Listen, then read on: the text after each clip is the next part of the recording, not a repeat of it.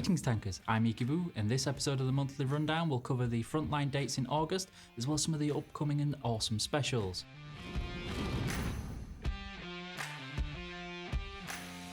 So the frontline dates for this month are between the 19th and the 25th of August, so good luck grinding towards that AE Phase 1. Another important note is that patch 1.6 is planned for August, so keep your eyes peeled for updates and announcements on this patch. The top of the tree for August will be the STB1. This tank has seen extensive reworks and updates recently, and in particular a new combat role and a really fancy pants hydropneumatic suspension system. The STB is now one of the best tanks at exploiting ridgelines and keeping your relatively weak hull hidden as much as possible. It's also much better at dealing damage on the move with better power to weight ratio to help you not suffer going up those hills. The equipment for this month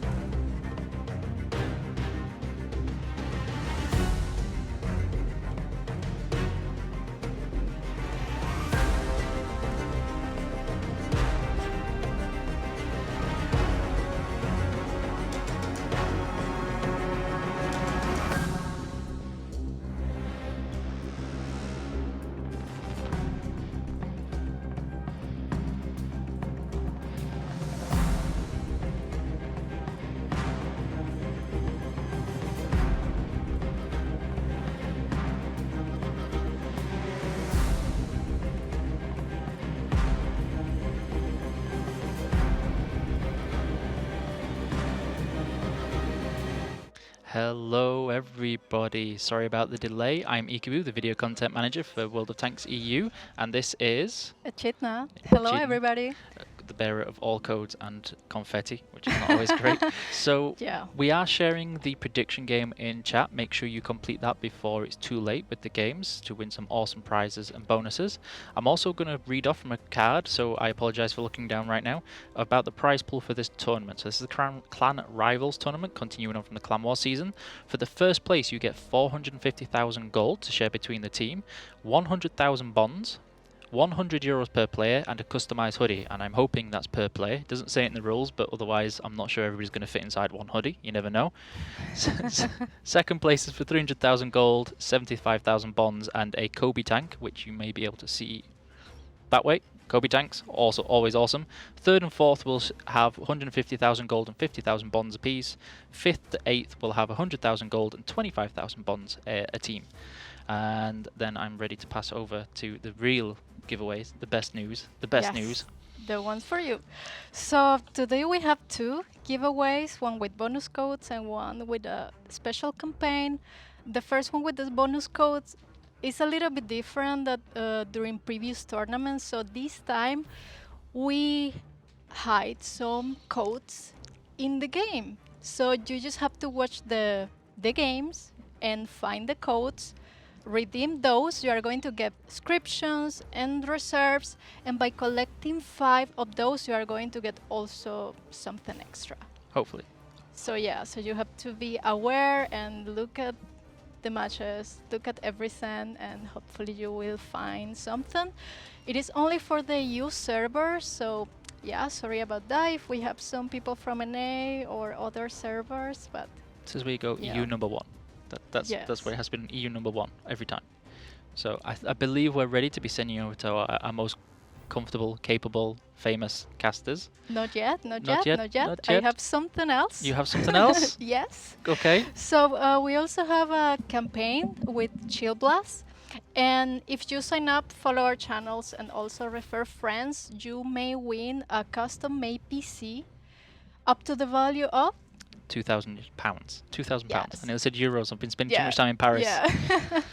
So make sure to sign up. It's also for you only. And let's see, we're going to announce the winner tomorrow, so you have to come back to see the finals and also find out if you're the lucky one. And I guess we are ready now to go to... Are you sure we're ready now? Yeah, I think so. I can already see I Daki think just, so. and he's bouncing up in his chair, ready to go right now. Yes. He's eager to go, so we're going to pass over to Steel Mojo and to Killzor right now. Thank you very much, Iki. Bouncing up and down, that might be a slight gravity warning here, maybe an earthquake. But yes, we're very excited, aren't we, Mojo? Yeah, it's a tournament that comes after the campaign. Finally, after actually quite a long time, we can see some teams play something that will remind us on the good old times. Yeah, hopefully. I mean, we have some very good teams here today. I'm very excited to see these. But before we get into that, let's talk a little bit about the group stage before we got here. Yeah, all these guys, if you don't know how this even happened, there was a campaign called Fire Trail, and then all the teams that were eligible to play were top 100 teams. First top 10 qualified more or less automatically. 6 came from the qualifier, joined those 10, and then they played a massive brawl in a group stage that you can see here. Top 2 from every group actually managed to pass and play today. So we can see group 1, Trust and Believe. I was a little surprised by the God. Actually, I would Yeah. personally rate the God above Believe personally. Yeah, the God and no doubt actually managed to come through that qualifier pretty clean and everything, and they just flunked it, man. Like completely flunked it. I don't know how.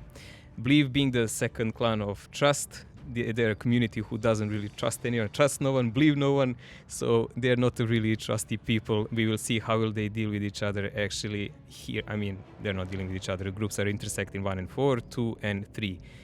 DV, CSA, MEPS, Nomi, and again Nomi and BGVP, the Dark Horse we're going to talk about later. So teams were actually allowed to have 2 teams because you can put, if you're in top 10, 1 team, and the second one can come through the qualifier. Well, Mojo, I do think our first game is already ready, however, between Believe and Nomi Core. Nomi Core being the second team from Nomi. Yeah, second team, that's actually the original old Nomi team, if you watch it like that. So Panzernik and the guys against the Believe, the German team. We will see on our all favorite, most balanced map of them all, Cliff, I would say. Like Cliff and Himmel, all-time favorites. But here we go. Yeah, here we go indeed, the first game. However, I don't think Nomi's moving very much, Mojo, if you can see. They're very stationary right There now. is a static moment here that will probably require us to restart in some moment. We had some technical errors lately. As you can see, the stream was a bit late, so you're gonna have to cope with us. Kulti is gonna try to do a spot because he obviously he's doesn't gonna know see what's nobody. going on. And they're gonna think, oh my god, there is some devious tactics going on here.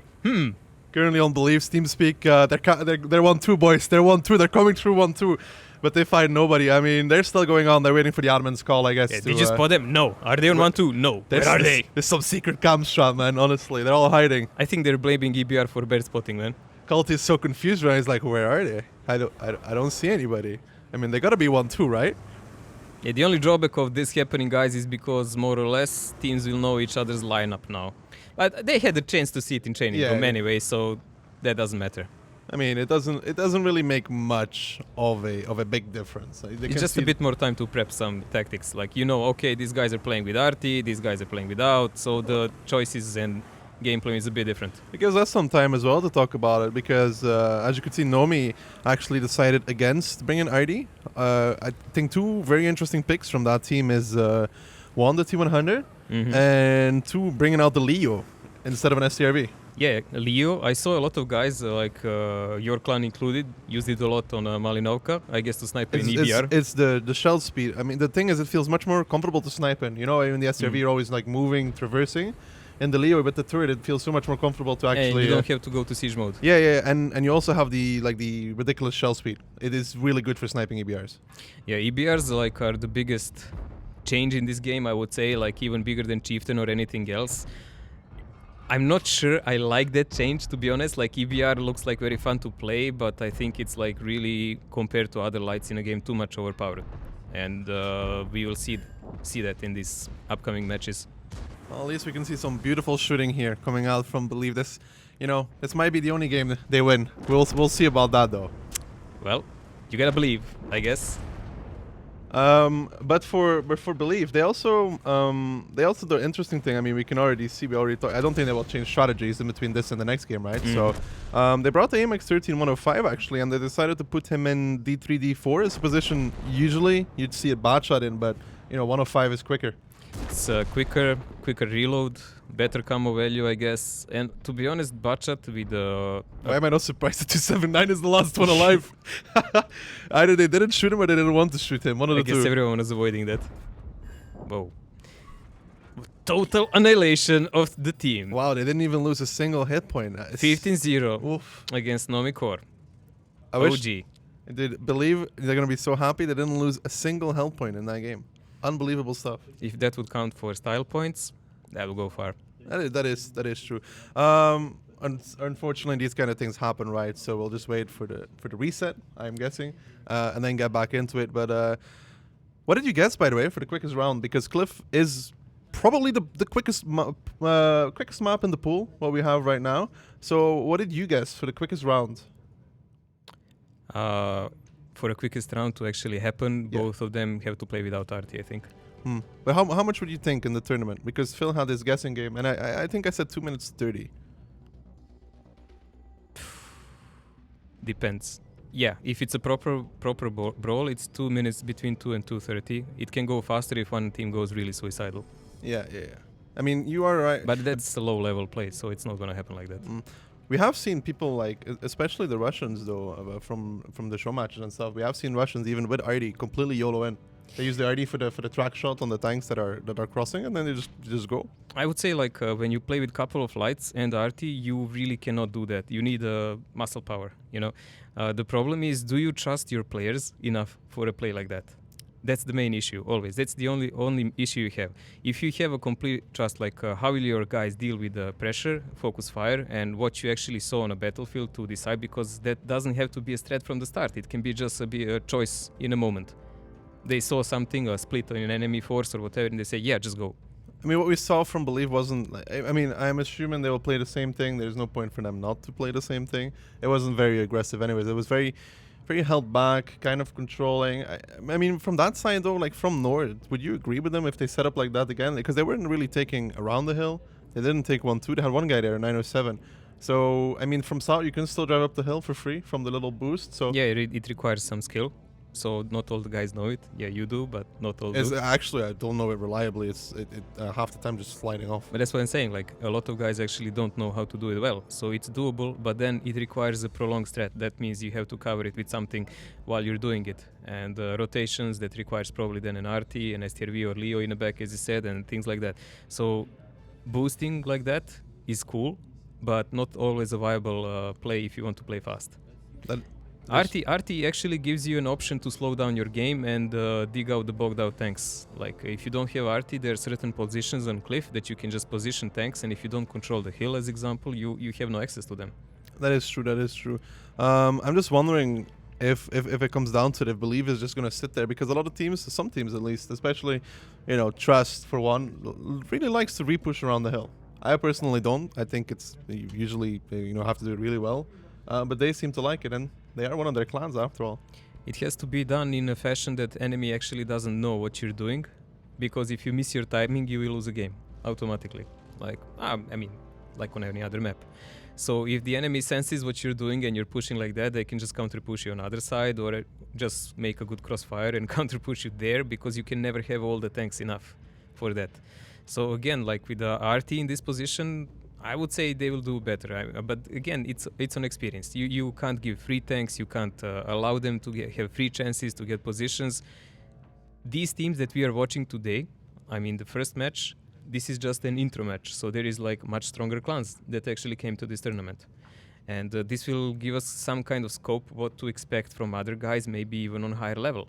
But for that, first we will have to wait for them to see how they actually open up and what they prepared for this, because playing in campaign and just qualifying for this was one level. They also had to play some matches to be there. Even the top 10 guys, they had to pass the group stage. Yeah, so the group stage was merciless for some people and they fell out immediately, although they were in top 10 clans. Yeah, that is very true. For example, Meme was in top 10. They didn't win a single game. That was a good meme, but actually they were in top 10. So they were. Kudos to them. Man. I mean, they even got Global Map Legend badges, believe it or not. So do I. However, we're going to try this again. First map is going to be Cliff between Nomi and Believe. A lot of chieftains. Like, really, it's more chieftains than you usually see for Cliff. Yeah, when you see something like this and you have it compared with RT, like paired with RT, you know these guys are not going to rush anywhere. They're going to play on that one RT spots and counter push in one moment. Also, they probably expect Nomi to YOLO swag them right from the very start, and they might be even right about it. Yeah, well, now we can see that the EBR is actually going down 1-2 for Nomi. That's an interesting thing here. But the T100 going up the hill. Yeah, Fifen is actually trying to see maybe to get a cheeky spot on RT. Also from there he can spot entire enemy rotation. Wow, those sounds on those wheels. Yeah, also he's trying to see exactly where are the chieftains and get a spot for everyone else. Maybe slow them down by that action and so on. But the price of that is that the hill is already taken by Nomi. You can see here the AMX 13105 position. It kind of covers whoever tries to go up towards the hill, but the T100 already made it past him, so that's going to be Culty against that T100, and in a pure fight, light on light, the EBR does not win. Yeah, it doesn't win, but the fact is that at the moment we have good positions here by Nomi, and a really bogged up defense by Blue. I mean, this is a really campy play they're doing. They're just putting 4 chieftains and they're working with Arti. Like, Nomi should have expected that. There should be a counter push from the middle now to pressure them, because you cannot allow that Arti to work on you. Yeah, I don't think these positions are currently working out. They changed the setup, man. They both have an Arti now. Yeah, Nomi had only 14 tanks in the last game. So they brought so I didn't see that one. Yeah, the missing tank was the Panzernik, I guess. Yeah. But so far, actually, they're kind of trading even here in the middle. There's no real winner from this position yet, but it's very, very passive from Believe, and at one point, Nomi can take control around the hill. That was an annoying sound. I hope that's gonna get fixed. But we can see these guys are pressuring the lower level of the map here. There is a first loss coming in from Believe team because they're allowing too many of the tanks from Nomi to control a lower side of the map. You can see also we can see this center cooldown area. So it's not about the middle area where you can see those chieftains and What's Wrong and Ronin and those guys. It's about the other left area, because from there you can actually peek and shoot in a side, and only people who can damage that is Arti, because they left everything open. This is way too passive here for Believe, and you can see they're already 3k HP down. That's quite a lot. Yeah, especially because they have lost 1-2 line control. They don't really have middle control. Dealer was the chieftain playing at the ramp, right? But he continuously got RD'd. He's now down to 761 HP. That completely renders him useless. And all these 907s from Believe are really not in a position where they can actually contribute to the battle. Even if Nomi was to drive straight through the middle right now, I don't really think they could hold it off. I don't like this kind of play, man. Like it's too passive. It looks like they are kind of scared. Okay, maybe this is the first tournament for most of them, you know, for like a major one, and they kind of got spooked. Yeah, I understand that, but like I think it's harder to sit there in another loss. Another loss. The EBR goes down on towards the hill. So now 2 tanks down for Believe. Fifen is on 8 HP, however. He's not actually 100% safe there either, but it doesn't really matter. The thing is, I think personally it's easier to just push through and actually YOLO, if you want to call it, and set up a defense like this. Yeah, we've seen so many competitions so far, from the Gold League to the tournaments that were even show matches or higher finals before and so on. And you could see that the guys who play the middle more aggressive and focus fire better, they would clear this already by now. But Nomi actually found a recipe that works for... They found a recipe that works for them, so they're grinding Believe slowly. And Believe is so passive, they're starting their rotation only now, man. But that's already expected. And there is already plan in motion for that. The whole issue. Nomi controls the top of the hill. They have cooldown tanks in the side. So what are they going to do? Exactly. That's also what I was going to say. What do they do against the T100? I mean, he's just controlling the top of the hill. He will peek on the chieftain whenever he's not looking at him. And even then, Nomi can just pull back tanks from the center and retake 9-0 at any given point. I mean, one chieftain is not going to stop the force of Nomi. Nope. Especially not when he takes a casual 500 hit by the RD. Easy 500, man.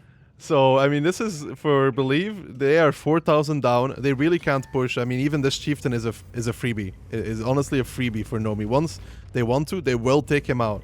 Believe is reduced to camping. Yeah, they had to do a motion long ago, but their setup from the start was a slow play setup, and they decided to play slow play with one RT. With two RTs, they might have had a better chance, but I guess they were scared if they're facing 15-10s, they're just gonna get YOLO'd, and those two RTs will have no effect. So my guess is then they picked one RT, but you can't play so passive. Like, you still have to have some rotations. And the rotations on Cliff, because Cliff is a very small map, actually have to start from the very start. You cannot wait for 3-4 minutes, lose 5,000 HP, and then start moving tanks. What are you gonna move then, man? Like, they don't have HP anymore. I mean, they're 4,000 HP down. They don't really have a position.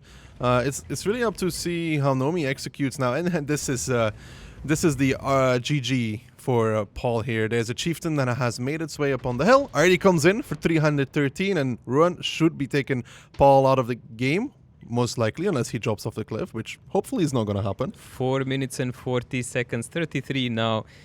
And there is not a shining light, a beacon of hope for Believe. I really don't see any. I really don't see any clue how will they get out of this, and I don't see any signs that they're actually doing anything about this. Yeah, I don't really... Yeah, there we go. That's the T100 picking up... What did Ruan do? Ruan? I think he's cosplaying Safa from Team Efficiency, personally. I mean, he is stuck. He's actually stuck. He cannot drop from that. I mean, you can try, but it's you like... think he's going to break if he goes down? It's like... It's going to be a slide? 80-20. If you get lucky on the way you land, you may live. If you don't, which most of the time doesn't happen, you die. Well, they can leave him there as a passive spotter and just go kill the rest, because at the moment Believe is not doing anything about anything on the map. They're just like covering certain positions. Okay, there is a final rotation on 1-2 line. I guess that's their last play they're gonna attempt in this game to make any effort. But as we can see, Nomi is well dispersed all over the map. They will see this coming, and they have the crossfires already set up.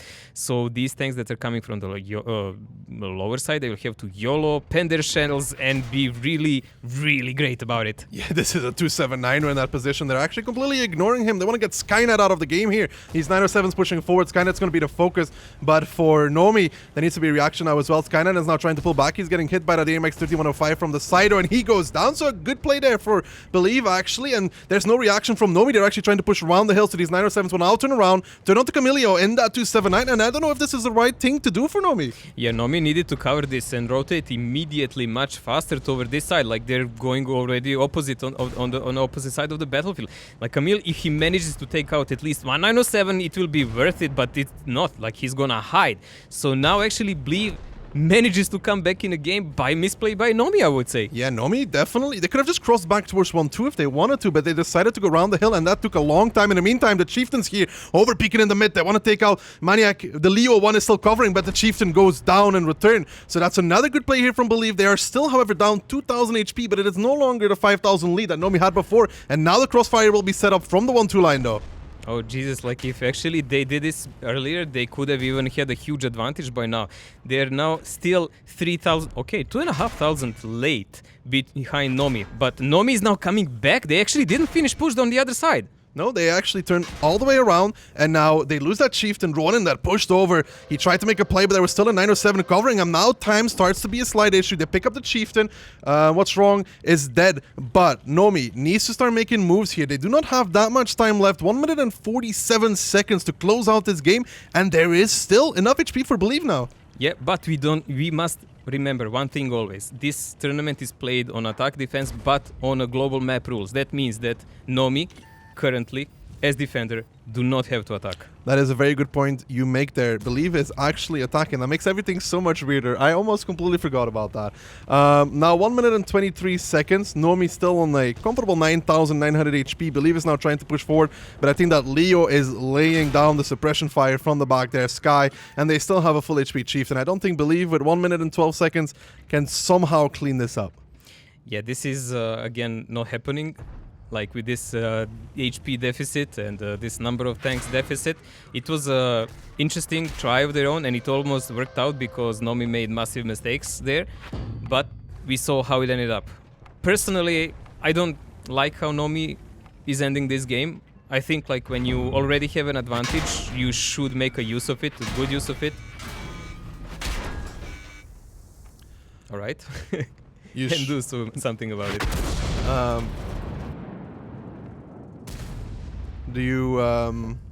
Very right about that, and their Funky is the last one to go down for Believe, and that makes it 1-0 for Nomi against Believe. And now let's talk about it. I mean, Believe coming out here on their attacking side and playing this passively is interesting, because I want to know what their game plan was from the beginning, because they lost the Chieftain for free, they lost the EBR as well, and on attack, losing the hill, losing 1-2. Let's see how much RT did in each team. 3.7 for Nomi, 4.2 for Believe. Expected, it was a highly arty game, and we can see the only guys who actually did some damage next to them are mainly heavies who were camping. That Chieftain there, 0 damage, he was the first one to die, kind of left out. There was a lot of throws here by tanks. I don't understand. I mean, Nomi won the game, right? Fair, good, well done. But when the 1-2 lane repush came out from Believe, all Nomi really had to do is cross like, what, 2 guys? It was a really bad decision. Yeah, to go around the hill. All they have to do is cross like 2 guys. Like Cliff is supposed to be a fast-paced map. You have 10 minutes, which is, you don't need even half usually, unless everyone is camping. And unless you're like playing with double ID, like super slow. Yeah. So there is no reason for this. Also, Nomi had a good opening. They made a good pressure. So we can go on Start Sketch. Yeah, we can say here. Time for the drawing tools. Yeah. So we know what Nomi did. Like, they already went, dominated this. Yeah, and they had like 2 guys in 1-2. Like here, already had a spot here. So they saw there is a majority of guys coming here. An important thing, they never let go of this side of the map. So this side, which is a critical one, if you want to pressure mid, was under the control of Nomi, because they can do side shots from there. While Blee was doing a completely passive spots, like from other side, doing nothing. Yeah, I mean, it is indeed very true. What I do not like though from Nomi, you were talking about Cliff being super fast paced. That is very true.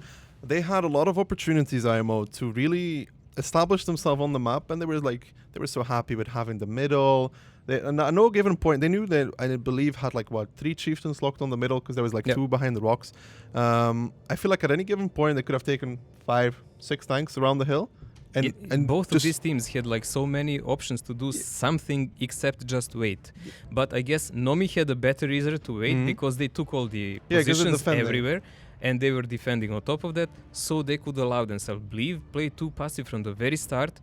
And I would understand if they were defending, but attacking like this doesn't make sense. Also, like now Nomi will go on attacking side, and to be honest, like when I saw this decision making in last moments, makes me wonder, are they even capable to break the defense with the decisions like this? It really depends on how Believe is going to play though, because they also made a lot of dubious moves. I mean, sending that chieftain alone around the hill, that was I was like, why? Why is he there? Like, you have no vision, enemy has control, enemy has the cooldowns behind, enemy has RT. What is he doing there? I mean, maybe it was sightseeing. There's a really nice view from the side there. You see some nice cliffs, a beach. Maybe he was looking for a holiday. I could understand in a moment, like if you want to do a 1-2 line push in the same moment, so you're sacrificing him for a distraction, for a re-aim of RT, for some other thing. So that would kind of... But he died slowly. Painfully. Very painfully. Left by entire team. Slowly by RT. And then they slowly rotated on 1-2 line. And then they were spotted. And then Nomi went to another side. And then Nomi came back from the other side. I mean, It is true. Coming back onto that defending part, though, I agree. Nomi doesn't have to do anything because they're defending, right? They have position. No. And they but have the HP advantage. That kind of stuff, like being like we're defending, we don't have to do anything. That can get you in trouble, though, at some point. I mean, it didn't in this game, right? In this It will game, get you in trouble against any decent team who knows how to play aggressive, because playing passive doesn't really reap rewards heavily. It really doesn't. It's very hard to play super passive on Cliff and make it work. I mean, dangerous team who plays passive can be one who can actually know how to play aggressive also. So those guys, like if you have such guys, they can be, because you know they can snap from that passiveness in counter-attack in a split second. Yeah. So those guys can be really badass in that situation. But here we have really, really slow reactions by both teams. And I don't think it's going to improve in next side. Maybe they will try to surprise each other now. Maybe someone will play without Arti or more aggressive. But I think both of them need to work much more proactive on positions. Yeah, well, Mojo will see if that is the case as we jump into the second game here between Believe and Nomi. It's still going to be Cliff. Obviously, Nomi is now on the attacking side. Believe's on the defending side. It's currently 1-0 for Nomi. What do you think about the lineup so far? Well, we have one art in each team again. And we can see now we have... is that double EBR here for Nomi? Yeah, it's double EBR.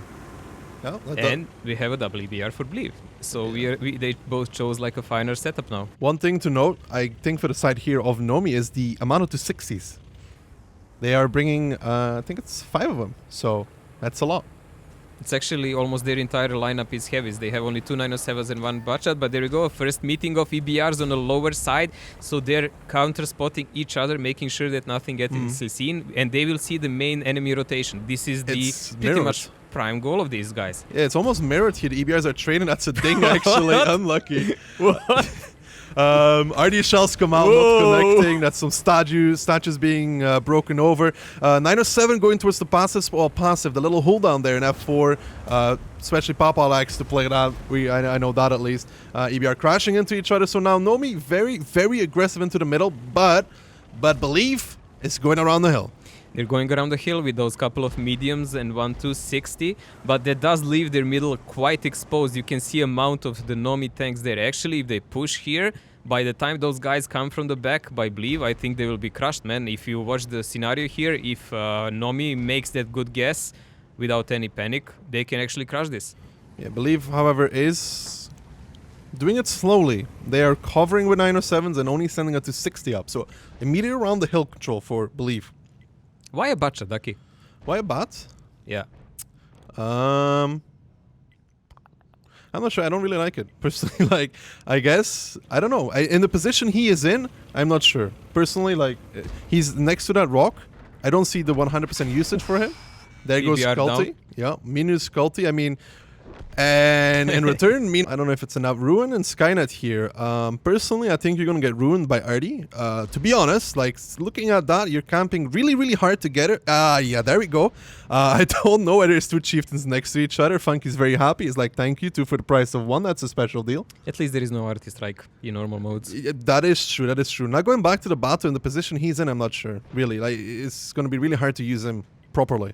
I'd rather have a 907 for what they're doing. I mean, yeah, I think some guys have a personal preference to play a Butchat, but in current meta with tactics, Butchat really has like low use. It's really weak. It can miss a lot of shells, and then like one 907 is much more reliable in that area. Well, this 279 making a little bit of misplay for the side of Believe, though. He drops to about 1,420 HP. Now, the thing which I think is not so good for, like, this is an interesting position from the EBR, by the way, because in the position in F2, you're actually not fully safe on the right. I mean, what nobody does in EBRs and what you can do on F2 behind that rock, there are 3 trees. If you knock over all 3 trees in a good direction, you create a whole line of camo where you cannot actually be spotted. It would be nice if we can actually see it on camera. Maybe he actually managed to do it. But there is another rotation coming from Nomi Core. They completely gave up on the fight on a 9 line. You see the trees I mean? Those 4 trees? Mm-hmm. Like, if you knock over them in the right direction, you create a whole line of camo that you can actually play the bush, the outside of the bush, everything. It becomes a full camo spot. Because if you're on the far left behind the rock, you're not actually fully safe. Yeah, these guys are actually blind shooting that area because they think he's there. That means they're actually not aware he's behind this rock, which is good for him at the moment. Yeah, as long as he doesn't turn the wrong direction. Yeah. I mean, this I will say I like what they're doing with the bot. like bringing him into a position here where he could actually do some damage, it's fine. And they're actually going aggressive as well. Skynet goes down, however, towards Funky in the GC. And now these 907s pushing across. And there comes the middle push from Nomi as well. Those 260s that are pushing through. They want to take out Paul. But they're going to pick up one Chieftain first. Paul is going to be the second one that's going to be focused. But what's wrong by you is still in that very passive position. And no hit Paul is actually very hold down there. They need somebody to challenge him from the middle because they cannot actually get good shots. They have to push forward even further into the lines of Believe. Yeah, Believe is now coming back, so they're gonna start striking back with the HP. Nightfall is in good cooldown, as you said, but he will fall shortly, I guess, and so will Seppi. Now we just need to see who will actually prevail in that crossfire, because there is action going on around the other parts of the map. There is like singular, I would say, battles going on other parts. 279 here bounces a shell from the bot because he's firing APCR. It's very hard to pen out. In the meantime, tanks being picked up left, right, and center. Those tanks that Nomi pushed through the middle are now all dead. Paul is still alive as well. There was not enough pressure put from him on him here from where IMOP is right now. They didn't have anybody there in the beginning. So 1-2 line control for Nomi, but now Believe is pushing back in towards the center, and I don't think Nomi has the amount of tanks needed to actually hold this off. Yeah, Believe actually has to push because they did lose the arty, so they must do something. They cannot allow themselves a prolonged battle anymore. Panzernik will be the end on them if that happens. But the HP is rather close. Believe has more live tanks in a battle. At this moment, this is way more important. 3000 HP advantage also, and they're pressuring here on the middle, taking control of it. Nomi is all over the place, and that will work against them.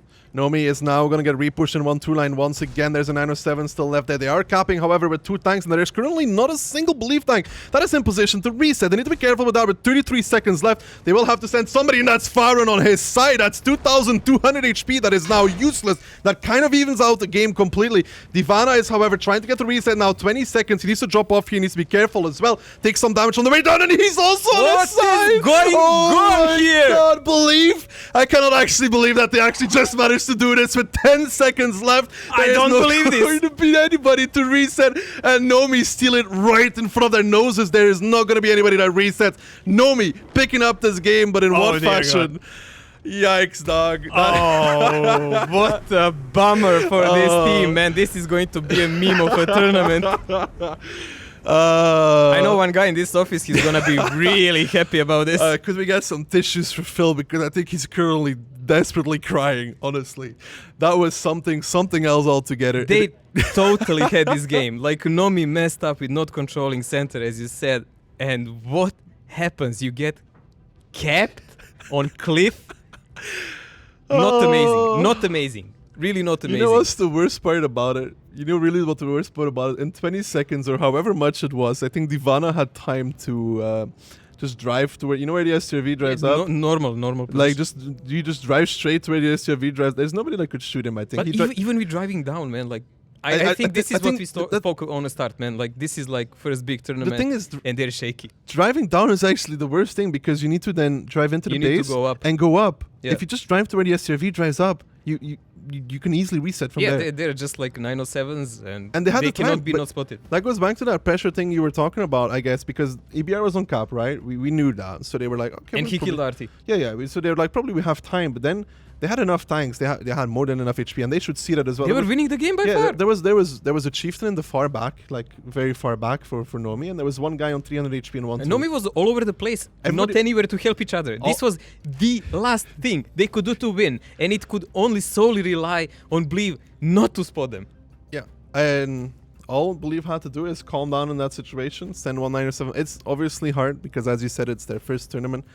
So that maybe contributed, and flipping 2 tanks, however, I don't think will contribute much to their mental state. Yeah, I guess, I mean, the hardest thing in tournament you lose, losing, it's not you learn is how to recover for the next game after you lose. And especially if you lose in a bad way. Yeah. Like, that requires not just mental stamina, it actually requires training. Yeah, it's like you said, it's not just about losing, but it's the way how you lose. If you get outplayed, you can live by it because they just played better. You say, okay, they're better. That's it. Their shot was better. There's nothing we could have done about it. But if you lose like this, a game that you're won, you won. It was one game, and then this happens. Yeah, that's tilting. That's very gonna tilting. hit the ego. That's gonna hit the ego. But maybe, who knows? Maybe they're just gonna start playing more aggressive now. Because in some moments when they were playing like that, they were actually outplaying Nomi so far. The next map will be Ensk It's a heavily brawling And map. they're defending. That's the one good thing I can see now. They are defending. So it's a brawling map. They might actually come on top. I mean, hopefully, it'd be. I want every team to win a bare minimum of one game. That should be very nice, not to be a potato. You want to give them something, right? Some sort of consolidation prize. But we should not count them out. If they manage to calm down, they have a this lot of is the 279s. first map. Of course, I don't think we actually mentioned, but this part of tournament is played in best of 7. So that means who comes to 4 games, he wins. Yeah. So the first entire map was taken by Nomi. This is big because it's also cliff. It's a map that should usually go 1-1. But now they're switching to Ensk. The problem for them is the next map is Ensk and then it's Himmelsdorf.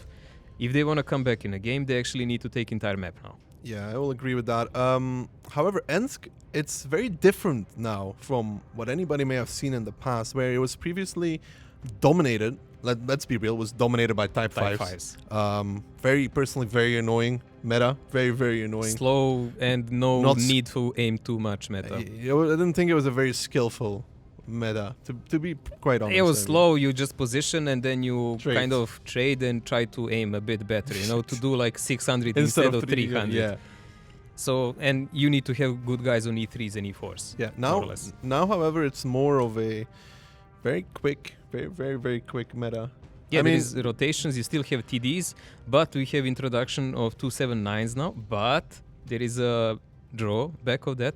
Not too many people actually have 279. unless you're in Believe, because I think they've got a lot of them. I Really? think Phil told me they have like 12. All right. So- Maybe that will be the factor in this game. Yeah, the only issue I see with 279 is the fact that it's one of those tanks that likes to like explode. Yeah, there is a blow up chance on that one. It seems to be quite high. Actually, I saw even it can be blown up even without damage, Damorek, as far as I saw. Yeah, no, Which is really awkward. I have it myself, the 279, and Okay.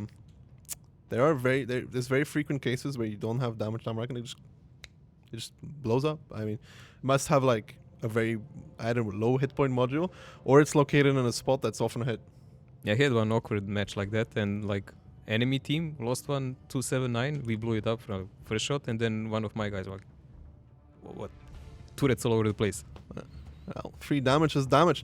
Now, let's look at the lineups that these teams are going to be bringing on Ensk, however, and what kind of style they're going for. Mojo, I'd like to say that Believe has a lot of TDs. Interesting. Like we have a bunch of E4s and E3s here, but interesting, we have actually a 268 from Novi side and a VK. VK is good against tanks like 279 because it's higher. And high hit pen. And he has a high hit pen, so that tank actually is decent if you don't have to rotate it around too much.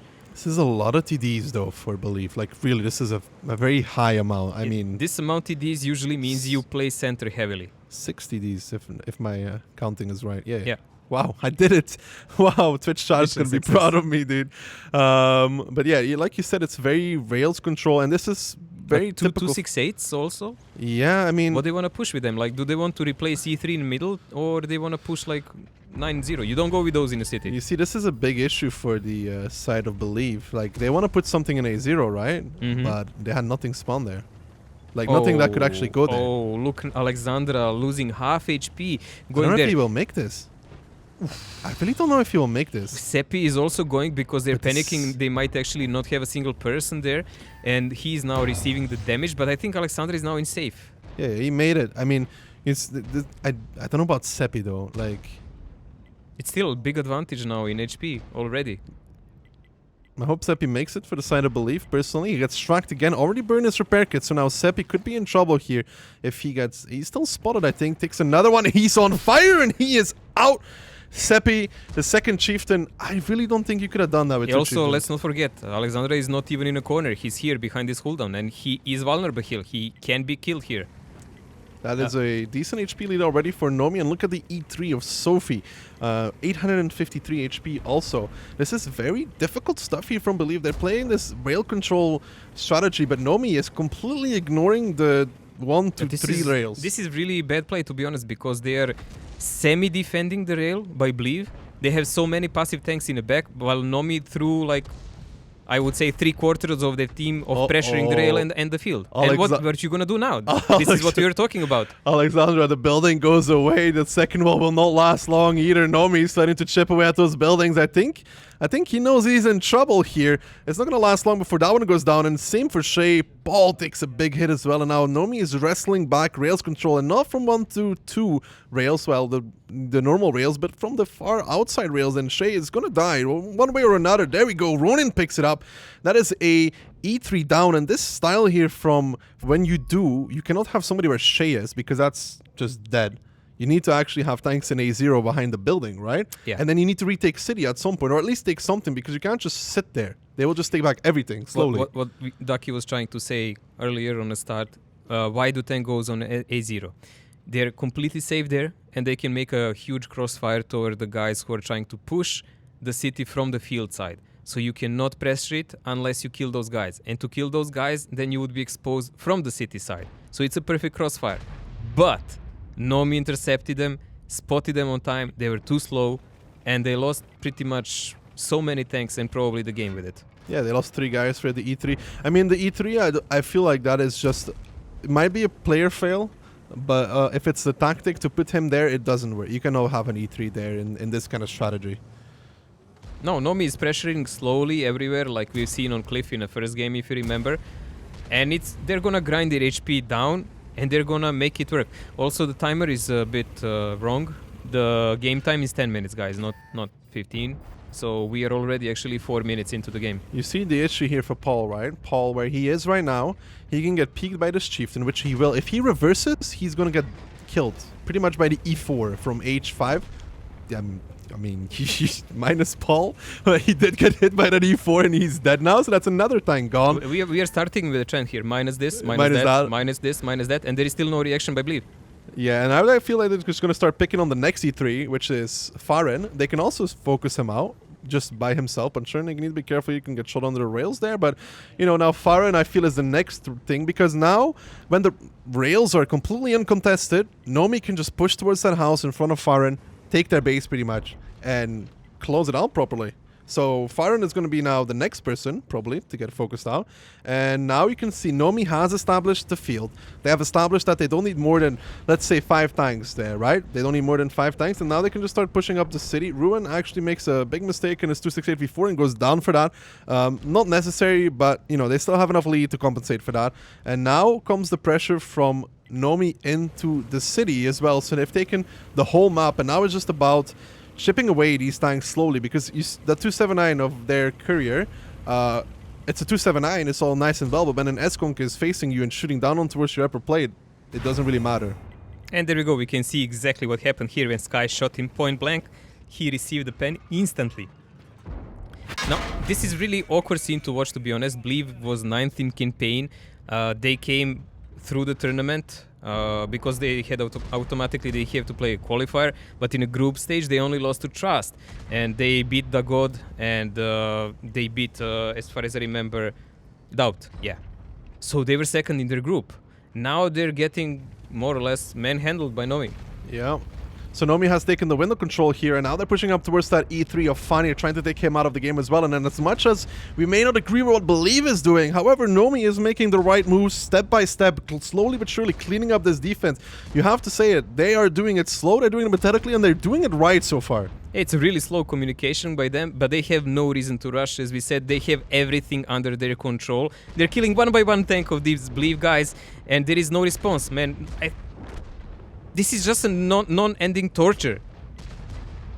Unluckily for Believe, they are now down to 13,000 HP. They've lost a lot of tanks. They've lost every single position pretty much as well. And now this Nomi. Is the final push. Nomi coming in with the final push. There's a repush here from Believe in towards the city. But look at the Nomi tanks that are available towards them. Skynet coming from behind. Fiffen from the side. Ivana is going to be focused out in that 268v4. And then what's wrong by you will be the next one. And good stuff here. Strong stuff here from Nomi on their side. Believe, however, questionable moves, but Nomi is doing it. They're continuing to do it, and that is going to put them on match point already. It's gonna be a match point. It's gonna be 3-0 really close. This is why I said 268 cannot be really used on a city side, because you can't turn corners and there is no way to play against the turret.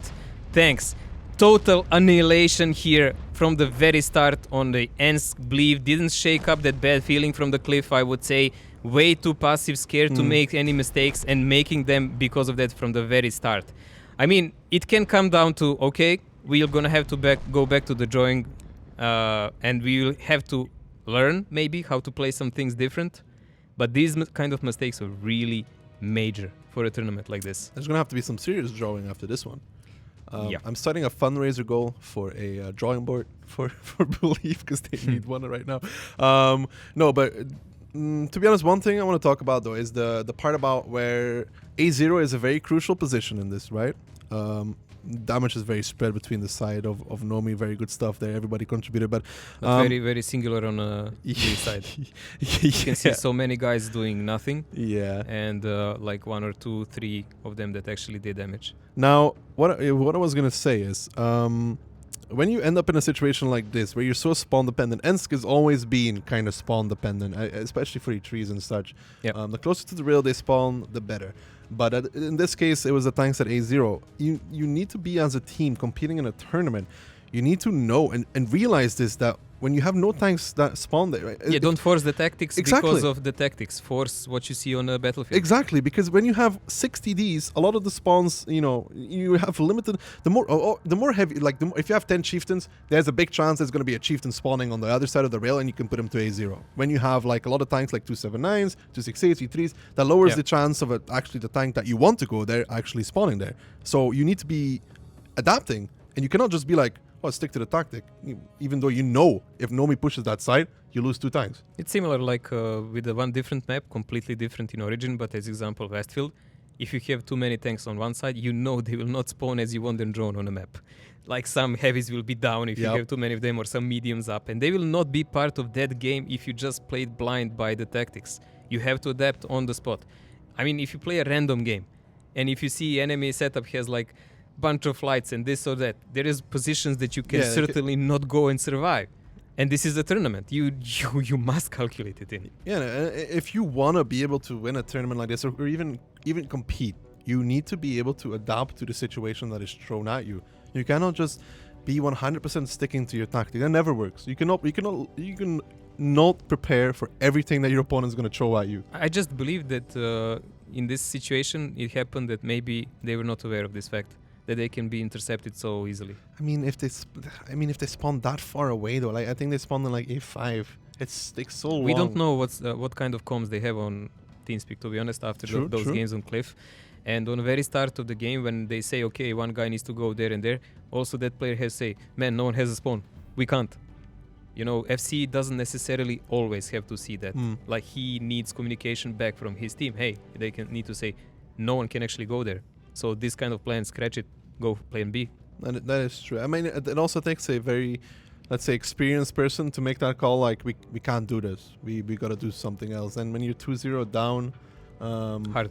It's hard really to do that, to be like, yeah, we have to change. I mean, in their scenario, all they can do is contest rails, I guess. Like, with the spawns they had and the positions they had, all they could really do with that amount of TDs is contest the rails from the beginning, and not contest city, but hold back and take it if Nomi takes the other side. Yeah, I'm gonna turn the finger painting until they're ready, and you can show them all. Yeah. You want a finger paint?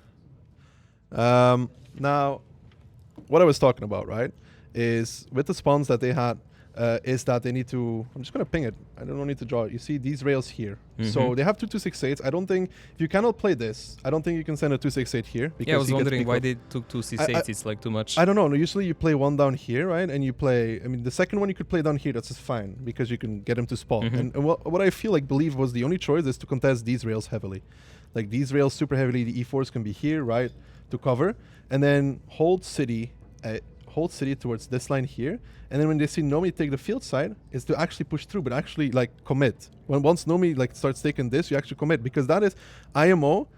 Personally, you want to finger paint more, Joe? Nah, it's fine, man. IMO, that's personally the only thing that you can really do with that lineup. Yeah, and the problem was, if you remember, guys, the first chieftain that was tracked, and then they realized what's going on, that they sent another one, and none of them made it. Yeah. I think Alexander Because could to cover those TDs on the center, you needed crossfire. Yeah, that is very, very true. Now, second game here on Cliff, it's do or die for Belief. Ensk. Yeah, Ensk. It's do or die for the side of Belief. They're currently down 3-0 against Nomi. Nomi with a comfortable lead. They can play it slow, they can play it passive. They're on the defense. Belief is now on the attack. So we'll see how they play. It's, however, a very a very chieftain lineup from the side of Believe. Yeah, finally they're actually hoping to get a brawl, sending massive forces in the center in a hope that there is going to be a huge fight and they're just going to win it by crossfire. Of course, Nomi will expect that, and you can see how dispersed they are all over the place, and they're taking control over the field mainly. Also, I'm going to say one more thing. Nomi is defending now. So Nomi does not have to engage. They already won their attack. You can see here, Believe, very aggressive, very quick, already taken under the windows. However, the chieftain that was in B1 is doing the right thing. He's running away, already going all the way in towards the corner to draw them out more, establish crossfire in between his teammates. And in the meantime, we can see here that the side of Nomi has already pushed in towards the base, and Shane needs to be really careful here in that E4 because he's going to get peeked on by these tanks from Nomi. I don't think he expected this in that E4. One shot comes in, the second shot comes in, 863 HP left. Inferno's now kind of left out in the open as well, and Believe seems to be called by the quick and unexpected aggression from Nomi on the field side. Nomi became way more brave comparing how the match started. Actually, they realized how Believe plays, how they think, and I think they're outplaying them by far now. They immediately pulled back their chieftains from the city, repushed the green side. Already one loss for Believe and already positions lost. They didn't even intercept or spot anything toward the field, man. They just left their flank wide open. You can see now these E4s are pushing down the 6 line as well, and Nomi here with a lot of tanks in towards the base of Believe, and there's currently not enough defense to actually hold this off, and Nomi realizes this. They're going more aggressive. Ruan goes in first with a 268 V4, the rest of his team quickly to follow. They're completely ignoring Funky and their courier from the side, and the chieftains pushing forward. This E4 is not going to last much longer. He goes down towards Skynet, and now Believe scrambling to get it back into position, but look at that, these E4s from Ronan and David just laying down the fire, the pain from behind, and now Nomi with a comfortable lead into the cap as well, and it's on to Believe to actually get in there and reset. Look at the great positioning led by Ruan in his 268. Guys, they have bunch of tanks, like 5 or 6 of them in a cap, covered on top by the rest of their team. So they have a perfect crossfire while Believe has to counter push, try to decap, and they already lost a couple of tanks. This is a really bad scenario for them. In a moment that Funky Sky dies, actually that will be the last glimpse of their hope. Yeah, you can see now 12 seconds left here on the cap. Dealer getting shot in behind. Those are the E4s again putting on the fire, and this is the chieftains. They're side scraping. Look at the damage that is taken in the meantime. Nomi pushing back out on towards 1-2 line. There's being trades being made in the base, but the overall map control is being lost here for the side of Believe. Dealer takes a lot to reset. 3 seconds left now. Goes back towards 13, but the damage is done. The damage is dealt. These 279s, these chieftains, they cannot hold this. Ruan goes down, but he did more than he was supposed to at the 268 V4. And in the meantime, Nomi taking back the city slowly. They need to be careful though, because there's 4 chieftains there. 2 seconds left now. Will there be a reset? 1 second again. Another reset comes out, but I think that's it. Nomi picks it up, and it's going to be a clean sweep of 4-0 in a quite impressive round, even on Cliff, if you say so. If I can say so myself. I think they played out well. GG for Nomi by far here. 4-0 is really clean result for them. I believe this game we watched now on Ensk was the best Nomi game. Yes. Yes. Like this was the most decisive, good play, good reactions. I was really impressed how those chieftains in the city immediately left, created additional crossfire from the city, push from the field. Like they left Believe without any options in this game. So this was a clean win. Even if it was not a cap, they would kill them. They had more than double HP. They won the city back also, so it was just a matter of time how they want to end the game. I think they saw double E4 as well on full HP. And E4, the longer the game lasts, the more powerful they become. Of course, big because guns. everyone becomes like one shot for them, more or less. So there was that. It was very good from Nomi. Believe seemed to be caught off guard by the fact that E4, I think it was Shay, just like, he's like, oh, they're in our base. Nice. I am now dead because I can't run away. And there is no one who even saw them. Like no spotters. I mean, I guess they wanted to do a huge pressure, center / city, but then they stopped, and then no one moved, and then enemy was already there. Like, hey, enemy is not gonna wait for you to communicate what you're gonna do. I feel personally that one of the mistakes there is that Believe's strategy is kind of all in, because if there's nothing in the city, they cannot hold their base because you have to pull back, so you get surrounded. It's very all in. If there's like they either they left go or they left really a lot. I'm gonna actually check. Ends was actually Nomi's pick, so that makes sense. I was okay then. it's in that situation. In my opinion, it's almost push or die. Well, that was it for a Believe. It was a really brief participation on a stream, but it happens first time, so better luck next time. I think our analyst desk is ready, so we can see what they have to say about this. Let's throw it over to our lovely, wonderful, amazing people at the analyst desk and see what they have to say. Knew that was. I was Hello, expecting yeah. your name there. I was expecting your name on No, that. come on, Nico. Yes, sorry guys for all the technical issues. We are Yeah. working on it. As you can maybe see, the aircon isn't quite as effective as we would like, and the hamsters are revolting Yes. right now, so they keep. Reserves, and by collecting 5 of them, you are going to get something extra, a garage slot and a style, as far as I know. So, yeah, make sure to stay tuned and watch the game because then you will find the code. Something else is that this is for EU only, and each code has a limitation, so we have only 5k activations, right? So make sure to redeem the code as soon as you get it because it's going to go super quickly. Yeah, I'm seeing people sharing the code in chat, and it's like, nope, gone. Yeah. So, So yeah. far, we have found 2. And do we you know found which me ones those? Yep. and Slow But Furious. Okay. so Yeah. Like our There hamsters. you have it. Like our hamsters. Yeah. Okay, and then the next big thing. Yes, the next big thing. The- So we are giving away a custom-made PC Yep. from Chill Blast. So make sure to sign up to our campaign. You just have to include your nickname, your email, country where you're from, and we are going to pick a winner tomorrow. So it's a really good PC. We've already had people inside the office trying to rig and bribe their way into winning this, but it's not happening. We're going to make Yes. sure somebody in the community earns it. Yes. Some of the things that I saw in chat, there was some confusion. Okay, so on the screen you're about to see how cool this PC works, Yeah. looks.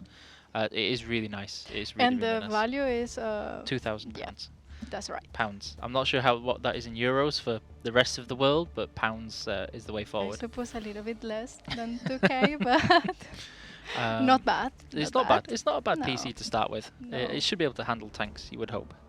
Yeah. Some of the confusion on the first round was that they saw Believe not moving, and the reason for that was it was a restart that didn't quite go through in time, and that's the reason that you saw nobody moving there. It was the first game, so we did a restart and we carried on as normal, so that's why you saw a lot of people not moving. And I believe I've covered everything else. Now, one of the things that Ichina really wanted to do was to play her favorite tank so far on the game. So I'm ready up in my vehicle. I'm waiting for you to accept the platoon invite. So you had to invite me. Yeah, I've done that. I'm first. going to do it again. All right. Okay. So we're on there. What happened? I am out. You might be having to Okay. change server because of the we. Unfortunately, every time that we do anything with the internet, seemingly with these PCs, the hamsters go on strike because of the severe amount of heat. We're just waiting for the next teams to get ready, and while we do that, we're going to show you a bit of gameplay. We're going to say hello to everybody in chat. How are you? How are you doing? How's everybody getting on? Yes, no, that was a really good one there. GG Easy TV. That was it was a really good shot on there.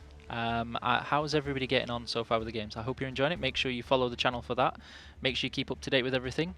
We've had some really good moderation in the chat so far. There's not too much spam, too many people asking for codes, so that's good. Keep up that behavior. That's great. No more times out and it's go. Yep. So you have You Found Me and Slow But Furious. We have a few more codes to be giving away today. Just keep your eyes out on the map. Hopefully our cameraman and observer guys will make sure that they'll find those on the map for you and try and make it really easy for you to spot them and then redeem them. Ichina's game is currently still synchronizing the I don't think store. we will make it, to be honest, because It could be an entire 3 minutes of synchronizing the Wow. store right now. So this is going to be fairly quick. The captured stream 2019 or 19 was actually for yesterday's stream that I did. Oh, we're in? We're Yeah, good. we're in. Okay. So we're all good, and we're going to go in and then try something really, really quick, hopefully. I know that one of the things I was curious about, would you guys prefer to see us play a random game or try and do a 1v1 maybe? I know Ichina is not too keen on the idea of a 1v1, but would you guys want to see a 1v1? Make sure you type that in the chat when you're ready, and I want to see everybody spamming in the chat. And we go, But we go, have go. to try actually home front. You want to try home front as well? Yeah. Okay, that's fine. That'll be a good time for when we need a slightly longer break, more than anything else. Yes, probably later on. So the codes, people are asking for codes already. Always asking for the codes. The codes are embedded into the stream. You have the Gleam campaign that we've already mentioned. All you have to do is just keep watching the stream, keep paying attention, and you will see the codes on the stream and on the channel. Everybody keeps sharing them in the chat for you, so you should be okay. Dekilzor is joining into the chat, showing his wonderful presence. Waiting for Steel Mojo to... so this should be a fairly interesting game for you. I'm a little bit worried by the artillery on the enemy team, who may be like, ooh, hello. Hopefully none of them are watching the stream and going, it's a Echidna. You never know. Get it. Well, but the thing is that I am not in as a Echidna. That's the hopeful. So for those who maybe haven't seen, Echidna is on definitely not a Streamer 1 account today. That's right, yes. So if you want to spend some time maybe spotting it, of course, I think you might be safe with the 10-minute delay, so you might have some hope now. Yeah, that's true. That's true. So what's the plan? What are we doing? We kind of want to be controlling the north side of this map in the heavy tanks. You mostly want to be following out other heavy tanks, using the ridgeline to your advantage, but I have an idea that some of those RTs may want to try and bully you a little bit. So I'm just going to try and get into a fairly decent spot. I have a giant Hesh cannon attached to this tank, which is always nice. And then hopefully I might get a sneaky shot on the Portaloo. That'll do nicely. So that's a really strong start right now. Unfortunately, I am getting absolutely massacred by by the enemy who had spotted me, unfortunately. We did manage to take down a really big tank destroyer at the time, though. I just need to focus on now dodging the rest of the love shells and love packages from the enemy team. I'm now going to try and get myself in a little bit more secure and safe position without getting spotted from the enemy tanks. That's not going to go well, though, as I'm spotted. Okay, so I am fairly safe. I'm going to need to make sure I don't do too predictable. Okay, so I do believe the games are almost ready, and they're going to cut from our gameplay and go straight into the team battles as soon as they're ready. So we're going to wish you luck on those games, and good luck to the next teams.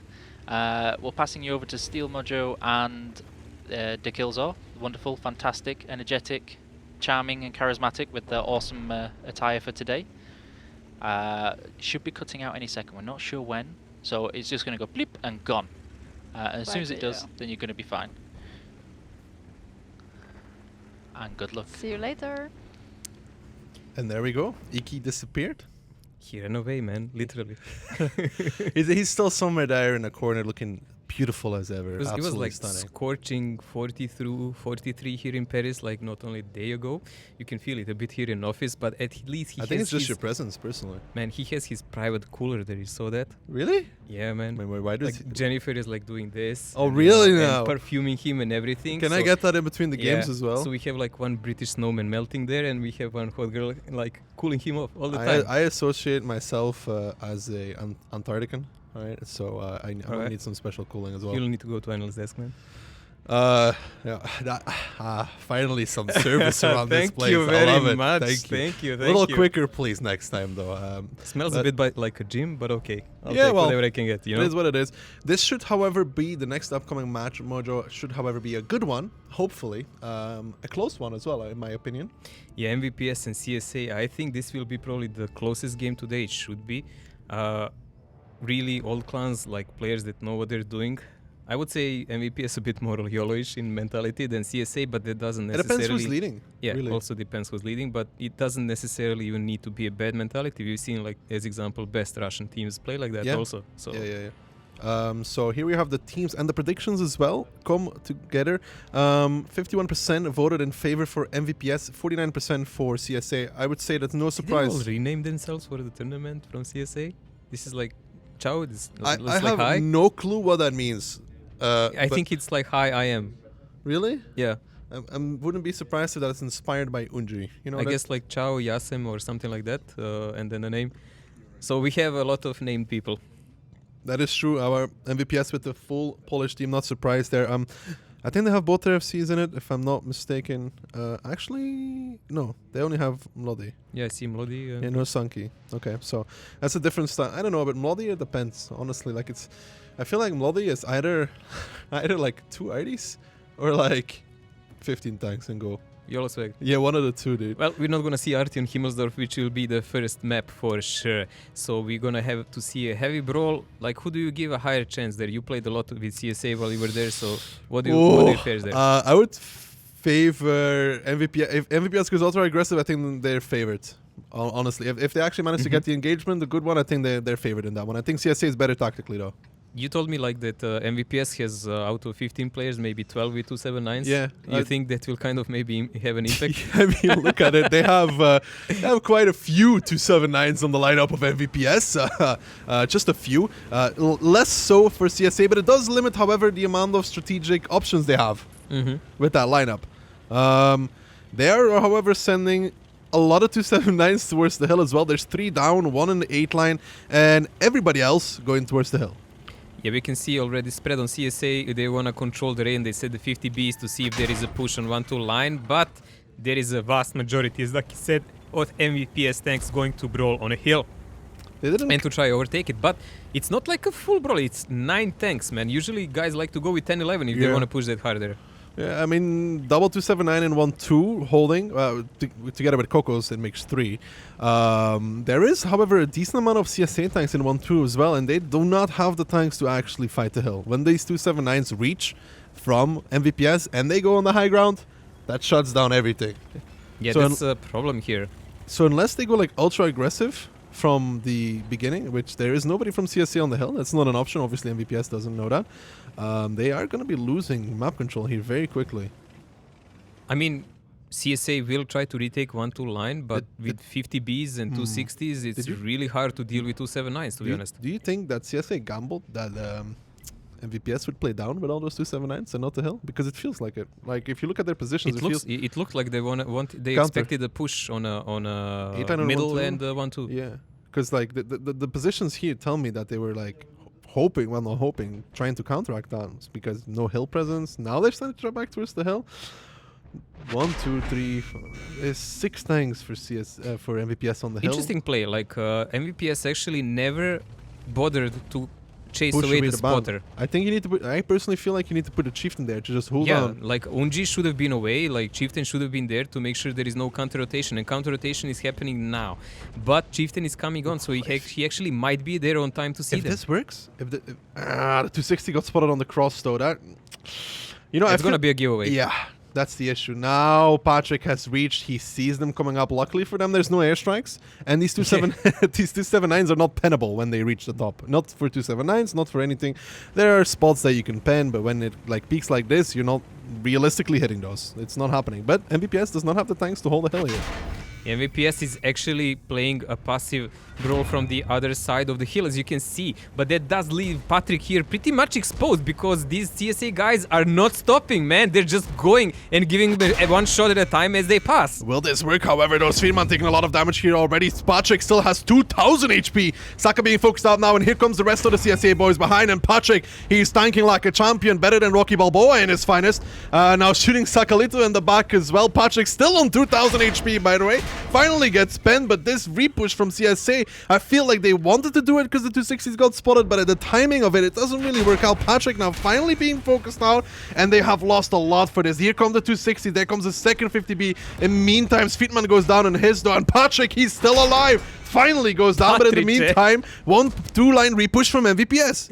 Oh my dear god, like he's from SpongeBob Patrick. He's indestructible. CSA is actually slowly winning the hill, but they're losing the rail side we were talking in the start because most of their tanks were rotated out of there toward the hillside. So there are losses on both sides, as we can see, but MVPS currently lost 3 guns. If they don't manage to shut down the base part of the CSA very fast, they will actually lose these games because they are losing the control of the hill. They are indeed losing the control of the hill. That is very, very true. Danny now pulling back as far as he can. Infinity is trying to challenge over there. And Zilka's now still alive. I mean, there's some real issues here with killing those. And it looked like one of the 279s was actually AFK inside the hangar. I'm not sure though. But Irish, the God, getting repushed now by Delphine and Seago. That's a good play. Left alone, focused out in 8 line. And what is looked like a bad start for CSA is actually turning back around. More guns, and they're turning the HP as well. This is actually amazing because they were down about 3000 HP when you were saying that on a hill. They took so much damage and they lost some tanks on rail also, but they're coming back in the game. Like, experience is really actually making good plays for them. Infinity had full HP when we last saw him. Infinity is now dead. Infinity was tracked and then kept tracked by a couple of guys, so he didn't move much around. This is now not good, however, because CSA is coming off the hill with 4 tanks towards the base of MVPS, and it's very interesting to me how this actually turned around so quickly, so fast into the faces of MVPS.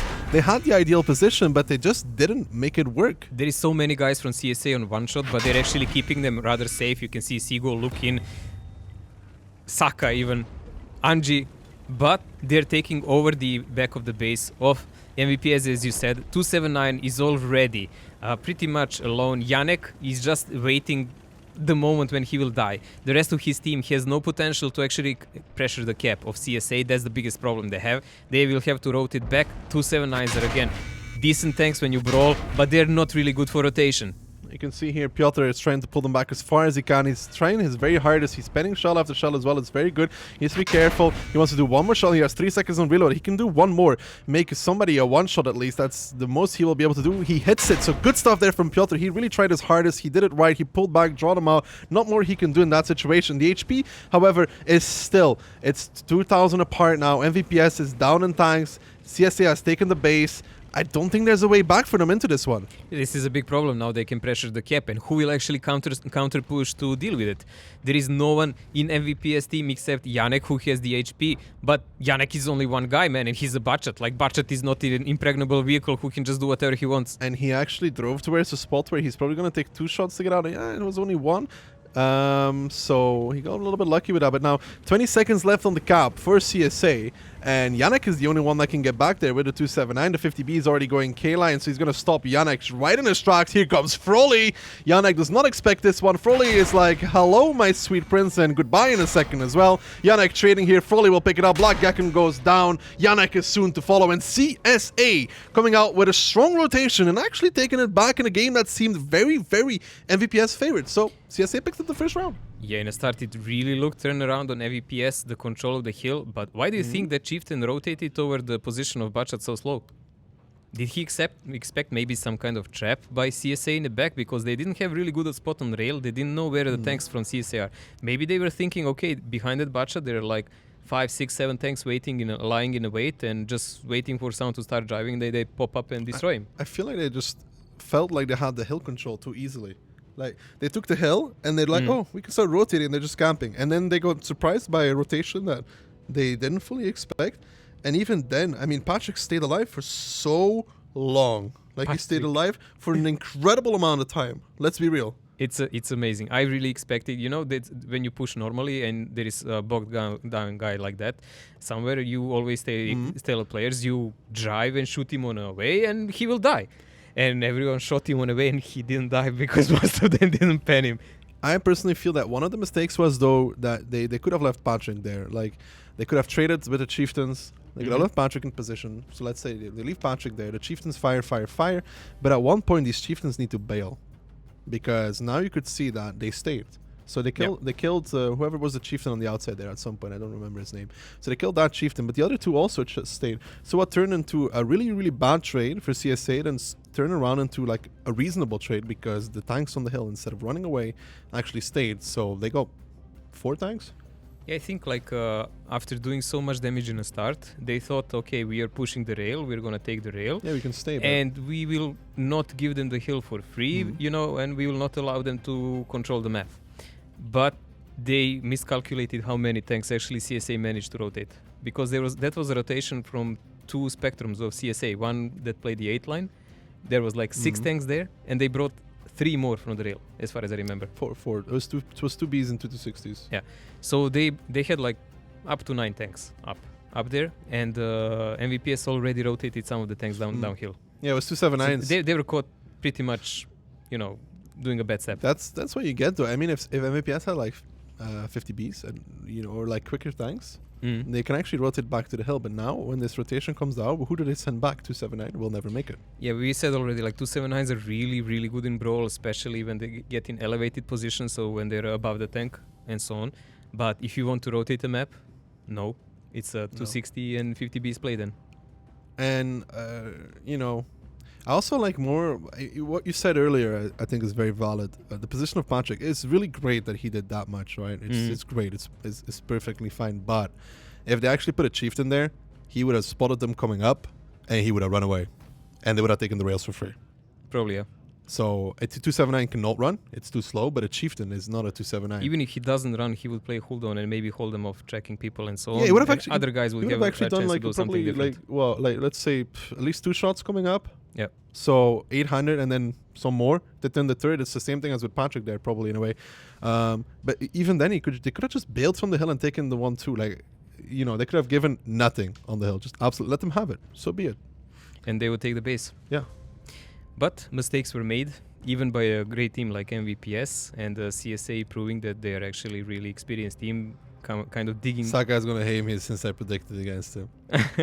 I'm not sure anymore if I predicted MVPS to win or CSA to win. I think I predicted MVPS to win. Saka, if you're listening to this later on, I'm sorry. Well, we have them playing Himmelsdorf, Prokhorovka, Redshire. Those maps can really go anyway, and they have all potential to go to 0 also. It's not like they are trenched down maps. And there is, like the most trenched down is actually Prokhorovka out of this. So there is a lot of options what these guys can still do and make a surprise even on Redshire at the end, if it comes to that. I'm very curious to see Redshire, personally. Yeah. Well, that's the map where you can utilize most unexpected things out of all of these. Well, I'm especially curious to see what the north side of Redshire brings if we get there. But first of all, let's get back into Himmelsdorf, the second round here. And MVPS bringing a healthy 4-60 lineup. 3 chieftains, and then everything else in between that is the tank that is called 279. It's beautiful. CSA slightly less 279s, more all round, and Sigo really, really loves that 113, and I hate it. I just hate it so much. He picks it just to play it, or I think he just likes it. Honestly, from my time there, he just likes it. He just likes it as a tank, and I'm like, it's just 260 is just better. It's like, no, 113 is Sigo is good. special kind of person? Yeah, he is. Sigo is definitely special. I mean, special would be a word to describe him. All right, yes. We will see how will Sigo perform in his 113 on this map and how will he actually try to use it. I was actually really annoyed when I was talking to guys about the tanks and their usage during the campaign, but never mind that. 1-2 line push here for MVPS. Really aggressive opening with a lot of tanks. Couple of them going on 1 line, most of them going 2 line standard, 260. Heading, a lot of damage taken here by Pavel. Will he actually make it in this cooldown? It doesn't look like he's deleted before he even made it. 2 tanks down by MVPS in their YOLO swag attempt so far. Yeah, MVPS is now still continuing the 1-2 line push. Ziz here, luckily being shielded by those fences. Sigo, that's heat, mate. It doesn't go through a wall. Nice try, though. Maybe trying to destroy it for a teammate. Now, however, there is middle control being established for the side of CSA. They have the middle, but you need to do something with that. If you don't, you have a lot of tanks committed in a place where they don't really achieve anything. Yeah, they need to auto-rotate because they can be shot when the MVPS tanks come toward the middle. They're now going to the 8th line. Butchat, he didn't spot him. He didn't spot him. He actually overstayed his welcome by bad, man. He's like dead. Really bad. I mean, he's gonna trade here. Mlody is gonna take 2, kind of overpeaked. But Unji now has 3 shells. The other chieftain will realize should realize there's nothing on that side peeking up. Oh, there's Yannick, and Unji's like, trap. Oh no, he's running. He's gonna do like 4 shells, right? He's gonna live. He's gonna actually survive. Oh. No, Unji caught a corner, but he has the repair, the old trusty repair, and he's running away. So there is an information, and there is actually a live trooper coming down. What do you think of this 8-line push right now, though? CSA is getting double 279 stuck there, and there's another one coming from the side. There's 4 for the side of MVPS. Ooh, Yannick picks up mud, and that's the issue. Like, if you have those tanks in the middle, they just kind of die at some point if you don't do anything with them. And MVPS has now wrestled 1-2 line control. You can say it like that. It's just the way it is. Saka and Delphin, I just really think they're too far in. I really think they're too far in. I don't think they can even go anywhere. Saka and Cosmo are really cut off from the rest of the team. Danek also on the left side, the only guy covering Danik. Froley is coming in. Okay, they're gonna try to punch through. They realize their mistake. They're gonna try to punch through with sheer force, and I think they can actually do it. Well, here comes the power play from CSA, but Cosmo gets Amorak out of the way, and now they're pushing through. Saka, Dexter, focusing on Black Gekon here, check from the side, and then there's Piotr as well. They're gonna trade a lot for this, and the issue is that there's gonna be a Chieftain coming back towards B0 as well. They have picked up Black Gekon. Check is next here. Piotr and his buddy, also Piotr, I think, are still holding 8 line, though they've kind of overextended. Well, Piotr and Patrick, sorry. And you can see that Piotr took too much damage, but there is one thing to note. Look in the meantime, G line, J line, it's all MVPS. MVPS is dominating the base of CSA because they had to leave everything for this push. This was the last attempt for them to dig out from the really bad situation. We saw how 279s can get blown up, so there will be a cap attempt now by CSA, but there is MVPS tanks all over the place already. 3,000, 4,000 HP advantage here for MVPS. They just need to close in the game. They already have the crossfire. You can see here, Lukin is still holding the angle, but Kukin and Skripa are going to get in towards that behind that church here in a second. Kukin is going to angle towards the 50B, and this is such a hard shot for the 50B to actually pen from this angle. It's almost ridiculously impossible. And there is still a 279 on the B5 corner, a Chieftain coming from the A line, and this is not looking good for CSA. They had to make a power play. This is triple play against those guys, and there is really no one except 50B who can actually decap. And how will he decap? He's just taking damage all over the place. Does he even have shells, man? What's he doing? He's reloading right now, so Skripa. All right, great play. Oh, he takes a bounce actually, but Kukin is going to pick him up, and 10 seconds left now. CSA has all their tanks at the other end of the map and will no longer be able to get back into this one. So MVPS has done it. They've picked up their round on Himmelsdorf. We're going to split it 1-1, but a lot of things to talk about in this round, personally. Yeah, there is quite a really aggressive opening by MVPS that's starting really bad, but then I would say that CSA got a bit carried away and got themselves in a situation where they couldn't get out from.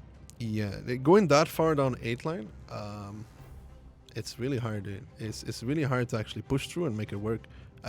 Also, Unji, that's player fail. I don't know how else to describe it. If you're a bot on the hill, you're one of the most trusted tanks in the team. Yeah, you need to monitor, are the tanks actually coming up? That's a priority. I don't think you can, get sneaked up by 2 chieftains and say that you got unlucky. But let's say this, like, he did run away, and it didn't affect the match that much. The other things did. Yeah. Like, way more. I mean, yeah, they would still have to, like, as soon as they see the chieftains coming up, they have to do something, because this is what we talked about, those middle tanks. Like, all of those middle tanks, they have to do something at some point. If you taking middle control is very nice, it's a good thing. But if you leave 5 tanks in middle, you have to go somewhere with them. Yeah, let's go on our sticky fingers. Well, Mojo is going to bust out the crane tools. We're just going to talk about a few details, eh? Yeah. Like, Pavel took the bad bite out of the MVPS. There always has to be one guy. You don't know who it's going to be. It's going to be by spawn. So what we were saying, MVPS sent a couple of guys like this. So they're the snipers. Most of the guys here to cover. And of course, there is always one unfortunate who has the best spawn. He has to do this and try to get here. You kind of had a feeling CSA was ready for that. The thing is, a lot of teams started countering that, and the 50B being at G3. Yeah, we saw there was like 3 or 4 tanks here actually. So like the 50B being there is like really, it just stops it completely. I mean, you sometimes take it, but if you take it, you're a one shot. But then I feel the real issue was when they got to D7 personally. Yeah, the big problem is like they had a decent control. We saw a guy here, a guy here. That's quite standard. They had a bachat here, okay. And they had a bunch of guys here and here. So what CSA did, we saw, they pushed, they went with a couple of guys here, had E3 covering them from here. That's all fine, man. But how do you deal with the rest of the pressure then? Like, what do you do? While that was going on, MVPS already sent chieftains here who were not spotted. Yeah. So what that means that all of these guys here would be on a crossfire if they stayed there. So it's okay, they went on the 8 line. But MVPS already had guys here, on the corner. Here. Like, wherever you want, they had people, man. They had people covering to shoot. So whatever push CSA made, they were already in crossfire. The tanks they had initially were not enough. So they had to send, like, instead of only these 3 or 4, and they already lost 2. Let's not forget that. They already lost 2 in that moment. They had to send entire team who was covering this part of the base. Yeah, and then they lost 1 too. And to go and do a brutal push by sheer power. Even the Amorak, it wouldn't have changed the game, personally.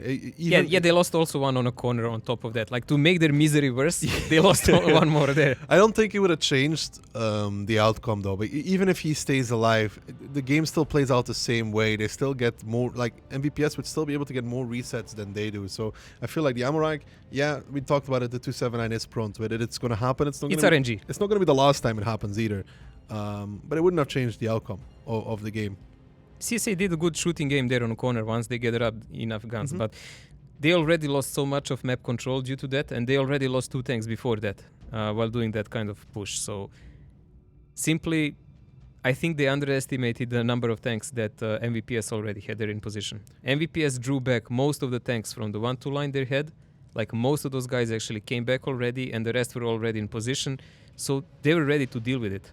They were ready, and they had enough tanks, more than enough, to win the base of CSA. I mean, good play on MVPS, though, because you got to imagine they were 1 tank down already, Pavel. And, for a lot of teams, that is a tilting moment.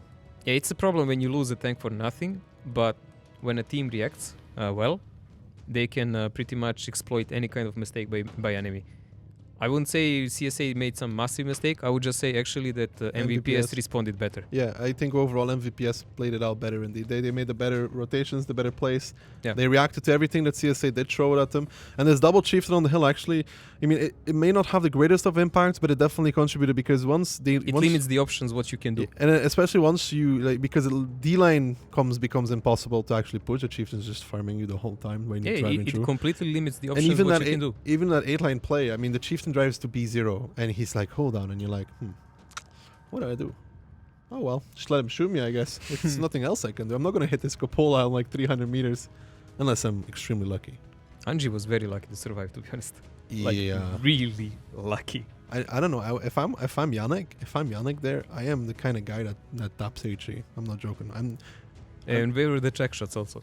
Yeah, but wouldn't you? Like if I know that there's nobody else, it's a bad shot. Like, but yeah, first shell will not be an HE. No, but the second one, yeah. And also I would aim tracks. Like, why not? I agree. Yeah. I mean, it didn't impact you overall, but 1-1. I think it's a fair score for the symbols between these two teams.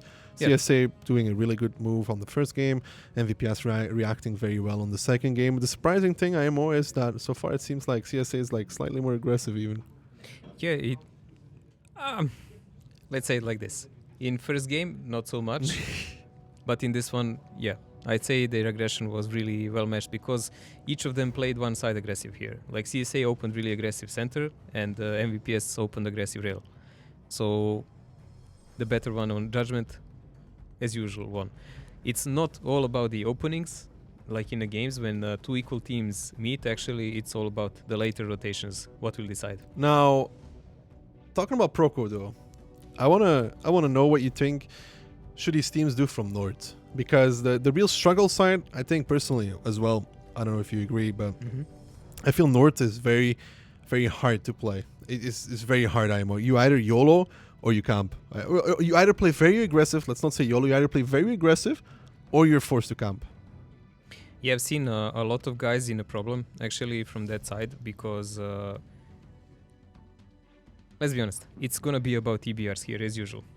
Like, will they do a proper spots? Will they see what's needed and what's the backup strategy behind? Just blindly pushing 1-2, I don't think that works anymore from either of the sides. I think that strat is dead, like against any decent team. I think people, instead of pushing 1-2, they rather prefer to push 2-line into the dip, H2, H3.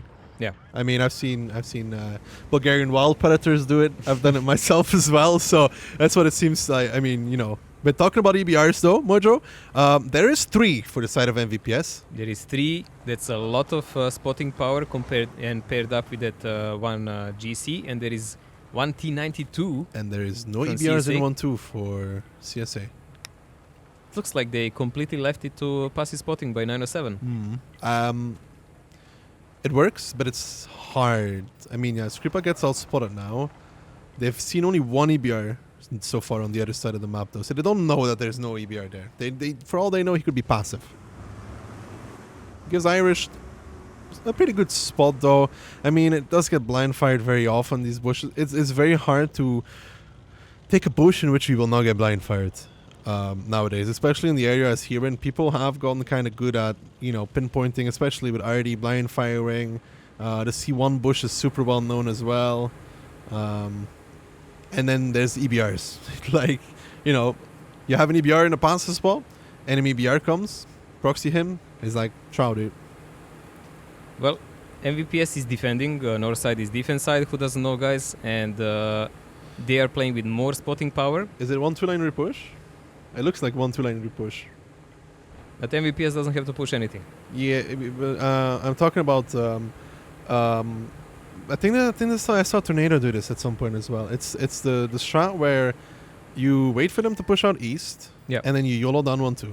Yeah, it definitely looks like that. They have so many tanks in position for that. I hate because they have 907s and 1 or 2 chieftains in the back and STRV, so they can cover the center of the map and rail with them. They will have chieftain already ready at A6 that you can see, but also it's not that easy to break them. Even when enemy pushes, as example, CSA choose to push over the rail, that part of the map, they still need to clear that area on the island. Ooh, well, Piotr realized he is perma-spotted now by Sigo. Now he will, because he just got directly shot. That's a nice connection by RT connecting on EBR. Yeah, that's a very good shot there from Svidman. It's going to also give a big info where RT is, and it's going to say a lot about the gameplay. Ooh, but look at this. CSA is now moving up 8 line with 4 907s. A quick play. But it's not enough. Like with 3 from the top as well. 7 in total. They can get easily bogged down because MVPS is keeping their chieftains on top of the island. They have a chieftain on the rail. Oh, Piotr dies. That's going to be a big loss for MVPS, but they still have 2 other EBRs. We now need to see what will actually happen, as Zaki said, on the other side of the map. Will there be a push? Because Piotr will die, but they should start doing damage with their chieftains and RT combined. Piotr actually living way longer than I thought he would, and they're missing even more. Piotr, is he going to live? He's going to make it out of here? The EBR that could? CSA do not take a moment to actually kill him. That is a mistake. One player should stop and secure the kill. Let's be realistic about it. That should have been a dead man. That should have been a dead man. Piotr is very lucky, blessed by the gods, and MVPS is actually not choosing the 1-2 line repush. They are falling back towards A6 with all their 907s now. There is a crossfire incoming in on these guys. Like, there's 3 people here holding off the corner against the CSA. That's a bit more than I'm used to. And definitely, as we can see, MVPS is gathering up for a repush. They are going to wipe out these tanks down in a swamp because the tanks from the center of CSA cannot actively help them.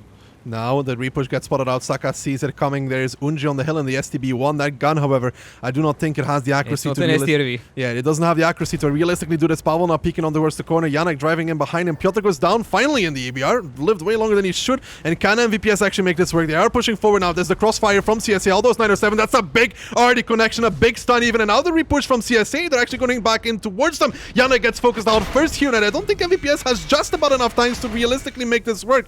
Danny from the top now. Coco's pushing in as well. Has MVPS made a mistake? Have they gone too far? I think they actually had enough tanks, but they misplayed sending tanks one by one. They didn't play as a group and focus the enemy. CSA was much more experienced in this moment, and they're now exploiting it, having more than 2000 HP in advantage. They're gonna actually manage to come clean out of this. We'll see how much they take more. Radim is a one-shot. Coco should pick it up here. They lose Kukan and now Black Gekon, and Coco's going to be surrounded, and CSA turning this back around into the faces of MVPS. They thought they had it. They thought they could do it, but nothing less was true. Froley is a one-shot now, though, and Infinity in the SRV could ruin him. He bounces, actually. Froley down towards the one-shot. Can he pick it up on the second try? I don't think so. And now the HP lead is significant for CSA, and the tanks are also significantly in their favor. Oof. This is really a big advantage now, especially when we realize there is only one guy carrying all the HP for MVPS here, while CSA can do whatever they want. I would say the major mistake of MVPS was only not focusing well when the command for push came. We saw first one guy going in first, then another following him, other 3 staying in a hold, you can't play like that when it's an all-out brawl. If you go alone, you will be singled out, and that will be a gun less. You need to be in a group. You must be in a group. The timing, the RD shot was huge. It was great. It was great. It hit all of the CSA guys. 2 of them were perma-stunned, I think, which means like 20 seconds of stun because they didn't use their medkits. So that is it's a big impact. But like you said, that push, Yannick just driving, like, first of all, they're blocking each other for some reason when there's enough room to peek with like 6 guys. Second of all, Yannick is like Harpity Derp driving forward for some reason. I don't understand that. The guys from the top came too late. IMO. Cockles and the 279. Like you if you want to do this, I think you just need to really dumpster in from two sides. It needs to be a command, and 907s from the bottom need to go first, but they need to go. All of them go, and the guys in the same moment from the top come, and then you cannot stop this as a CSA.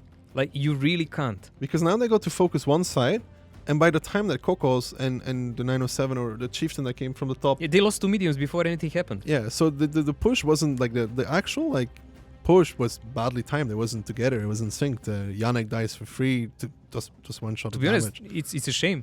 This is a game that CSA should have lost, but they managed to claw their way out on a better experience and focus fire in a stressful situation. You know what's the worst part? Like thinking about it, their initial setup. If they just YOLO'd down 1-2, I mean, they saw so many mediums, and they actually had the opportunity. We did a lot in that STB, to be honest. What's the percentage of the shots? 59. I mean, 18, 59. All right, so that's more than enough for the tank like that. Yeah, for that gun on that range, yeah, definitely. I didn't see what he did in 1-on-3 in that game, but they lost it, so it doesn't matter that much. True. You remember how they had like 7 tanks in 1-2 with the 907s? If they actually just drove down 1-2, they would have killed 2 guys for free. They killed the chieftains as well. I mean, they could have kind of known that because they saw how many 907s drove down, so they knew. Killing those tanks up is going to take a while. As soon as if they saw them drive down and they just YOLO down 1-2, they kill the chieftains. Well, we were speculating that from the start, but this answer by MVPS was not bad also. No. Like this was not bad. Like it was okay, and this would end the game right here and right there because to be honest, CSA would lose all of their maneuvering potential. Like if those mediums die there, that's it. What do? You have to play with the heavies and STB, man. Like, right. Sending the STB. Like, great. You play against STRV, couple of flights and RT with that. Yeah, good luck. So, like, if they actually won this brawl, that would be GG instantly. And I think they had potential to win it. They just need to play better as a unit. That's a shame for them, but that's something, that's a work in progress as long as you live in a game. Well, it does come back to how we said these two teams were going to be close to each other one way or another. I mean, CSA is no small team whatsoever. Unlike last time, they actually made it through the group stage, which is also impressive. But maybe they have a desire to play. Yeah, maybe. I mean, this time around though, they actually managed to, they are the team, like you said, that can turn those kind of fights. Where between Nomi and Belief, we didn't really see that, but here we see that those individual plays, as a group, a unit, really do cause a lot of difference. Well, let's not forget one thing. CSA is, at the moment, I think the longest living clan, active clan on a server. Yes. Like, they are in that clan since I started playing. So, it has a merit. If you have guys who play really long together, these kind of situations, even if you flunk out the tactics, they have a chance to come out. Yes, double irony for the side of CSA. What's with 92s and CSA? Seriously, man. They just like it. I think. Fetish. I don't know. I think it has to do something with Splash. With 16 grenades, if not enough, whatever. Yeah, I don't know. This map doesn't have huge ridges you need to shoot behind, so T92 is a choice. It is, but still. I prefer GC. GC kind of hits better, but T92 has overall the range of the map, so I can understand that, and you don't have to relocate it that much. GC hits really hard. Seago? I thought he was going to go super aggressive here. I was kind of scared for his life. So Mr. Beastie Seago. Well, look, 1-2 line. First EBRs spotting out each other, trading a little bit. Saka takes the worst of it, actually. He gets spotted out. They need to run. It's always the micro engagements there. EBRs on 1-2 line that can define the game. You can see that both teams send guys 2 EBRs each on 1-2 line, because one of them does an active spot to chase away the other one, and then the other actually does the real spot that the first EBR will miss. There's a lot of tanks behind there in C1. They're grouped up, waiting. Hill control, as expected, going towards the side of MVPS. I mean, from south, you almost always have the hill for free. Yeah, there is no way to challenge it, to be realistic, unless you want to do some kind of ESL Kazna push, over the hill, and you go parallel both up and down. So, in this kind of scenario, it would be even suicidal, to be honest. Now, the issue is for... I think that MVPS has been watching Coma's tactic, dude. Like, look at it. There's nobody in the center of the map. It's just EBR. Yeah, just EBR. I mean, it is a... We need to be careful with this. You need to be really careful with this. Because there is like 5 guns in 1-2. They were kind of moving, but still, Saka takes another one. Now, from the back lines, 510 HP. I don't think he can continue doing this. And this is the issue for CSA. You have double ID. but they're not shooting anything. They don't get to shoot anything. Yeah, 3 spotters, double RT, but you need targets, and there is no one of MVPS in the center. But I would say maybe that was not planned from the start. Maybe when they saw double RT, they said, okay, we're not going to sacrifice one of our heavies just to be shot. No, I like it. But And it's a good response. But for your CSA now, isn't this the kind of... I mean, personally, if you're defending like this, you need to hold on for 8 minutes with double RD, triple line. It is really hard. Because they will always have one extra combat tank, no matter what you do. True. So, if you're CSA, do you decide to push? Or do you decide to hold? Because I feel like, in this scenario... I mean, looking at the positions, there is no way to effectively I don't push. think that CSA will, if anything happens, like in a previous scenario, because they have double RT, I think they're just going to put those RT to the max and try to control the rest of the map. Well, maybe And I was 3 wrong. BRs, you know what 3 BRs means? It means that if one team commits to a heavy push, it means that the RT of the other team will usually die. Is CSA going to drive down 1-2 line? Are they Wow, channeling? Saka surviving are- on 80 HP, maybe surviving. He's still not out of there. Are they channeling their inner Kazna? Wow. Will the 1-2 happen? Will the 1-2 happen? I mean, Mud takes a lot of damage for that, though. He's down to 1.1. Ooh, Mlody almost traced. Ooh, that's not RT on bad. RT. 97 HP left from Lottie there. He's gonna have to move. He's like, oh no. It's a problem actually. 2 92s, if they both determined to trace him, it's gonna be really hard to survive that, I mean, I don't know how good Danny is in RD, but I know Svidman is pretty good. Is that Gold League Danny? Yes. He changed name again. It's So he's now a Danek, not Danix. I don't Alright. know. Oh, First connection, a not big one on bad. MVPS. Not bad. Equaling the EBR health like on Saka versus him. Yeah. But also they know where GC from MVPS is. If It's- they're both tracking him, he can be in a problem. But it looks like Sweetman is only chasing him. It's so sad for the EBR, when you lose all your wheels and you're like going like the 15k. Sad. range. They Sad. should all die in one shot in the start of the Whoa. game. Most hated vehicle ever. What are these 907s in the middle?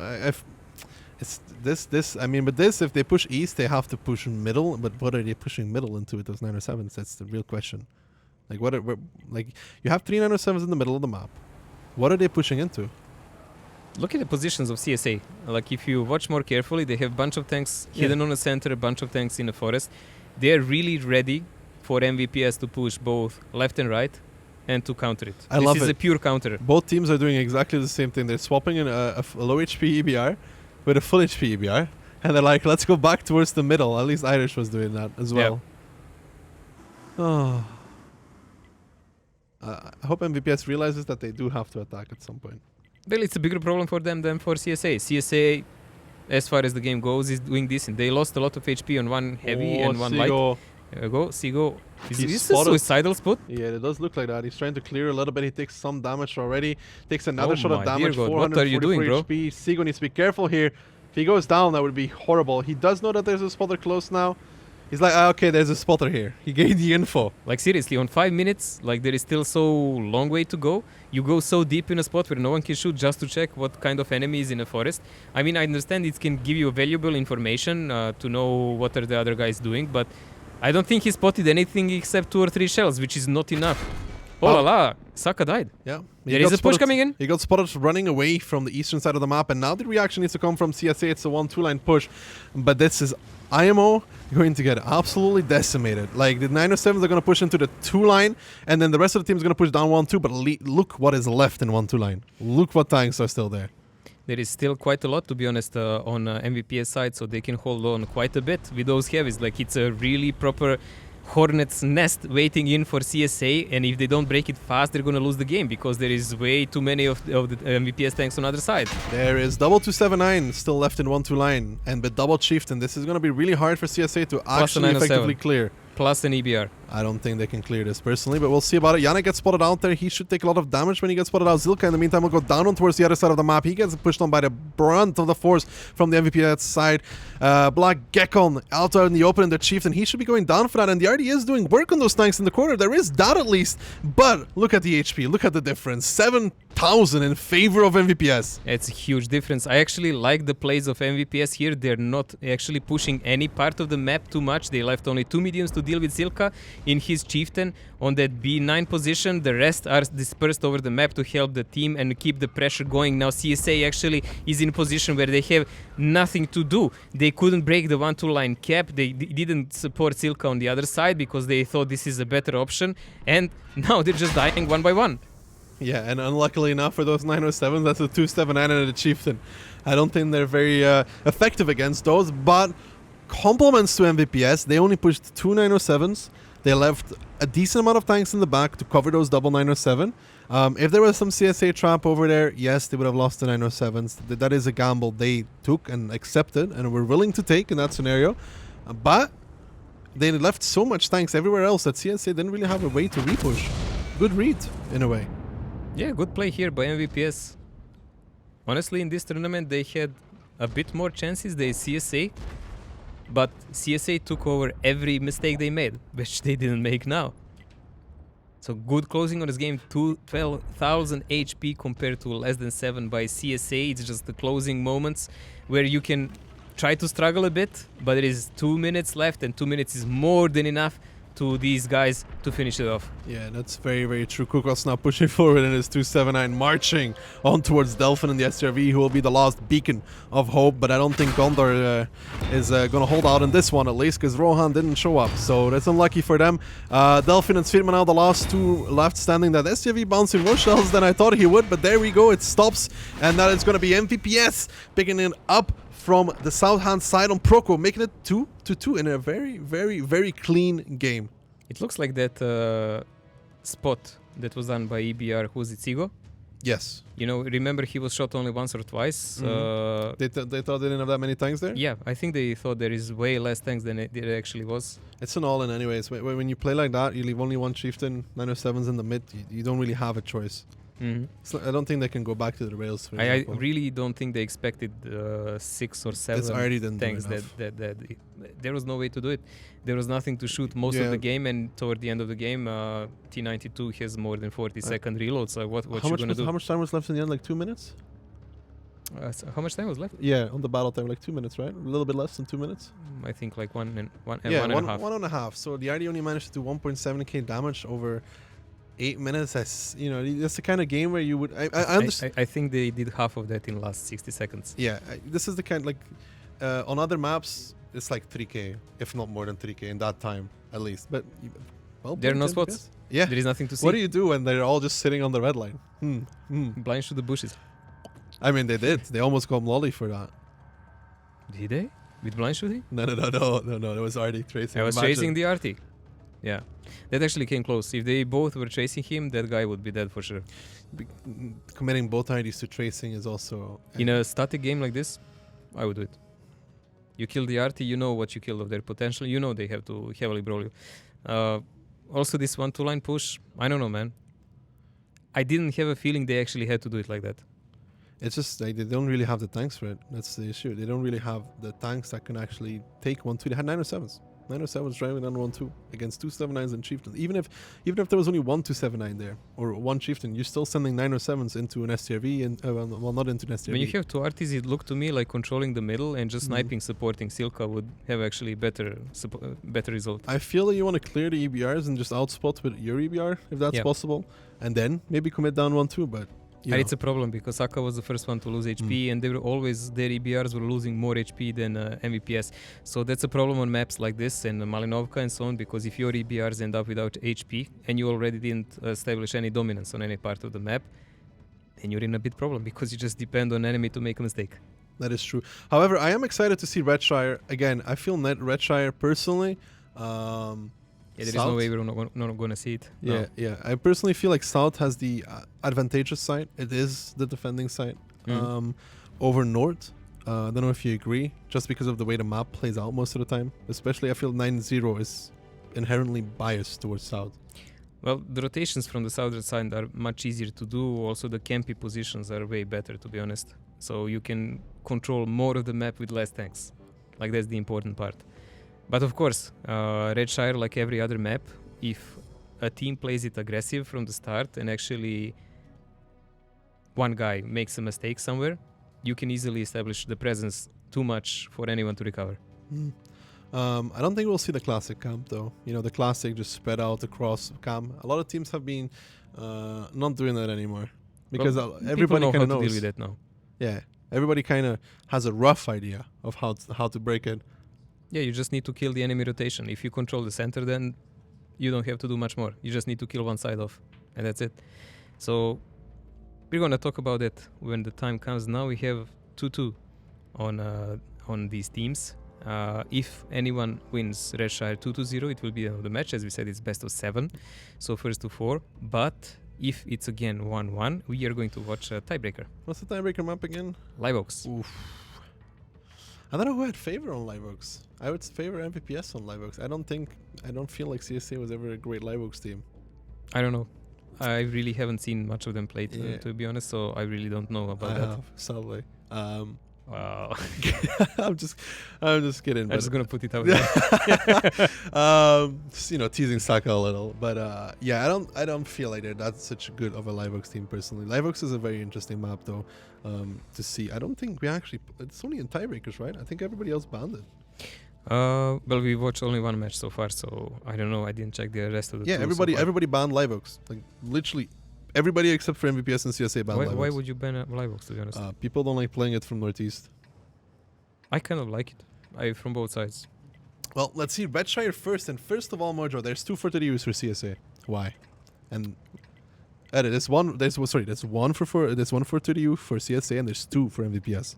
And there is one RT for CSA, and there is 2 for MVPS. I need to see which side are they. Wait.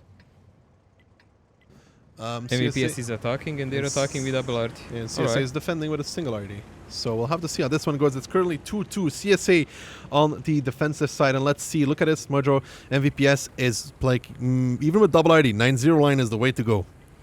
Double RT and 9-0. They are pushing to establish their presence there. I've seen many people in advances, to be honest, doing that all the time, because you can make a crossfire and meet any enemy, and then you can rotate back. Only one EBR testing the enemy lines over the 3-4 line. It's okay, because from there, like, you can get really easily in a crossfire by the attacker. They're leaving some 907s, Unji, Danek, and Mud, I think it was. Okay, this is interesting. They're very passive. It's a bait, in a way. They're only sending up the 430Us. Everybody else is staying unspotted. Mind games. Yeah, Skripa takes 430U. Yeah, and there's a hybrid 1-1-3. 1-1-3. I would call it like that. Oh, that little thing. Am I the only one that doesn't like it? I don't like it at all. It's just it has great armor, right? But like It ammo has a great fuel turret. tanks. But everything else is a problem. Even the gun handling is a problem. But if you get it in a good cooldown position, it can do marvels. Both these teams are kind of playing similar-esque. There's a lot of tanks for CSA on Kayla, I know. Keeping 4 guys there. The 279 and K1 is in an interesting position, actually, because from unlucky Skripa. He actually went out well out of that. It could be way worse. Just a couple of 100 HP. He was already not full. The 279, there's like a little hold on in K1. It barely ever gets used though, if you think about it. I don't use it myself. There's like a little cooldown, so you make it so they have to commit into one cooldown before they can commit on the chieftains. And I don't think you can realistically pen the 279 if you ignore him. No way, like this is actually a good thing, because 430U is well covered, who is on G1. And if MVPS wants to get out of this, they actually need to dominate the middle, as I said. Those 2 907s, EBR, and control of 9-0 line. So they have to establish control on 9-0 line, establish the control on middle, so they can actually pressure the guys on K line. If they try to pressure from 1-2 line, it's going to be a suicide. These guys will massacre them. I personally also feel that pressuring up F1, well, not like F1, the outside of it, behind the hold down to pressure Danny back, is also not the worst thing to do, especially when you have double RD. Yeah, you can put one guy safely and you can establish presence, but never push. That's what you need to do on this map. Like, this is what most of the teams know. Like, it's just a matter of time how will they decide to do it. Because they have double RT, they're playing more on spot at the moment. But considering they will have a serious lack of targets, they're going to have to start progressing. So they're running into the same thing as CSA had. Yeah, so as I said, you're going to have to push a guy on F1, leave it. You're going to have to push guys on like E0, F9, leave them. then pressure the center. And if CSA plays passive at that moment, they're gonna lose a game. Otherwise, they have a chance to do something. Seago here is doing very well. He tries to keep Skripa spotted the whole time. For the ID, he pulled back all the way. He doesn't fancy taking another hit. The only small issue is Cosmo is below half, well, almost below half HP. But so far, I mean, MVPS needs to get spots here. They really need to start figuring out where the tanks from CSA are and start shooting them with ID. They have 6 minutes left. Realistically, that gives them 3 minutes and a half before you on red try. You do need some time to kill everybody if you want to push. We've been in this situation on Prokhorov already when CSA play with double RT. If you have no targets, you need to kind of make a play and make them usable. Otherwise, you end up with how much did you say? Like 1700 HP by the end of the game. Yeah. That's not an RT play. And so far, I mean, don't think these RDs have done very much either. Danny's like getting spotted, but there is a castle in between him and the RDs. So, unless they magically shoot their bullets through walls or do some wanted stuff, curve the bullet, it's not going to happen. Well, CSA is really patient, as you can see, as they are defending from the southern side. That's okay. There is a gathering of the MVPS that Ducky noticed, 9-0 line pressure. So they're going to try to take over that side. I seriously doubt they're going to push all the way to the base because it would be a completely blind play. And I don't think they're ready for that. But they need numbers so they can actually establish their presence here and then rotate otherwise. Yeah, I am really surprised they didn't decide to bring anybody towards 1-2 line, but it's, MVPS is deciding how they play out this game. Seago just toying with them a little bit, out-spotting them. But I don't think, like you said, I don't think MVPS can just push while spotted. It's probably the worst thing. First shell by Arti coming in, 334 on Mumek here. He's also a bit stunned, but since there is no other Arti, he doesn't have to repair anything. He just wait it out, not spend any medkit or repair kit. Now they know they control this hill. They can leave like 1 or 2 guys. They need to start controlling the middle slowly but surely, because this slowly is actually too slow, man. It's like 4.5 minutes left till the end. They have like 1 minute 10 seconds left before they actually need to start pushing Unji. He is going to be the RD target number 1 though, because he's spotted there. And usually what happens at this point, I mean, at least what I do at this point, is send tanks through the river to push towards Froley's house. Yeah, that would be a really good thing to do. They already have 1 430U there, but it's only 1 guy. So they could use the houses on their behalf. Mm-hmm. They could pressure that position from a couple of angles, and then plus double RT. Mediums sometimes. Yeah. And also then you can use the more aggressive spotting by EBRs toward the center and see what's going on. But at the moment, like, MVPS looks a bit stunned and passive. They're losing HP left, right, and center, and they're not doing anything with them.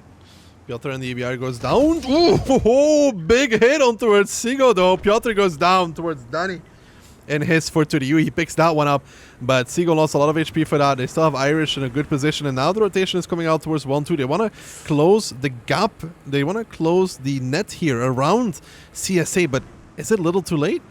What net are you closing when you're 5,000 HP down and you have double RT for the final push? You actually need those tanks alive and kicking to do something about it. So, okay, you're closing in on Froley, but Froley actually has more HP than Mumek, so trading is not an option. He has to be close from other sides.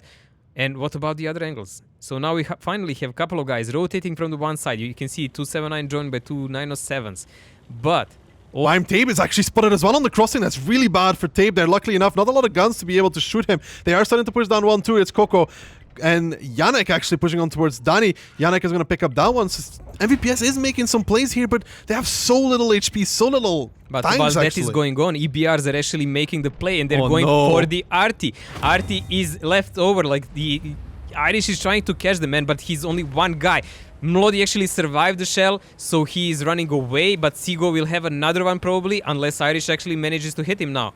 Yeah, Irish in the 1-on-1 against Seago. Seago is loading HE, so there is that. He needs to pick him up now. Can Irish do it? He needs to get on towards the angle. Seago still reloading. Can the EBR pick it up? Irish, nice kill there on towards Seago. The RDs actually survived, so that's good stuff there for MVPS. There is another EBR there coming in. Yeah, Cosmo picks up Kuken though. You're right, the second EBR coming in strong, and this is a little too late here for the side of MVPS. Everything took so long, and they traded HP badly all over the place. So we know that the only advantage they had in this game, double RT, is pretty much taken out of the equation. Even if this RT survives, it was more busy with running away than shooting the enemy that is trenched up. While that's going on, CSA has more than enough brawl power because they had 5,000 HP advantage, and they were just massacring the incoming MVPS tanks, who They had still- no choice but to just push. You know, they still have 3 full HP 907s. They still have a full HP Yeah, I 279. would call easy game. And Irish the God has said that he had enough and crashed in his EBR and doesn't help for MVPS, but it goes back to that Prokhorovka issue again. You have double RD, you need to use double RD, but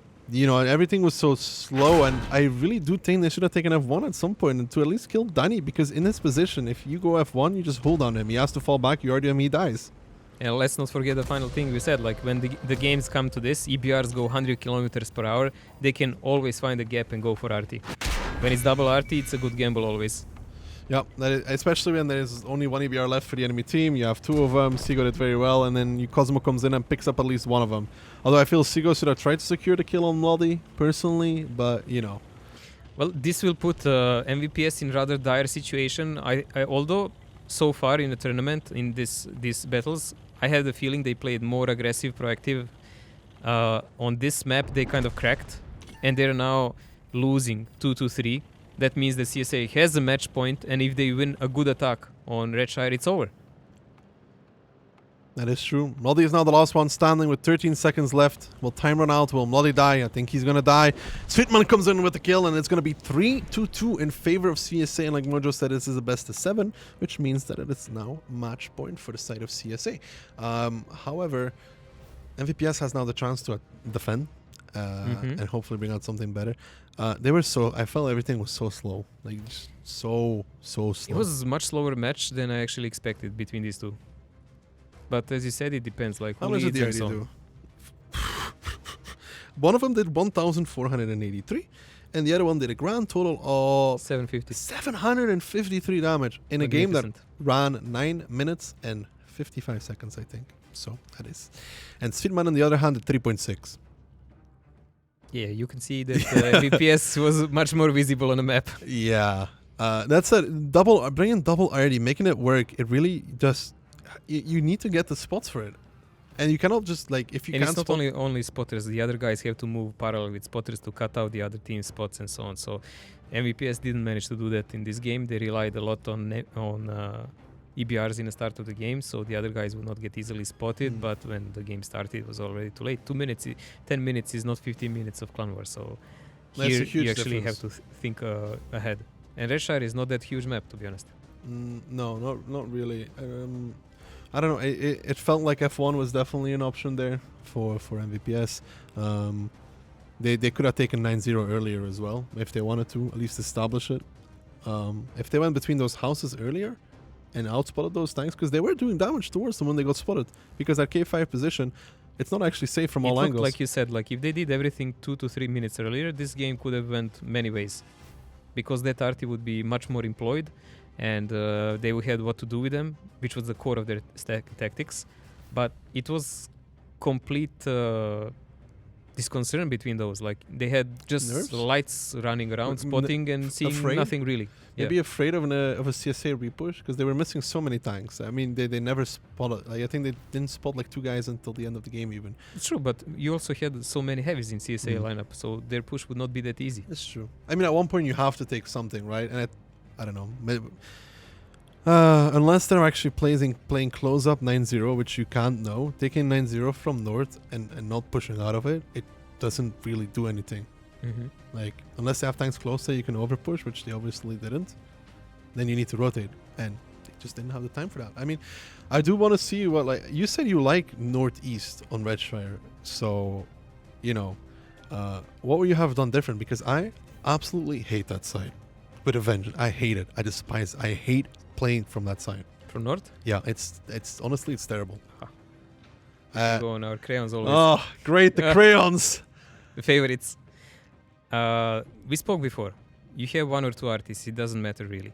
They're establishing the presence here. Okay, we saw that million times, million teams did it before. You can always put tanks here and here in crossfire, because the tanks trying to go down is example. From here will get massacred. So that's just like when you play chess or cards. It's just an opening. It doesn't really matter on the long run. It's just establishing yourself. We can just debate like why didn't they do other things? When you establish yourself on one part of the map, you need to start kind of clearing everything else more aggressive. So you're doing your spots with lights. You need to cover with the rest. You need to do your spots here. You need to do your spots here. But all the time you need to move some tanks behind that. All the time. So why I like to play from that side, honestly, because I can cut off most of the map and corner them here. And then, as you said, start playing from the city, start playing from here, take the active cooldowns and start shelling them in this area. Playing from this side, I'm kind of locked from to the bottom side of the map. Well, now we're getting into the last Redshire between MVPS and CSA. CSA currently on the attack, MVPS on the defense.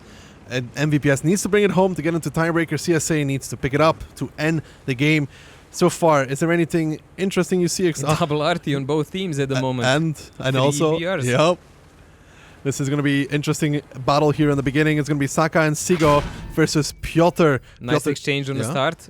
And we have already double EBRs trying to knock off the MVPS spot toward the river side and only one clashing toward the island, toward the hillside. So I would say rather classic opening, but Piotr kind of took the really bad part out of that one. Piotr now down towards 245 HP. He is still alive, but barely holding on by a thread of... He's barely holding on. Barely. Froley took some from Marty as well. Piotr should live here. But this 4-260 is pushing up onto line, and there's another EBR, Skripa, this down is to a 516. big problem now. MVPS has two EBRs on really low HP, one on one shot and one on like semi-two shot, depends who's shooting, you know. So at the moment CSA has a really nice advantage. They established the presence already in a castle area, 1-2 line. Also the defense of MVPS is, I would say, inferior to compared to what CSA used from that side. They pushed the 279 up front, which is I think a mistake. And they're just keeping a couple of guys in the back. 279 doesn't really do well against RD. Yeah. We should see that when the RD shots come in. Like, I don't have it, but all the guys in my clan were always very vocal. You know, we're gonna get wrecked by RT if you put us there. Okay. I'm not gonna do it. It just takes huge amounts of damage from RD. It's actually unreal. It also loses a ton of crew members against RD. He is safe-ish there until... I mean, he is safe until CSA takes the further dip, like where the chieftains normally play, because I do think a heat gun can get an angle on towards him and pen him from, because they can go up a little bit, negate the angle, shoot down on towards him in a way. The thing is also he can only proxy from there. He cannot really spot anything, and Silka from his area can actually actively shoot toward the center, where MVPS holds only one light. So MVPS is completely positioned in camp / counter. Push. Goodbye, Sweetman hits his shots. Yeah, Sweetman coming in with the direct hit even on an EBR. We were saying depends who hit that 500 HP guy. Well, T92 has a punch. Yeah, Sweetman managing to take him out of the round.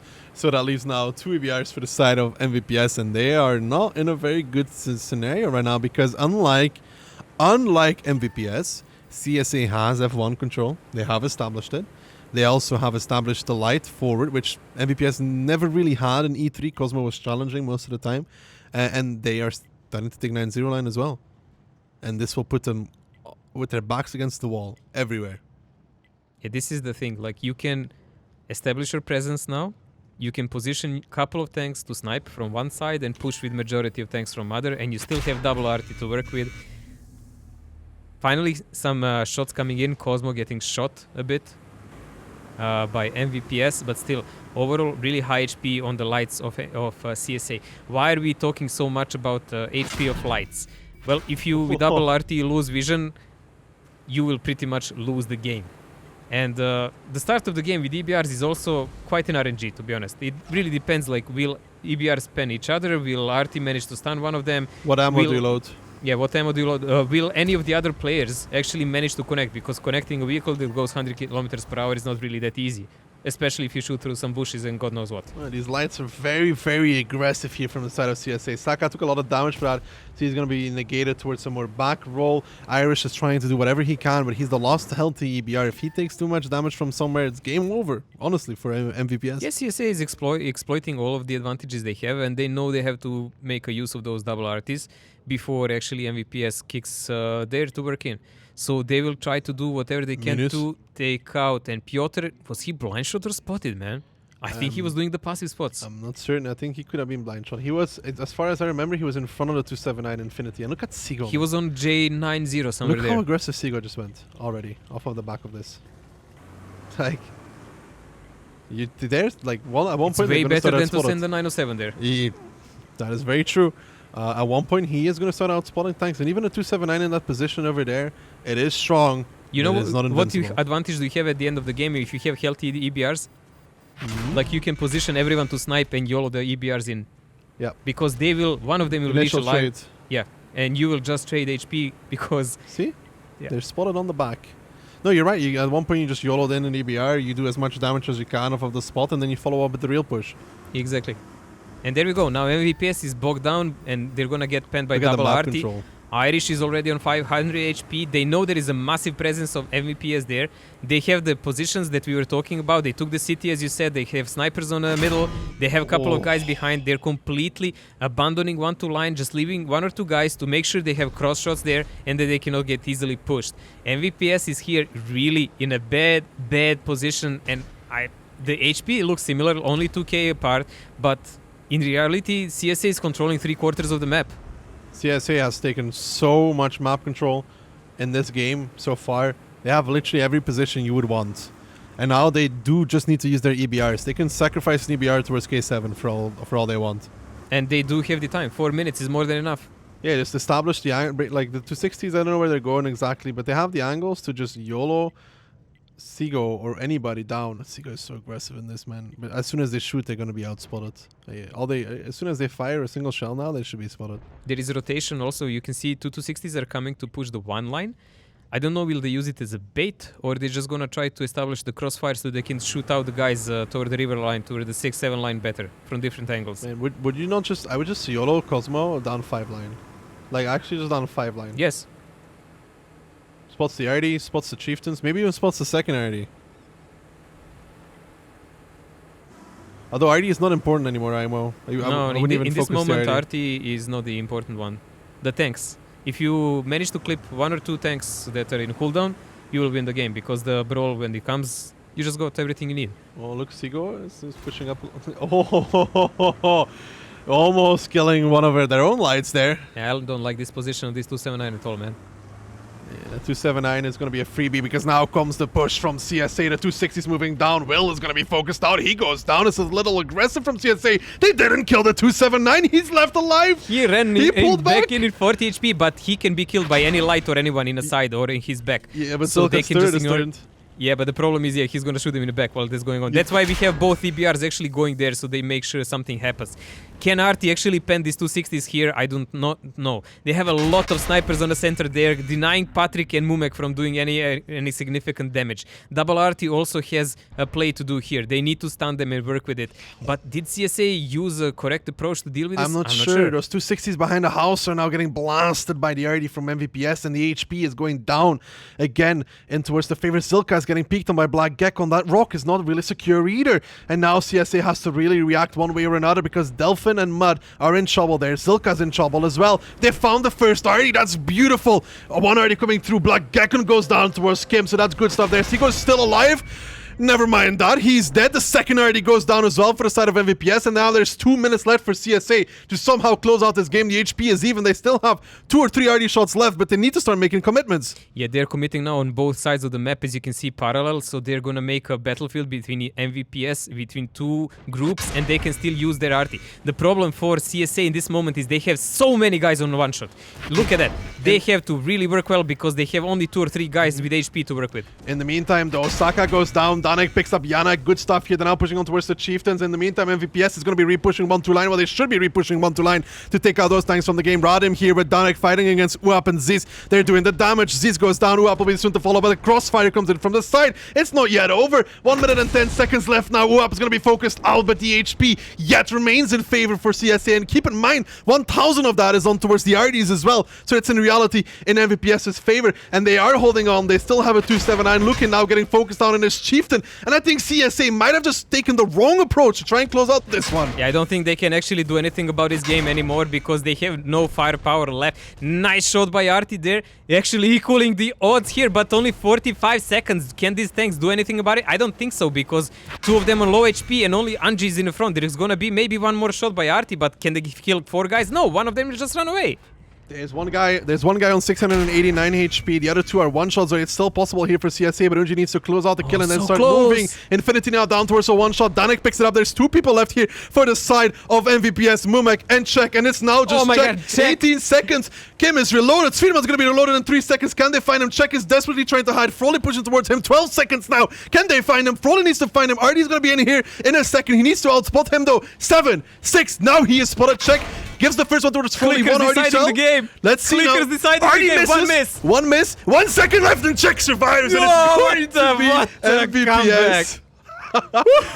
Oh, that's a little too close. Man, Clickers deciding later with him, but Yeah, and it worked. It did so much for it. Yeah, because I mean the enemy intention was already on the other side, but still they could have done it earlier. They could have sent those EBRs like double They them, had this killed game. it two artists, and then push other side if they really wanted, or push this side. They could have chosen just one side. Why like this? I don't know. I don't know. Even if I they don't killed know. the 279, even if they killed the 279 that was stationed on 1-2, they took so much damage driving down 1-2 line. I think there was like 3 They didn't even chieftains. kill him on time. Yeah, I mean, even if they did, right? They took so much damage, and then they have to stop behind that house. But I think one already shot on that. They're like 900. I mean, they know that enemy cannot have many tanks across the river. They will be on K line behind the castle and so on. Like, you know that. I think we can agree that the EBRs here got underused in the end game. They should have used them in the opening. CSA did everything really good and control the map was perfect, and the ending was just such a sloppy one, man.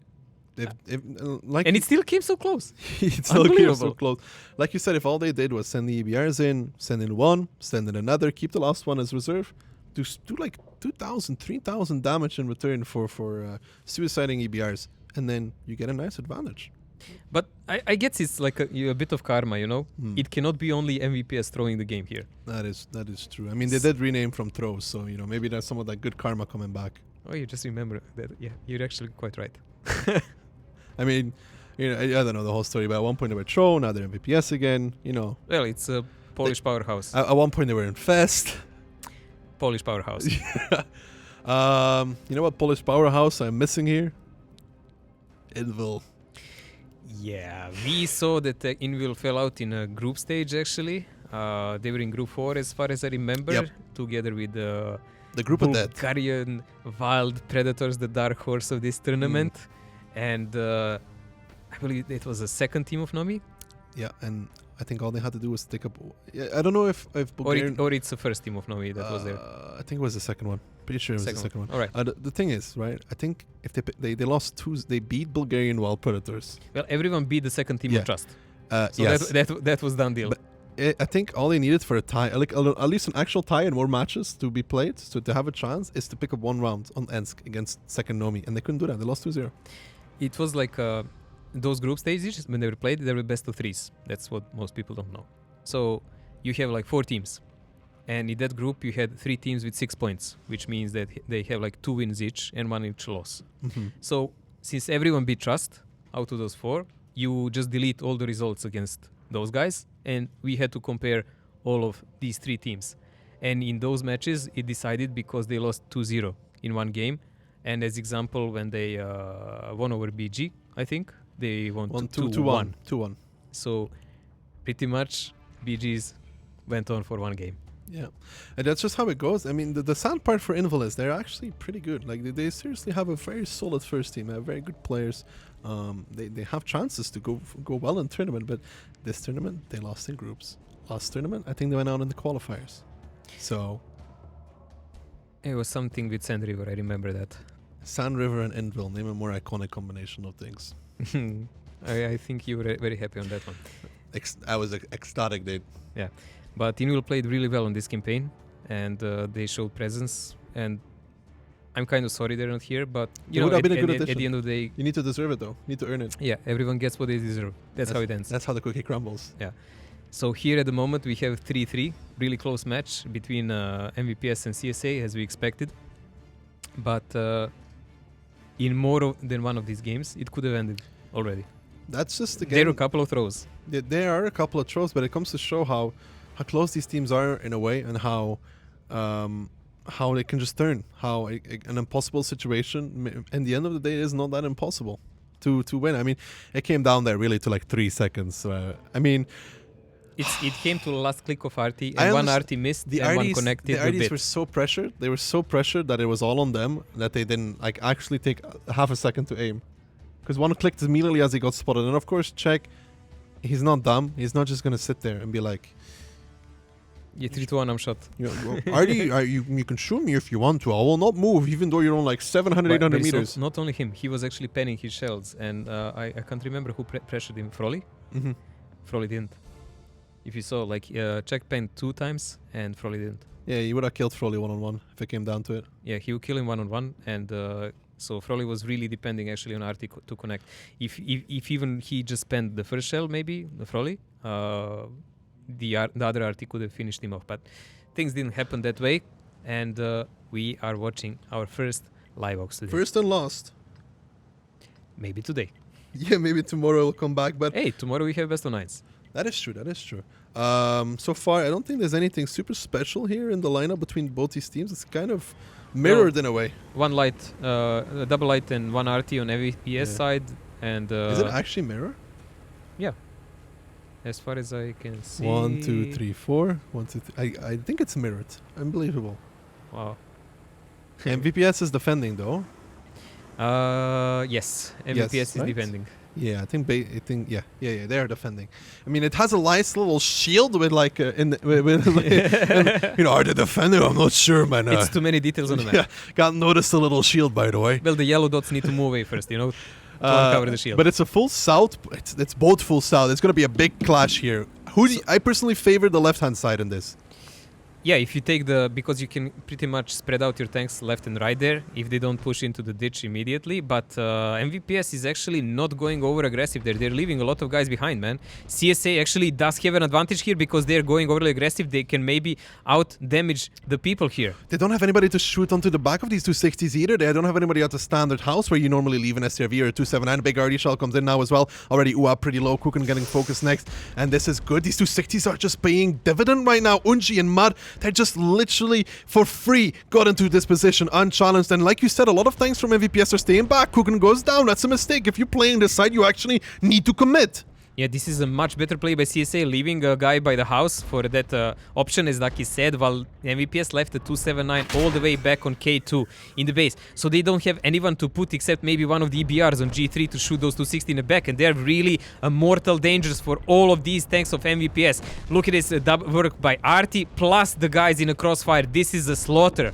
This is a slaughterhouse. CSA wants to undo the misery they had in the last one. Froley here gets focused out, but the commitment with the 260s, they took nothing, but they gained absolutely everything. Completely slaughtering the cross, and then the combination coming in with the tanks from K0. MVPS had no answer to it, because like you said, too many tanks holding back, and now MVPS is down towards half their team. CSA still has all 15 alive, and they are sending a strong message in this round of Live Oaks. It doesn't look like actually MVPS was ready for this brawl. They just wanted to establish some dominance here, but they didn't put their foot down, and it's costing them the match of the tournament, man. It's still 0. This is 10-0 still. They still didn't kill a tank. Patrick is gonna, I was going to say Patrick's going to die here, but Patrick is on the MVPS side, so that's not going to help Irish here. Might get Sigo. We'll see about that. Nope, he misses as well. Cosmo here coming in for the ram. Will Sigo close it out with a ram? No, he's running away very, very quickly. Kokos jumps off the bridge. He's had enough. He's out. He's going back towards home front. And now Skripa, the last one left standing for MVPS. And it's going to be CSA picking up the match in tiebreaker with a 15-0 round on Live Oaks. Oh man, after the games we've seen today, to have a 15-0 defeat, this is not something I saw coming. Like, not even remotely. Yeah, after that last round, coming in, being resetting, right? Big compliments to CSA there. You lose the last round, which that you should have won. You know that you should have won, and you come in and you wipe them 15-0. Let's face it, CSA went here balls deep. They just put their foot down, they went in, and that's it. The reason why I said why I favor left side is if you actually commit from left, like actually commit, Yeah, then you can establish better presence on Yeah, you cooldowns and spread out the tanks and everything. you just kill the 260. Like, you just go over or like around. However, it doesn't matter how you drive. As long as you go over, kill the 260s. Those 907s from the right-hand side do not actually have gun depression to peek over and I shoot. can't believe they didn't kill a single tank, man. Yeah, me neither, dude. I mean, you're right. Like, they should have just committed with all their quick tanks to 60s, 907s. You commit, you kill. You leave the chieftains. They had enough chieftains, right? You leave, like, I don't get it. Like, you leave 2-3 so chieftains crazy. behind. 907s can't peek, chieftains can't peek. You win the trade. After you kill the 260s, you just move under the ridge and go But towards the 907s. even if you don't want to do that, why send 260s ahead? And they can't be covered down. You never can just cross like that. There was no cover from the base, as you said. They left the 279 way back on K1, K2. And there was literally no help for those guys. Those 3, 4, 5 guys that were sent, they were sent to die. Yeah, and then they even sent, I think, 1 or 2 more to die as well, to cross. I mean, After that, it didn't matter anymore. Yeah, it Like was when you already started over. losing HP and there was a crossfire by CSA, that was just like a, I mean, usually, when will the game end? usually you leave at least like one person. I mean, I play something similar to MVPS plays a lot Mhm. of the times. I would leave like a single or 907 at the house, or a 279 at the house. You know, the Mhm. normal house. A 907 can always run away. Yeah. You can always, and he just you pressure those 260s. They back off. You shoot them from behind. You kill them, and you move on. Well, as we said, there is always some kind of the plan that needs to be redrawn and learned from. Like, it's going to be a painful one for MVPS this time, I guess. But these 2 great teams, one of them had to fall out. This is simply how the deck fell. CSA was second in their group, so they faced the first from the group where MVPS was. And they won their way through for tomorrow's games. But our social media is ready. Jennifer and lovely David. We're going to see what they say. Hello, everybody. Hello. Hello. Sorry, we've just Yes. noticed the stream has died again, so we're just going to keep talking a little bit until it comes back to alive, and then hopefully we can see it when you're back. We'll keep talking and hoping and praying that it's working right now. I hope so. Hope so. Until then, I'm just going to quickly find a tank to choose for to do this, the 1v1 that people voted for in chat. But yeah, it's rather odd that clearly the stream doesn't want us to talk again. It's no, not Yes. allowed. But at least not you allowed. have now an image with Ducky there, right? You can- So for those not aware, the stream is currently dead, and we can't see anything on the screen. So we're just waiting for the refresh again to see if Oh, it we're works. back, bro. We're back. We're back. We're Yes. finally back. We're back again. The hamsters, man. The hamsters just need to It's stay in too their hot. cage. It's just too hot. Yeah. They should be called the hot corner now. Yeah. actually. This is a very sauna-horrific zone. This Yes. is. But thank you very much for Deki and Mojo for the awesome introduction again. Those guys are in the cooler corner of this setup at the minute, and it's far better over there. Hello to the chat again. Thank you, very awesome for the engagements and the chatting, making sure you follow all of the codes and the giveaways on there. That's right. I Um, saw a lot of people already redeem 5 codes and they got something very nice. Yeah, so what did they get for redeeming 5 codes? So if you redeem the 5 codes, you get a Made in Germany style and a garage slot. Cool. So some people are thinking that you get the Made in Germany style for activating a code. That's not true. It's because you've activated the 5th code that happens. Keep an eye out for the future ones, and then that's what you will that's what you will see on there. So I did ask in chat very quickly before we got to this stage during that amazing, exciting slot where they managed to defend, just survive until the very last second on Red Shy to pull out the victory and pull out the draw. So we're just going to go into a 1v1 with Ichidna, the wonderful person. We're going to see how this Wonderful, goes. right? We're going to see how this goes. Meet in the middle and charge. This will be fine. Something that a lot of people were also asking is that the codes only have a 5k activations on there. So that means if you've tried activating them a little bit later, you are going to miss out. You're going to have to wait until the new codes pop in to hit that 5th code redemption. Yeah, and something else is only for EU. So Yes, that's the other Yeah. thing. A lot of people are, it doesn't work. You kind of need to make sure that you're on EU to activate those. Making sure that you all join our social media channels for the best chance of winning that Chill Blast PC giveaway. That's a mouthful at the best of times. So that's a £2,000 Great British Pound value of a PC that you can win. And all you need to do is just follow the redemption actions on there. So joining Discord, following YouTube and other things. And then all you need to do is then try and be lucky. Okay. Try and be a little bit lucky, and then hope that you will be able to win it. Nice PC from there. The codes. Any codes? Well, we have codes plenty on the maps on there, but we don't have anything in particular for this segment. I'm kind of feeling like Echidna may be trying to bully me a little bit right now. I'm going to cheat and look at her screen. I was doing the same. I'm going to cheat. It's like, where is she? What's she doing? I was like Oh, hello. Oh, no, don't Yeah. do that to me. Hello, how you doing? Okay, yeah. Of course, this is the interesting part with this tank, is that it is all kinds of red and orange. Okay, I'm probably going to get bullied a little bit now. Run.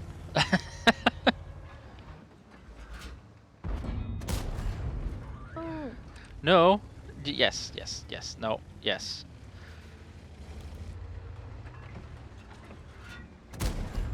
Okay, so this is going... Oh, this is bad. This is pretty bad in that I need to I think I stopped firing those heat rounds on there. So Echidna hasn't had much experience with 1v1s, bless her. So but I'm sure that she will win this one. I don't think so. I do. I think you've got this. I don't think so. You've definitely got this. This is fine. This will go well. Here we go. Yeah, I definitely got this. No bullying. No bullying.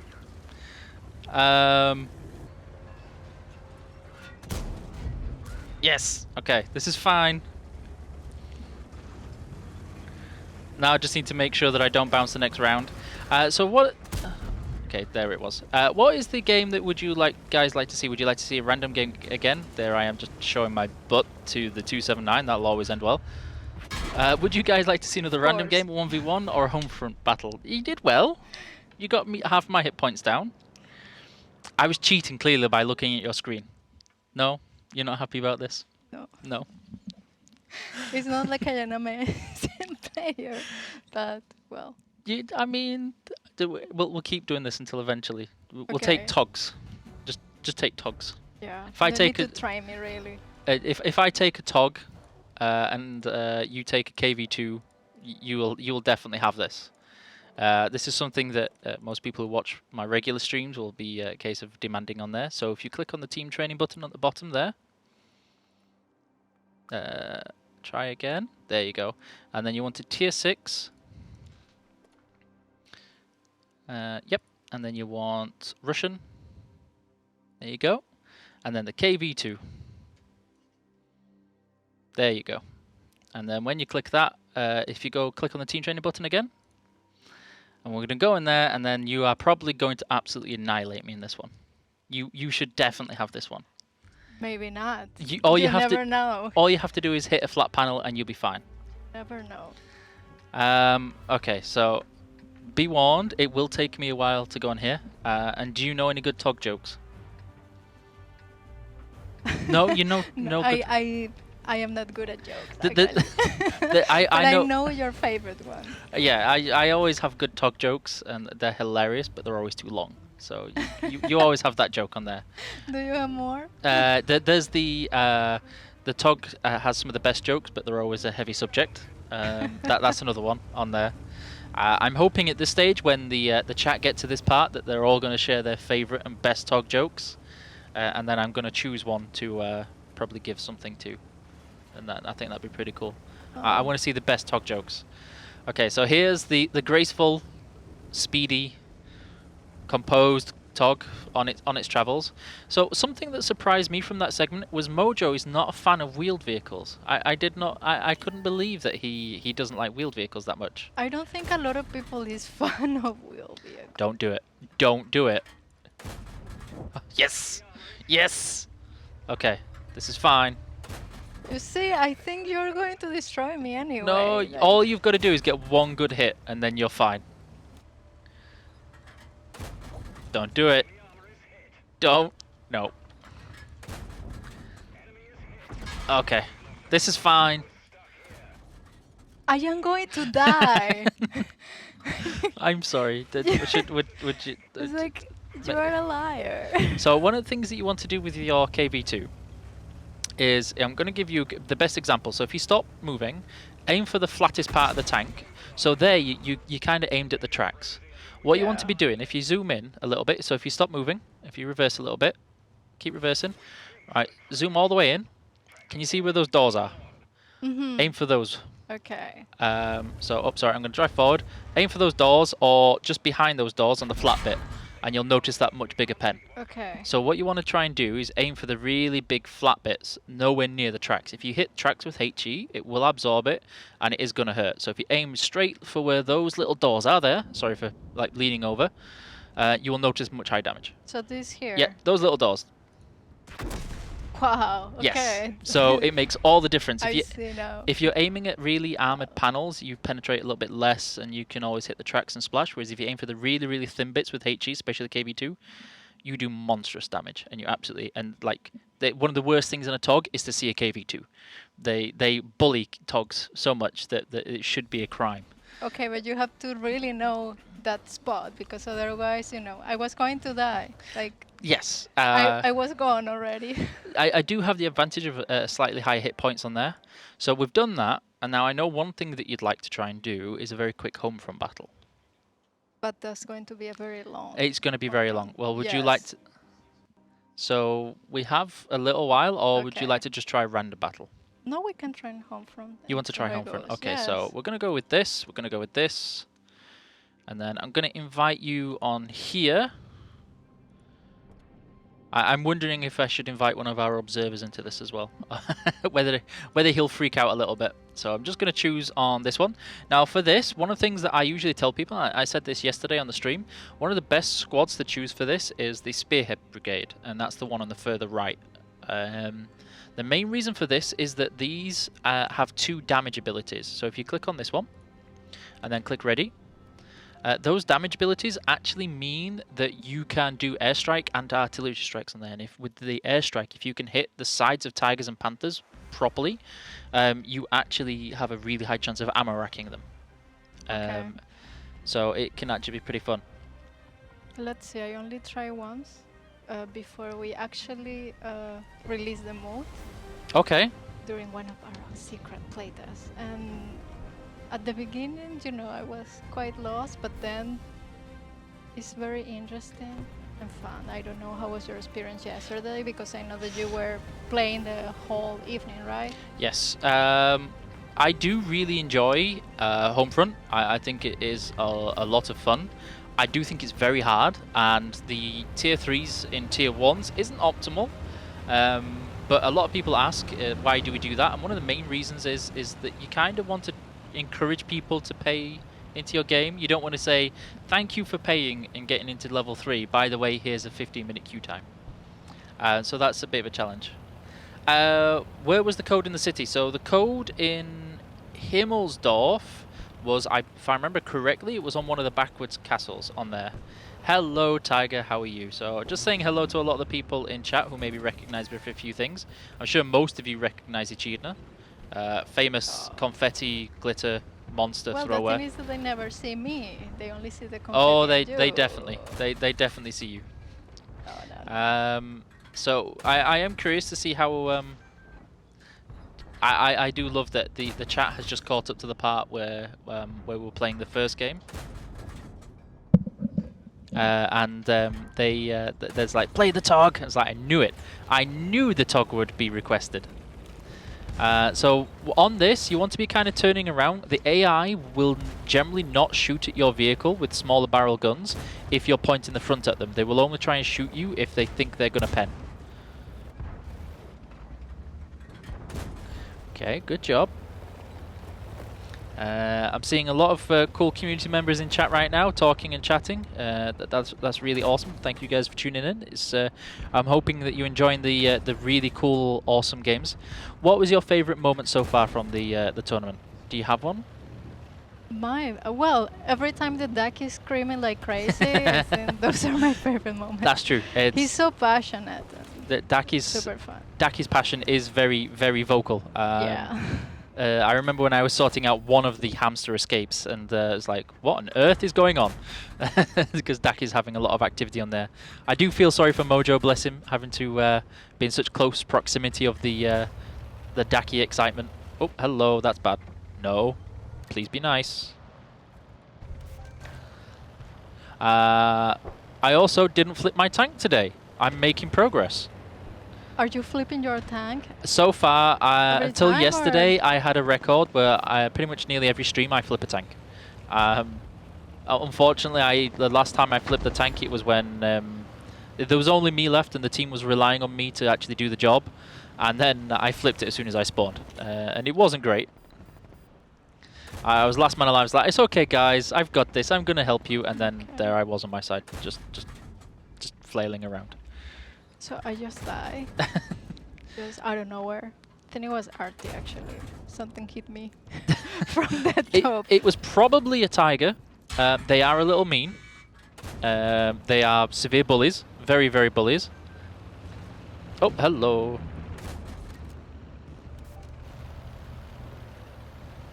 I'm seeing a lot of people commenting on the loadout in the Object 260 game. Yes, you definitely want to be loading some heat if you're against something like an Object 279. Always with the skill. I think I avoided my... I don't know how you do it. I cannot read the chat and, focus on the game. Okay, I'm probably going to explode right now. So I believe the casters are almost... No. The casters are just getting ready for their games. They're having a small break because there was a lot of activity there and some long games to be calling. Plus, they need some time to cool down. Oh yeah, it's too hot. It's just too hot. McTut, you will see me penning the 279 without heat soon. This will be an interesting moment coming up.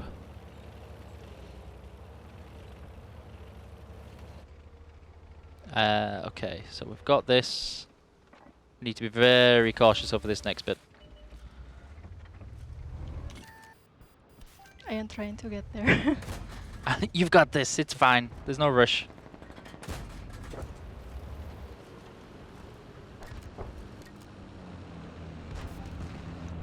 What do you think of this new setup? Because normally we just have this social media segment, without gameplay, and now we decide to. So you're curious to see how people like whether they whether we're just talking about social media, That's true, yeah. or whether you guys like it that we actually do something on there.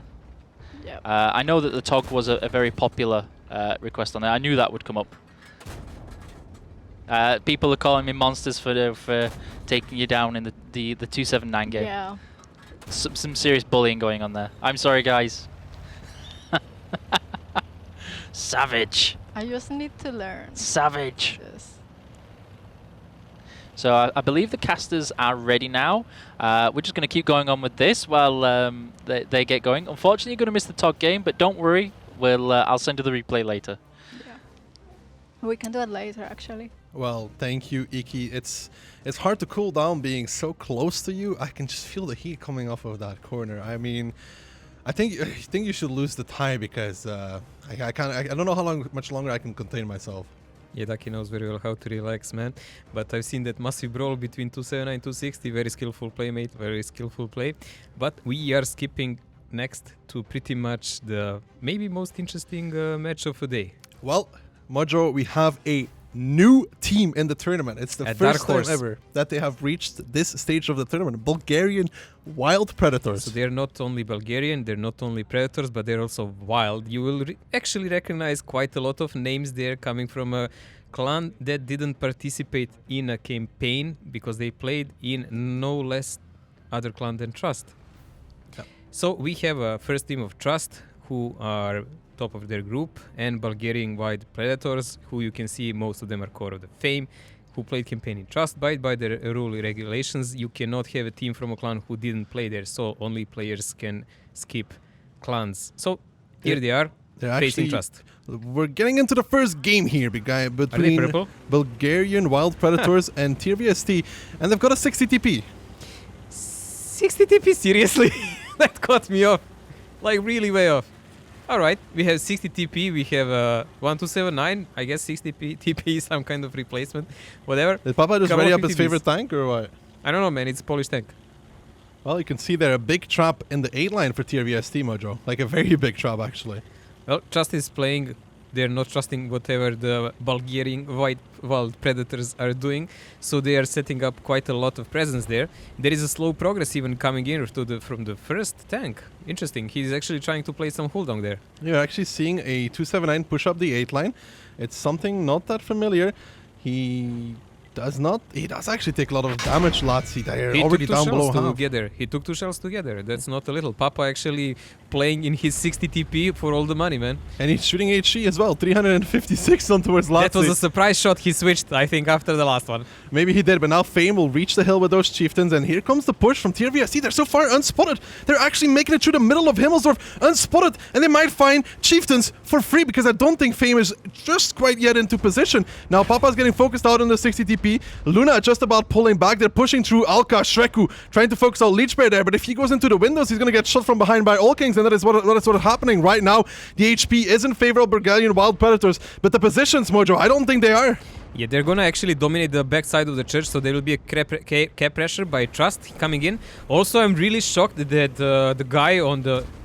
How is he still alive, man? How is Tuna still alive there? Tuna is just doing what Tuna does best, living. Lazzi needs to pull back there in his 279. He's just barely alive on one shot. Here comes the 8 line repush though from Bulgarian Wild Predators. There's 50 Bs from TRVST are still on reload. Hillary gets ammo-racked in his 279, and the HP is even. Koma and Old Kings are about to come off of reload though. They're gonna have to fight Dupre and Ich in their chieftains. Can they make this work? There's only 2 chieftains here. This might be a mistake from Bulgarian Wild Predators. Ich goes down, and now Koma and Old Kings, can they focus out the pre?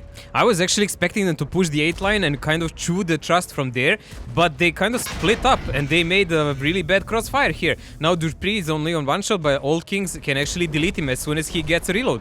Alka now pushing forward into the guns of Bulgarian Wild Predators. He should be focused out here. The HP is still very, very even. The guns, however, in favor of Bulgarian Wild Predators. Vala there facing off against the brunt of the force. Dupre goes down now. Killer coming from the side. Can they actually make this work here? VSD Byron on towards a one-shot. Killer tries to pick it up. He doesn't. He'll take damage for this. Rerolls now peeking from the side, trying to even the odds on towards Vala. Vala pushing forward. He needs to pick up Killer here in the 260. He will do that. He secures that shot. Rummel boxes still from the side with Rerolls. The cap is still going on, but it's only one guy. Consume is now pushing on towards Benzo in his chieftain, and he needs to live there as well. It's just all over the place right now. Yeah, the cap will not be an issue. It's gonna be a fight that ends elsewhere. The HP is super close. Kamil is in reload. Hans is now in reload from the top of the hill, but Kamil will have the clip first. It's a matter, will he pressure him or go downhill? Depends what they wanna do. Kaizo and Vale are on one shot. They're pressuring now to kill the guy behind the church, so the Benzo will die. Will Lucas actually manage to do something about it? And Felix?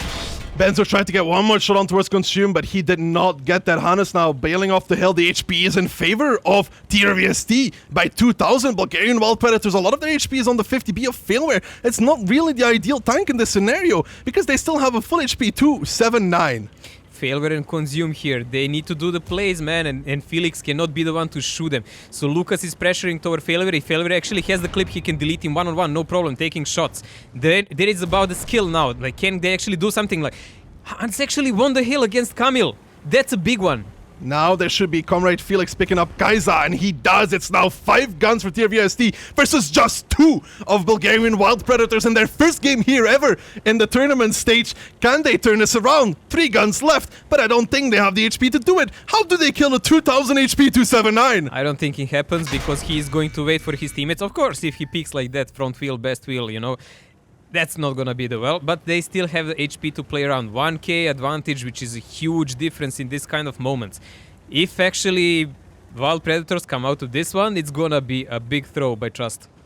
You can see the Chieftain and 50B now from the F line starting to close the distance towards Felix. They don't know where Feely is right now. Yeah, Feely is a guy who can actually turn this game around, but it has to be a perfect play. Failware also can't take a single shot, but he's deleted by Hans. Hans playing a game of his life, man. Hannes doing very well, and see Old Kings on 4k damage here as well. They're gonna focus out Consume now. Felix from the right side, and then Old Kings from the left. Consume, he can get out of this one in his Chieftain. Felix doesn't connect, but Old Kings will. In the 50B, puts 1, puts 2, will put 3, and put him out of his misery while he's at it. And there goes Consume. He goes down actually towards Felix, and it's just Feely. I've seen him in a lot of battles, but I don't think he's going to be able to win this one. Yeah, Consume just got sandwiched between these guys, and that leaves only Feely on 100 HP. A scratch that, he just died. I think he jumped off the hill. I hope he didn't get disconnected before. But never mind, the game was pretty much lost. So it is 1-0 from Trust. Really aggressive play from very start. It was actually very good. Yeah, they hit most of their team. It looks like they anticipated there will be a power play by Wild Predators from the hill. And they kind of just pushed them in a worst possible moment for that. That 60 TP, I'm not convinced. But oh, it was HE all the way? I feel he could have done better in a 279. Did he just only shoot HE? Because I think he only shot 3 hits, 0 pens, only HE. Mispick maybe? Whatever happened, it happened in last moments, so he had to play with it no matter what. Did it decide the game? I don't think so. Would he survive longer in 279? By far. Yeah. One thing to note there, you know how to say, there's a chieftain who is usually playing on J5. There's 2 windows, right, from the south. There's the left window, there's the right window. The chieftain now is playing on the right window, and what the right window allows you to do is spot the 8 line. However, when those 279s drove down 8 line, that chieftain backed off from the window. He actually backed off, and he didn't spot anybody crossing the courtyard. Nobody. So the chieftain, Tuna, I think it was, pushed up, and he didn't know. And then what the second nice thing, I think, was, did you see they had 2 hidden 260s on 2 line? Yes. So this was actually very good. They pushed really fast. But that's why I was surprised that I saw Tuna still alive, because he was surrounded by 3 or 4 tanks. Apparently no one shot him. I didn't see his HP fall down, so there is no way they didn't shoot him from close combat. This 8-line repush, Hillary got Amarak, which we said already, 279 is prone to it, right? It definitely helped BGWP, right? Get Amarak and Hillary. I don't think that 8-line would have been that quick without it. The 50 Bs would have reloaded before they killed Lazzi. But even then, Dupre, and I don't remember who was next to him, and the Chieftain, they just got clipped for free by 250 Bs. They just kept pushing. But still, the tactics from Trust was really, I would say, risky. But if timed well, high risk, high rewards, especially on Himmelsdorf, the map that is pretty much hardest to play against these guys. I think if done with a really good surprise, this actually makes a great play. Now, the only problem for them is not, like, usually you would see some guys like Insane Man Mastora here, but they can't play because they didn't play campaign. Only players who played campaign can play the tournament. So that's about that. Are those voices really missed in this team now? We don't know. We will see. Because in normal circumstances, we've seen Trust like improving their play over the time, playing some tournaments and so on, but they were always far below. At the moment, they actually took the first game on Himmelsdorf, which is by far the hardest map to take it on, I believe. Yeah. One thing, what I would not like to see from Trust, if you remember, I think it was for the Moscow qualifier, when they played, they played good on the attack, right? They did solid stuff on attack, but every defense, they would do some turtle. That doesn't work most of the time. I hope they don't fall back into that scenario. They did a lot of turtles. Like Sand River comes to mind, and even Himmelsdorf against MVPS with like 6 or 7 types. Today we saw only one turtle work, and that's CSA on Reshire, I think. Well, MVPS's turtle kind of worked. Kind of. But as far as we go, I don't think like they will... I think they know they should not. I think they know they should not. But also there is another drawback. If you play overly aggressive, you can get yourself in so many traps and lose game in first 60 seconds. Yeah, I mean... So this is okay. They didn't push from very start. They actually waited. It was... I liked it. I really liked it. I once upon a time tried something similar and died within 3 minutes, like 52 seconds. Yeah, some similar-esque stuff. Like, the thing is, what they do there is you can actually... I don't know if they did it, right? But it is a legit thing. I wrote down the timings as well. When an enemy picks that many chieftains, like BGWP do, the chieftains hit a timing at which they are driving on the hill, but they're not near the window yet. You know what I mean? They are not up, but they can't go down fast enough. Exactly. They're not up, but they're not down. So they have to make a decision. Do we drive to the window or do we go back? So you get stuck in the scenario then. No, that's what I said. Like, when you play a game like this, if you hit the correct timing, you can really profit from it. Even like that, this game came way too close. And also, I think Predators actually had a game. I think the mistake was the split on a corner. If you remember, they had like 7-8 tanks there. I really expected them. They will push on the right side and delete everyone who was in courtyard first. which they didn't. And then it kind of came really dodgy everywhere. But still, we have another game of Himmelsdorf now. Now we will watch everyone switching sides, of course. Now Predators will be attacking and Trust will be defending. To be honest, on Himmelsdorf, it doesn't really matter much whichever side you're playing. Well, it's currently 1-0 for Trust against the newcomers BG_WP. And one thing to notice, Trust is only using a singular 279. Maybe they don't have too many of them, but to be honest, you don't have to play too many of them. But they have 2 butt shots? Really? Why? Yeah, I'm not sure. Well, they're taking core charge from the beginning, immediately, aggressively, even with a chieftain. I guess they want to dominate the hill then. I can't see another reason. Why would you take 2 butt shots? 2 batches and 2 50Bs going towards top of the hill. BGWP has like, what, 4 tanks in 1-2 right now? I think it's 4. They're turning vast majority of them. How many are still going on towards the hill? That is the most important thing here.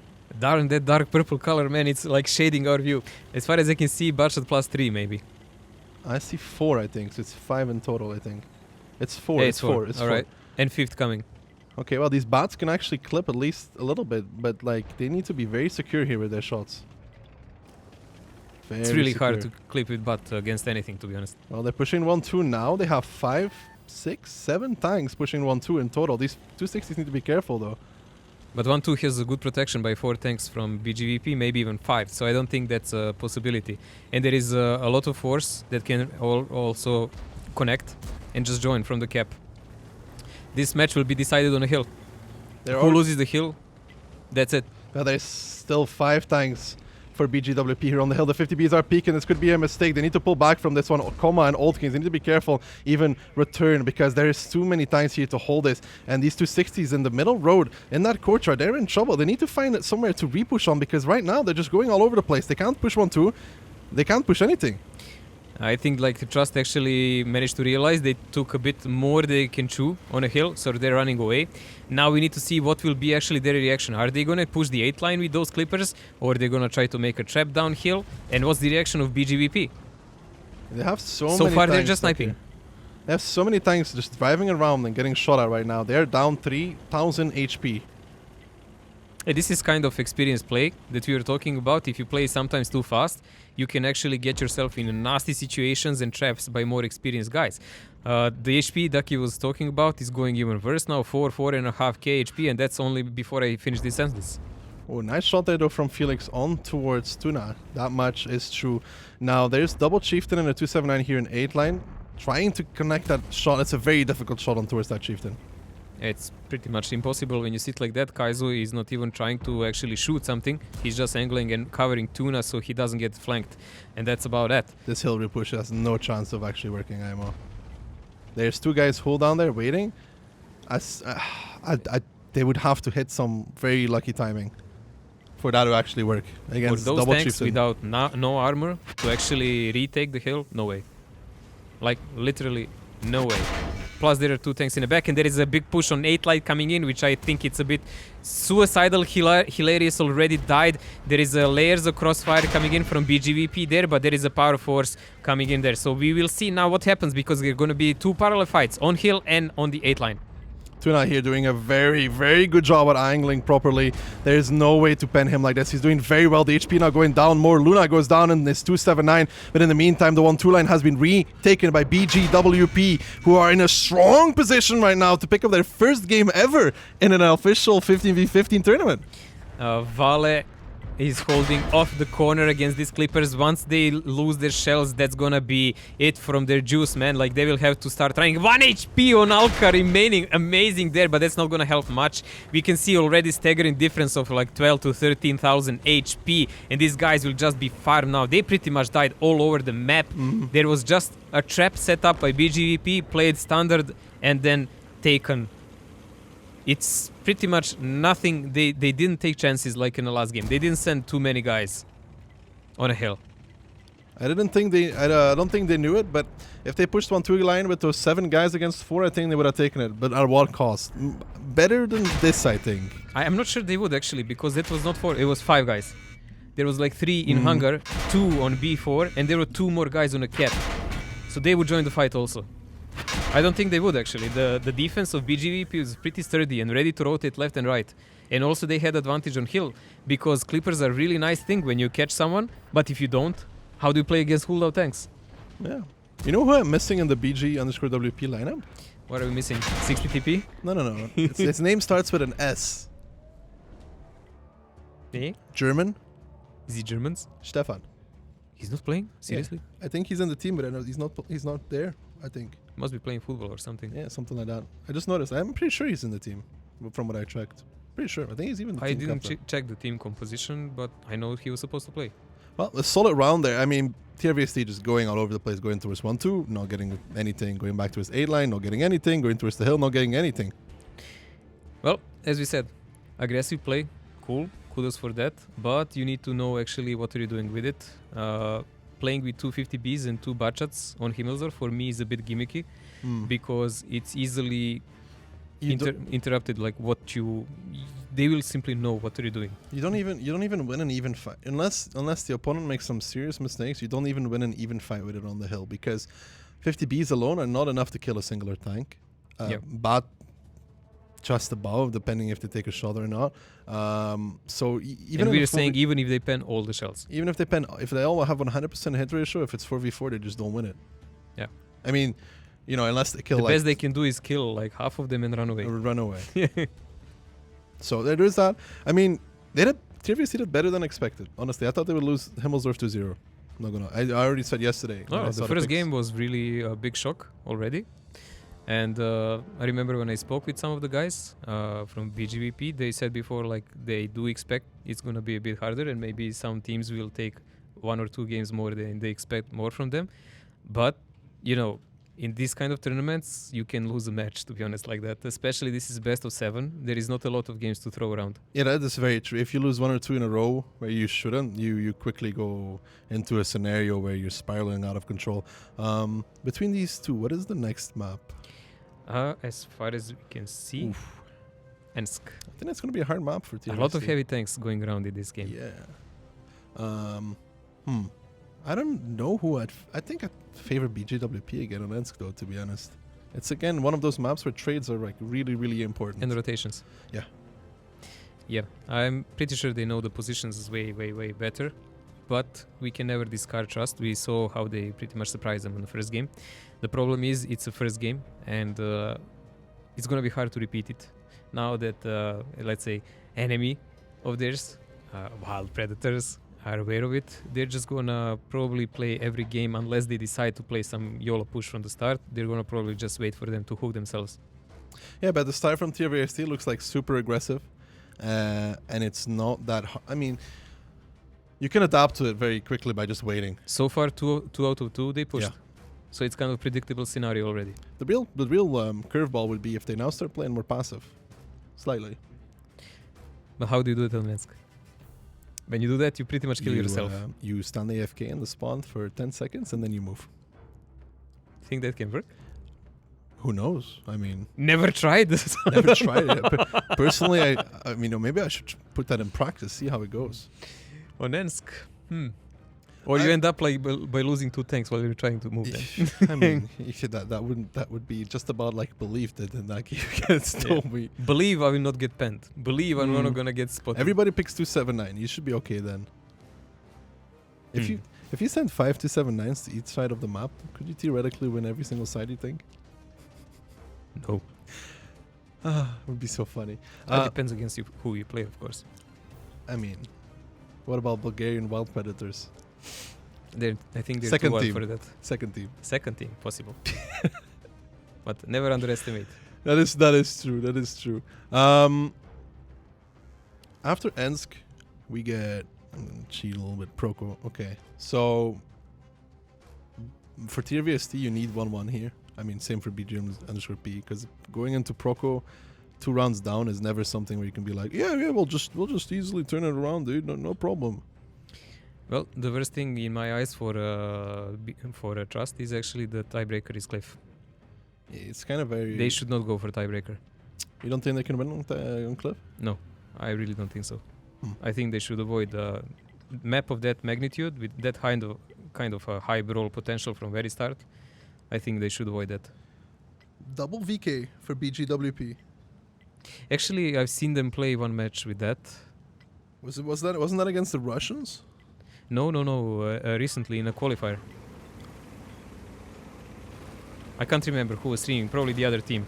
But I saw them playing VKs, and it started like they lost 2 or 3 tanks, and then they just killed everyone. All right. So from that, what I remember, they actually went more toward the green side, and they made a crossfire with half of the team there. There is... And it looks like they're playing the same, to be honest. There's 15 tanks pretty much going towards the east side of the map. That's amazing. I think they were playing against... God, I'm gonna lie. Maybe... Who did they play in groups? There needs to be an immediate reaction here for the side of Tier VST. If they stay like this, they're already in trouble because there is a massive force pushing on the east side of the map. And so far, I'm not seeing a reaction that really makes me happy. Actually, I think they played against the second team of Trust with these tactics. So the very same tactics we're watching now. So then Trust should kind of know what's happening. Yeah, they should know, but can they do something about it? Let's go to see. Like, this is a really aggressive opening on the field. I like it. The cooldowns are taken. There is no arty on Trust side, of course. And, I mean, to be honest, you can play one arty from that side where Trust is now. Shaku is just going to die for free. And as Chieftain, there he goes, deleted, and still no reaction from the side of TRVST. They're just letting them take this whole portion of the map without reacting. There is still 3 guys sitting at the J-line buildings, and this is not the way to play South They End. also didn't take control, nothing of the city, so there is no crossfire. Those TDs from BGVP are not even in danger. Lucas now getting focused out, immediately goes down, no bounces there whatsoever, and TRVST is still scrambling all over the place. It doesn't seem like they're even aware of what's happening. They lose 1, they lose 2, they lose 3, and they're about to lose the 4th into Benzo, and then Felix will be soon to follow, and this is all she wrote, I think, in this round at least, because how do you come back from this? This reminds me like in a game with Nomi against Bliv, the second team, second clan of Trust. They literally left the half of the map like this and got locked off, and they got just shot off. Like, this is a one-sided battle all the way. Yeah, I'm not sure what is happening here, because TRVST just didn't seem to do anything. They just sat there. They realistically just sat there. I don't know how else to describe it. That was interesting. They've lost 5 tanks now, and I don't know how they're supposed to retake anything here. They're pushing Evie forward. He gets immediately focused out towards 263 HP, and now they're just being picked off one by one, like absolutely decimated everywhere. This was interesting. Very interesting. I would have expected them to at least hard push the city as quickly as you can. Well, that was a defensive side. I mean, that was a defense by Bulgarian Wild Predators, by the way. But as we know on every map, if you attack well enough, you don't really have to sit and wait for enemy. And this is obviously the case, because so far there is not a single tank taken out by BGVP. They still have 15 players. Yeah, and I don't think they're going to lose anybody here either. They're just setting up the crossfire. Consume is on 69 HP. There is still a chance. Yeah, there is still a chance. To maybe, I think they're going to go for the clean sweep, though, here. Those 279s holding in the base for as long as they can. Hillary goes down now in their own base. That leaves the whole north side of the map open. And now they're just going to get slowly, well, slowly is a big word. They're just going to get surrounded and die. I guess they're just not getting pushed harder because BGVP actually wants to do the... Oh my god, they lost somebody. Oh, there you go, while I died. So we already have Nile and Luna doing more than 3000 damage in these 3.5 minutes, which is quite decent farming here. And the game is pretty much coming to the close with 10,000 HP advantage here for BGVP. Super aggressive push, even followed up by those huge VKs. And everyone came on time to shoot. No, they pushed very, very well. They pushed very, very well on that side of the map. Yeah, they took domination with Chieftains in a cooldown immediately, but the lack of response from Trust was amazing. You cannot sit there in a Chieftain on K0 and expect them not to destroy the houses. I don't understand what's going on. Like, Trust, Believe before them on Ends also, completely confused. Maybe it's just not the map they like to play. Maybe, but why did they play then? They're gonna need they could have banned it. Yeah, they could have, but maybe they'd like the other ones even less. Let's see, what did they actually ban here? TRVST banned Live Oaks, and then they banned Redshire. Well, if you play Ends like this, better play one of those, to be honest. Yeah, well, good stuff there from BG_WP. However, I am thoroughly confused that TRVST did not react whatsoever. And Nile doing almost 4k in his E4. Tuna really close to it also. So we have a couple of guys about 3k in a BGVP team. Of course, no one even close from the trust side. So now they're 1-2. So they're losing to BGVP team, and now they will have to play attack on Ensk. So Wait, no. Now they have to play the defending now. defense. Yeah. Defense. I was gonna say, I hope they have something better for the north side of the map. Hopefully. Yeah, the north side of the map I actually don't like that much. Me neither. So I have no idea what will they do in plan. Like if they want to establish presence somewhere, they have to do it way more aggressive. They left so many tanks toward the city. They didn't had do 4. anything. They had 4 and they didn't move. Like they spotted a lot of the tanks crossing, honestly, and they even spotted them going aggressive. I don't know. I really don't understand. But okay, like it's easy to be general after the battle. You know, those guys actually have to deal with the real situation, the stress, the team speak, whatever happens. But if you want to play this tournament, you have to actually live up to the expectations. So if you want to go high up and play, we forgot to mention actually the team who wins this goes to Minsk, to Wargaming Fest, and he will be European representative for right? against CIS, something like that. Yes, something like that. So if you actually want to be that team, you have to live up, because when you actually get to go there, you will face a team who will play highly super aggressive against you. He will be insane. in your face all the time. It depends on, but even Korm has that aggression, but Tornado is even worse in that regard. They just Tornado is all the time in they the just face, and Korm is... Listen, I swear they have keyboards. They have keyboards where the reverse key is just like taken off. It just doesn't work. It's like you either go forward or not. Like you stay AFK. That's the only thing. There's only 2 options, and it's like triple R automatically enabled from the beginning. To be honest, before the European teams became stronger at least, and they could at least face them in battles and even sometimes win. When you watch Tornado playing, it was godly. I don't know, like they were just going everywhere in everyone's face and somehow survive and win. Yeah, somehow made it work. So their mentality is you collect enough players who have enough skill and know how to talk to each other. You have basic tactics, and then you expect everyone to do their own job. Yeah, basic tactics with good reactions. Yeah, so you lay out the groundworks with tactics, and then everything is based on players and their reactions. Rotations are called, and that's it.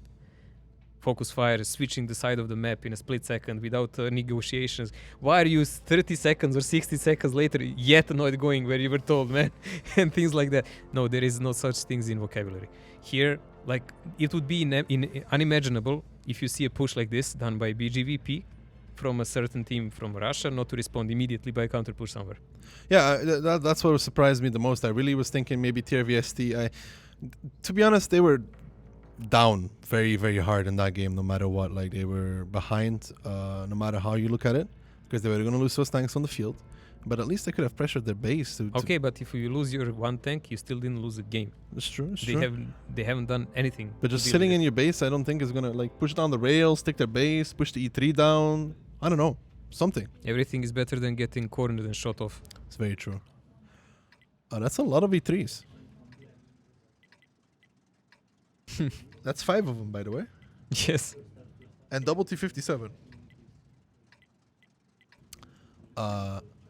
Okay, we'll see how this goes.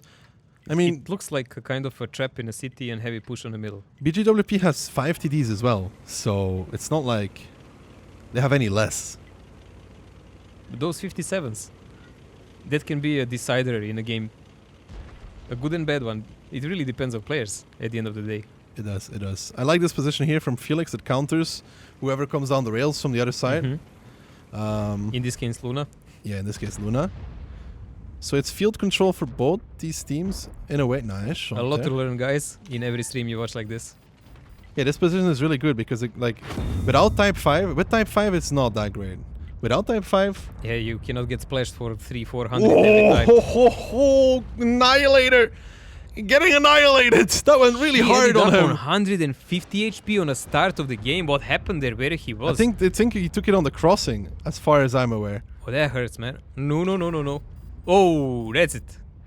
That's it. That's an E4 down. That's one of your most important tanks in this He was the top damage dealer for his team in the last game. Now they're gonna have to play without him. But there is a damage done. Kaizo is also on one shot now, 400 HP. A heavy presence by TDs, by Trust is actually paying off now. They decided not to play passive, and it's paying off. And look at Silence in the E3, also down. Kaizu is out. Silence is down to 269. Felix here taking a bit of damage. Good shooting on the side of Luna. Koma is down towards the one-shot, yes, but so far the trade is heavily in favor of TRVST. It is 5,000 HP difference. Yeah, and they're defending here, so go figure.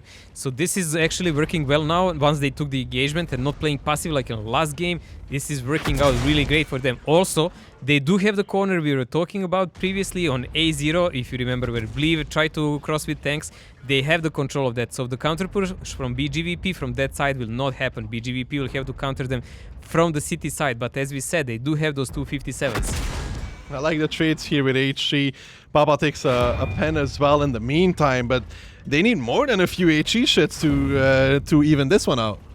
Yeah, being down for two major damage dealers like Kaizo and Nylar, that's a big strike in the start of the game. Felix needs to be careful though. I mean, they are finding the connections on towards him. He doesn't want to die. He's in a crucial position. He can just sit here for a while, take all the HG in the world. I don't think they'll have enough to kill him. Well, they need 11 more by the damage they're doing pretty much so far. Well, depends on where they hit, but yeah, roughly. But the problem with them is also, like with the BGVP, they already have another TD on one shot. You can see Silence. Silence is on 270 HP and he is spotted. So what goes one way, HE can go another way also. And they are chipping away. I mean, the TRVST was at 28,000 when they were at 22,000. It's still almost 5k. Yeah. Yeah, they've chipped. It was 6k. They've chipped away 1,000 with HE. Poor Felix. Honestly, 4,000. I feel a little bad for him. Yeah, I feel bad because it doesn't look like the rest of the team is actually doing the work now. Whoa, Silence gets picked up by Hannes though in SE3. That's another tank down here. The HP has even a little bit towards 3,500, right? But now Hannes and Lazzi, look at them. They're the mean duo that just pushing forward. I think Tuna has a hold down. I think he's behind the 268. I'd love to see Tuna's position because the 268 was there as well. Never mind. Never mind. Off we go. Now they're finally taking some advantage of their number of the tanks because they took the 4th tank from BGVP down. That's gonna be the only thing that can actually claw their way out of this game, because in one moment they actually managed to drop their advantage from 6 to 3,000 HP. But still, those 4 guns difference in the game they managed to establish by their strong play in the middle will pay off. Need to be a little bit careful here. Fairly getting nuked in the meantime. He's down towards 852. Koma goes down now. They need to be careful. They're just trading against chieftains that are side scraping. It's not the easiest thing in the world. Lazzi here in trouble as well. The big push is coming in from the city now. 5 tanks gathered up. This could work, but it could also really go bad for them. But as far as I can see, there is no enough tanks from BGVP side to actually counter the Consume. Camille in his 57 and another chieftain on the side. Like 3 tanks and Feel in E4 against all of these guys. If they focus their fire well, there is no way that BGVP can actually come out of this. No, not really. Consume is going to get crossfired here in between the T57. He's trying to live. Alka gets it out. Now they need to focus on towards Camille. They need to pick up him. Can Pala push on towards him? Ricochet as well. Camille is even in reload, man. He doesn't have shells. Yeah, but Pala doesn't have enough shells to just kill him though. And Camille's just going to clip him out in return. They need to be careful here. They could destroy the house though if they wanted to. Yeah, but he can clip him, but he cannot kill him. That is true. That is very, very true. Old King's taking some more damage now. Ricochet is still alive. Camille clipping him out. There he goes. Camille picks it up. In the meantime, Lucas and Rerolls are pushing on towards these chieftains here. It's becoming close. I'm kind of worried here. They are going to pick up that chieftain on that side. I'm just worried for TRV's positions. They're all over the place right now. They're going on towards Luna, but Luna has support from Papa Pavian. That's going to be Rerolls down and out here in a second. Luna gets Samurai though. That helps out, but Lucas is going to go down. And Mojo, that's only 2,000 remaining now. BGVP making a good play here on the field. They're actually equaling the odds there. They're now 2-on-1. Playing it out, so they will be able to cover the backs of their friends. But Controverse Baron, if he manages to hold his ground there and maybe do some damage combined with Dupre and the guys from the cap, they may come back in the game. It's only 1,500 damage advantage, but still, we are talking about those guns in the game. I think there is like 3 of them on advantage on Trust side, and that should be the crucial factor at the end. That is true. That is very, very, very true. Hillary here trying to find a shot on towards Dupre that doesn't expose him on towards the E4. In the meantime, the T50... Oh, careful here. Hillary. Awareness. That was not that great. He gets away with it though because of being a 279. But so far, it became too close. It's really close. Papa pressed Comrade Felix. He might actually he finish set him on off. fire. If he does that, he will actually be able to pressure on these TDs. And TDs can only go forward, man. They can't really go back. Papa now actually has the line of the field for him. He is controlling the crossfire together with Luna. But we can't forget one more thing also. Trust is actually defending here. So they're defending and they have so many guns against the BGVP. Again, we have 4 guys from BGVP against 6 from Trust. Like, who will prevail? We're gonna see next minute. Yeah, but 2 guys just... Oh my god, Rummel actually missed on towards fail, where Hillary's gonna get focused out now, probably, between the 2 guns. Baron actually misses. Benzo is still covering, though, on towards Hillary, but Hillary bounces his shell. Fail, we're not panning. Baron also, man. Baron here still alive, though. That's the most important thing at this point. It's so close. He pens now, though, but Hillary will be able to pull back slightly into a more passive position. Papa dies in the meantime because TVST is pushing down the rails. Luna is the next one. Rummel gets on towards Failware and picks him up. Down and out. And now it's just Baron and just Luna. But for a game with 6,000 advantage, this became very, very, very close. It became too close, and I think at the end they might have actually won because both Luna and Papa Pavian in their 279s had broken Amorex when this happened. That was, whew! But they pick it up, make it 2-2. That was I was so nervous watching that, honestly. Like, because I can't say it was lucky because Trust actually took their win. They took 6k advantage. Yes, they really shot 2 guys in a start, like Nile plus 1 died. I can't even remember now who. But they died in the start of the game. Nile and Kaizu Kaizu. 268. So they were pretty much deleted almost for free. And Silence did also 0. So yeah. and Consume only got to do 1 shot. So you can see quite a lot of things happening. Consumer was the chieftain that was 279 that was defending the city line. Yeah. So there was a lot of mistakes on BGVP side here happening, and even like that it came so close. Swiss Tank doing 4.4k, that's really important. Rummel Boxer also 3.3, 3 kills. But it's really hard to say, like, if you're one of the last guys alive and you're doing damage constantly, and then you don't pen, as example, 1 shell, and entire game gets crumbles behind it. Crumbles just on your shoulders. Hannes, that though, really not he fair. only did 2.5k damage, right? But he got 5 kills. He picked up like a lot of 1 shots, and in an E3 doing 2.5k and getting 5 kills. That is a very good performance because it doesn't look like that on the scoreboard. But with that reload and with his position actually managing to pick up 5 kills, HE all the way. I mean, people don't value it as much because it's not a big number, but he secured the kills, which is 5 kills, very man. important. 5 kills in any kind of clan game are super important. Like, super important, especially if they don't come like late game when everything is already developed. Yeah. So, yeah. Again, a good approach from Trust here coming in. So this is something like a first game on Himmelsdorf. Yeah. And it's a quality play. It's even Steven 2-2. It feels such a hit or miss right now with Trust. They played really well the first game. They got absolutely dominated the second. They got absolutely dominated the third. And then they played really well the fourth. Consistency. Well, we're going to see now. We will watch Prokhorovka. Trust will be defending. So they will be playing from the north. And we will see what's their plan for there. Also, I'm interested now to see what will these teams' approach be. More arties, more lights, more aggressive play instead of that. I don't know. You played them in a campaign. Like, what do you think? Trust? Yeah. I felt it was either camp or YOLO. There was no middle ground. It was one or the other. They didn't all control. They didn't all play on the rotations. They never played on rotations from what I saw. Or they weren't very good at it. I'm going to be honest. They either played very defensive or very ultra aggressive from the beginning. One of the two. I didn't see a middle ground. Right. So we're talking about this German team that is playing today. Well, at least one of their, Hannes was in it, Koma was in it, so I'm guessing that they're the FCs now, to be honest, since Kalium isn't there. So, I mean, somebody doesn't just change their style over 2 weeks, I think. So, what is the impact of not having a guy like Kalium there? I think Kalium, I played with Kalium as well, but it was only advances though. But he was more... He did control in a way, but he was also very, very defensive. So I don't think it changes that much. I mean, maybe the YOLO is very aggressive play is not what they're really used to. This team, because Koma played it mainly with the Fame team when they were in Tier VST. So maybe that's a little surprising for them because they seem to be missing some coordination at some points. In the last game, kind of obvious with the pushes. To like really, if you want to be aggressive, you need to be all together. And they were like, not 100% in sync. But they do look pretty well now when they actually push, as far as I'm concerned. But on the other hand, we can also debate that FAME or BGVP team does not have Insane and Mastora there. So they don't have like their main shot callers and dealers in the game. And it kind of shows in some of the moments here, to be honest. You know who else I'm missing? You said Stefan. Yeah, but another person with an S. Also a German. Who? It's a animal in the zoo. You're completely missing. In the reptile section. I have no idea. Shockish. I know, man. Mr. Snack is not there.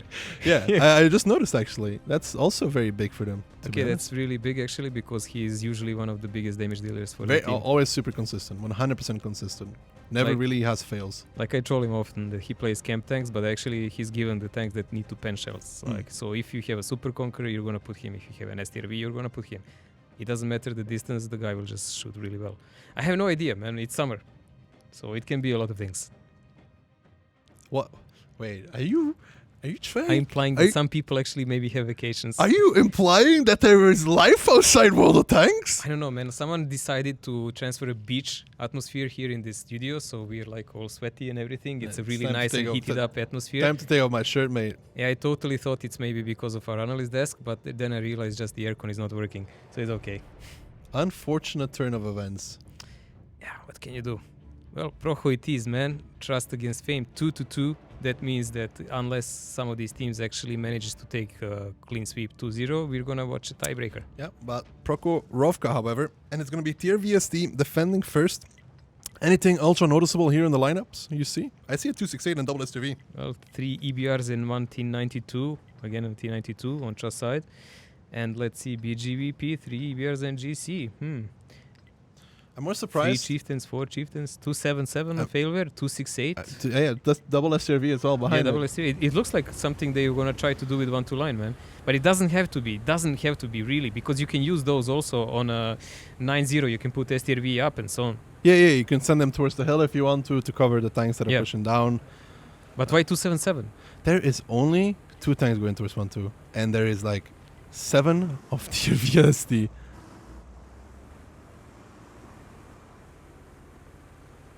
The thing is that it doesn't look like Trust will actually play passive here. It does look like they're gonna push from very start. So there is a huge exchange here. Alka died on other side on 8-9 line, and here we already lost Camille, one of the best light players. And now Benzo died.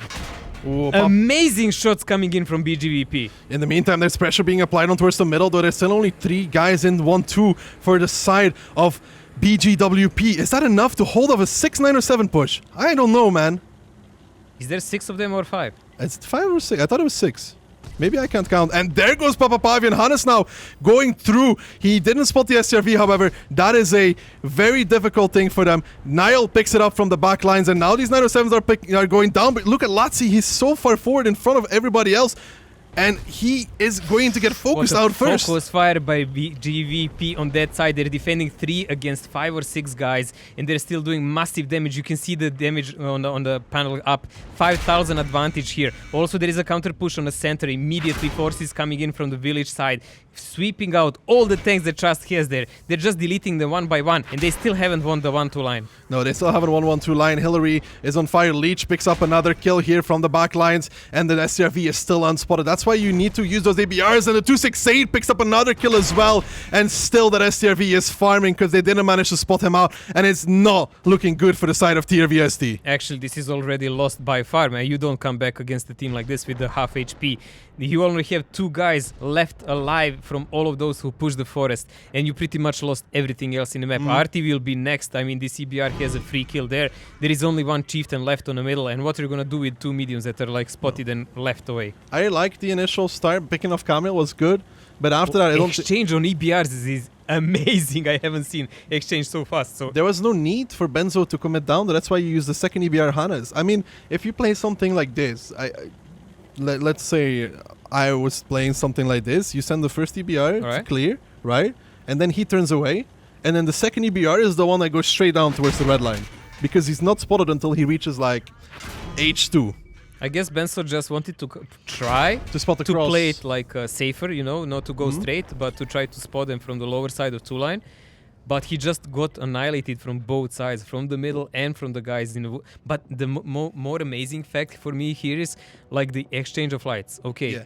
like Camille dies in forest. Instantly. Second later, Alka dies on a completely another side of the map. Yeah, I don't know what happened to him. Like the lights were dying left and right, man, like they never existed. Actually, really hard to hit some of those shells. That was really good focus. Also, to hit those shells, you need to highly anticipate where will the tanks be. Yeah. Great play. The thing is, though, what really lacked here, Hannes was driving down as well later, but the issue is the one where if the EBR does not make it to the red line, then he does not spot the STRV. Hey, it's a big problem. Also, they were stretched out. We already mentioned in one game before. I don't like the chieftain's positions personally. Like, I don't think they did nearly enough. There was one on the far left side of the rail, for example. Yeah, they were spread out. Against the focus play that BGVP had here, this is a really... I feel strange. if you're doing something like this, you can't have tanks that are easily pushable in the mid or farmable from the rails. You can push like, when you're pushing down 1-2, you can push two of them like in the hole on the left. Well, on their left side from the other spawn, and play from there, because then at least you can cover your tanks and shoot towards the rails, shoot everywhere. So what was good? The good was exchange of Yes. lights. That was okay. Initial plan, okay. Reaction from BGWP, pushing Yeah. 7 line. What was the problem with the trust side now? Not spotting the STRV. Not spotting the STRV I guess Benzo's and spread out tanks. yeah, I guess Benzo's reasoning is like, okay, they know we have 907s in 1-2, right? Because Camon got shot by them, right? So he tells them, okay, there's like 5 907s in 1-2. And what he might be thinking at that With point a couple is, of Polish attributes on top of that. yeah, what he might be thinking is they might be crossing back towards K1 to defend 1-2 if they don't have a lot of tanks there. Mm-hmm. So if I go and spot them, then maybe the chieftains can farm. But in reality, he gained nothing. And as we said, also they were really spread out all over the middle, so Yeah. they were susceptible to any kind of counter push by BGVP, which ended up in pretty much disaster everywhere. They didn't win 1-2 line; they won it eventually They by didn't even losing re- most of their forces. They didn't even really push together. Like Lazio was like, let's say 100 meters further than everybody He was else, like 2-3 tank lengths in front of anyone, which is too much. then next guy, and then next 4 guys.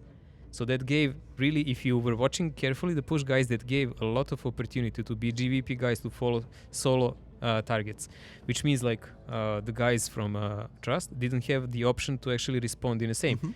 So you lose one guy for maybe doing 1 or 2 shells of damage back, and then you get in a brawl out situations where everyone is focusing, using corpses and things like that. While on the other side, you're actually losing because majority of tanks of BGVP is focused to kill everything else you have on a map. Yeah. And you cannot help each other. For that to work, for that to really work, they had to push 1-2 better, use EBRs better, because they're obviously committing more tanks in 1-2 than BGWP has holding there, which means they're outnumbered on other parts of the map. Honestly, against most of the teams, this would work, but we are not talking about the standard players here. So when you play a high risk kind of game, we already saw it can be a high reward, but also mistakes like this, which don't look the big ones, are actually highly punishable. It's very true. Yeah, I still don't know how Alka died though. Like, I was thinking about it ever since you mentioned it. I have no idea. I saw him spot 7-8 line, and then our focus was left, and I just saw he's dead. Yeah, yeah. I don't know. I mean, it wouldn't have changed a lot. Obviously, it doesn't change a lot, but it's every tank matters. Even EBRs, they can be so. Even EBR that can go 100 kilometers per hour and shoot everyone in their ass for free. They're so lethal, dude. Like when Like they, most annoying tank ever, man. if they break through, they're so lethal. Like he can run away from anyone, go harass, spot, go back on other side of the map, shoot someone else. Like they're that fast. Like complete abomination compared to anyone else. No tank is even half as fast when you need to accelerate or do anything like that. That is true. Now from Fame side, what would you do from North? I've seen them play some things, but What would I do with them? Man, they play way better and think way better than I do, so we should not go there. I mean, they did everything correct here. They made a small trap in the forest, and they pressured the other side of the map, and to be honest, Trust hanged themselves. So this was just reactionary play. by a BGVP team. They didn't do anything special except shoot exceptional toward lights. Like, they did that. That was the only good part of their opening. But everything else was done by Trust. Okay, so double SRV for TRVST, double SRV for BGWP, and a 268V4. Again, that 268V4. They really seem to like that, don't they? 3 chiefs, a very balanced lineup. Only one chief for TRVST. Well, only one chieftain. One. While playing 268 again. Yeah, but one chieftain kind of indicates you have to do something aggressive, though. You want to negate the chieftains in the middle by taking another side? The thing is, now we know that BGVP is defending, and they have a luxury to choose whether they will play aggressive or not. Trust, on the other hand, like, took 2 STRVs similar to BGVP. Ish. Double EBR pushing down. I think TRVST has probably enough tanks to just hold on. That's a good spot there from Alka, because he cannot get pushed, he cannot get traded. Can Papa survive this running away? I think he can. I think he can. But Alka doesn't take a lot of damage for it. He takes one shot. I mean, yeah, he takes one shot, but in reality, it doesn't really matter much. Already misses. Yeah, both Tuna and Papa Pavian took one shot each, but also Hans took one shot and Alka. So they're pretty much even Steven on that start. Alka needs to be careful here, though, because Kamil has been able to take E1. I think Benzo should know. Oh no, it's Old Kings. So when Old Kings fires over there, he should know that Kamil has to be in some sort of top bush, which means E1 or anything around it, right? And then a lot of blind shooting. They have enough forces to do that. That's for sure. It's not really hard to figure out when somebody is in E1. This is, I don't know. I'm not sure about... Ouch. Ow. I'm not really sure about this play of Trust. Like, they have pretty much 2/3 of their team in a forest, man. And BGVP has no reason to push. And with the rest of the force that you have, you can only maintain the map. You cannot actually pressure it. Like, Trust cannot pressure the hill or some other part of the map with 3 or 4 tanks. So what are you going to play? On 1 RT? No, 10 minutes are not enough for 1 RT to make a big impact. Can they find Kamil? That's the real question here. Oof. Yeah, they started. Oof. More blind fire going towards it. Nothing connecting yet, though. They're not even hitting the right bush so far. They're getting closer. And they're not hitting the bush, they're hitting the ground. That's the amazing part, actually. They still haven't figured it out completely. Old Kings need to be careful, though, because Luna is just going to try and, like, every time he gets spotted light, he's just going to shoot at him. And he takes another shot of damage. They already know where the light is at this point. I mean, if they suspected, the Koma should be the one opening these shots with a big RT splash from T92. Like, wherever you are, in whichever bush you are, there is no way you don't get splashed by that. Yeah, that's very, very, very, very true. I'm just waiting to see if RD does indeed fire on towards that side or not. They stopped actually shooting here. Why? Are you saving on ammo? Seriously? Benzo is immediately spotted. In a mesh point?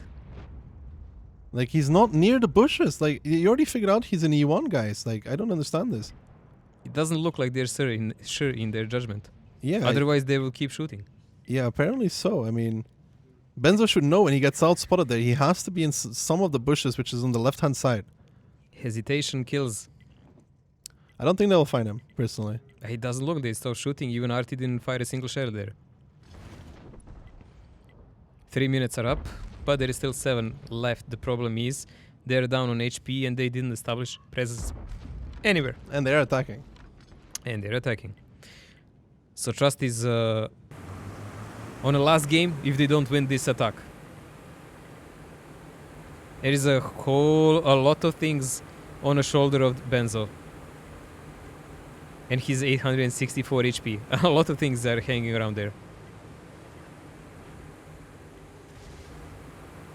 I'm just so surprised they still blind fire in that.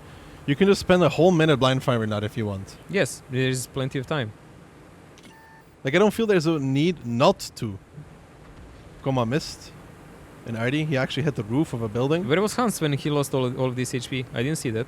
Like, he was the only EBR with 100% HP. He was on the hill, I think. He still is, probably. Yeah, I think he got blind fired in the bushes, probably. Maybe by Ardi.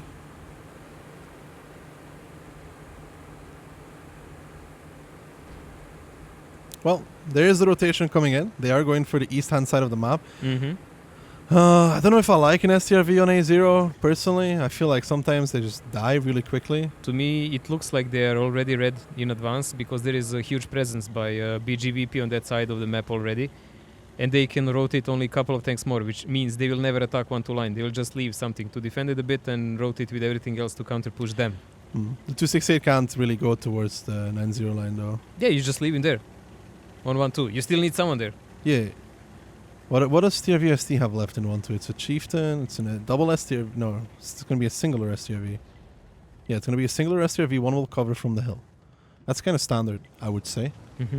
The only issue they have, I mean, I don't know if they have enough tanks to really hold 1-2 if it comes down to it. We'll see. If the 268 pushes down with an STRV and a 907 and a Chieftain supporting, and double EBR, for example, pushing down. Yeah, DBRs will actually be a problem because there is a scarce number of tanks in the forest. Yeah, how do you kill them like quickly enough? You don't. I mean, they still have time here. I mean, magnificent. They're sending a 260 back. He's going to go 7 line. Again, Benzo. I think they may YOLO him forward, but they don't have really anything to shoot on A6. It looks like Benzo is a designated guy to go take first shot always. I think he's also one of the people furiously pinging as his turret isn't moving. It's a big responsibility to play EBR, to be honest. A lot relies on you, and you have to drive, and you can flip a tank easily, crash, and do whatever. On the other hand, you are driving a fast enough vehicle, and often no one does damage to you, no matter how they hit. Yeah, that's why I didn't want to play with DV, man. They told me I was going to be the second EBR. I'm like, oh, no, brother. Really? No, it's not the reason. Who is the first? Buzuk, I think. Really? Yeah. Oh my god. We'll see how this push works out, though. The 260s are going to be delayed. Here comes the 907s. Driving down. It's all or nothing here for TRV-ST. Is this going to work? Is this the money game? Is this the play that will bring back everything? They take some damage driving off the hill. They take a lot of damage driving off the hill. Man, they were is even already down. expected when the tanks are, and Artie actually missed the shell. There is a complete crossfire from BGVP, from the rails, and from this position where Kaizo, you can see in his chieftain, this is going to be a huge problem. So, okay, they are winning the dip here, but that dip is not even defended. Benzo paid the price for it by spotting, and they achieved absolutely nothing. The SRV is still up there on A0. I don't think he'll reveal himself until absolutely necessary. And now the tanks from BGWP are starting to move towards the middle of the map. 3 minutes.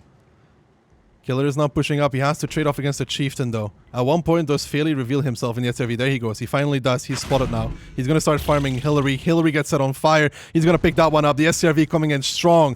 He's already picking up 1 kill here. The HP is still about even. Lazzi is trading, though. He needs a buddy. He needs some help here to hold on to this. Fairly in the SRV is dropped towards 648 HP. Comes a big arty shell from Luna coming out as well. Papa is down towards a 1-shot now. And can TRV-ST hold on here? Can they hold the middle? Tuna goes down in his EBR. There is still tanks pushing down 1-2. Old Kings goes down in his 907. That's not a surprise, I would say. And now the middle of the map is the big contestant, but BGWP up 2000 HP. Yeah. Also, we saw that Feely died in his STRV on A0, so that is lost for BGVP. There is 3000 HP advantage. It looks like they slow down and advance on a 1 line because they have Chieftain and STRV to deal with in the back, and I don't know, do they have a light to help them with that?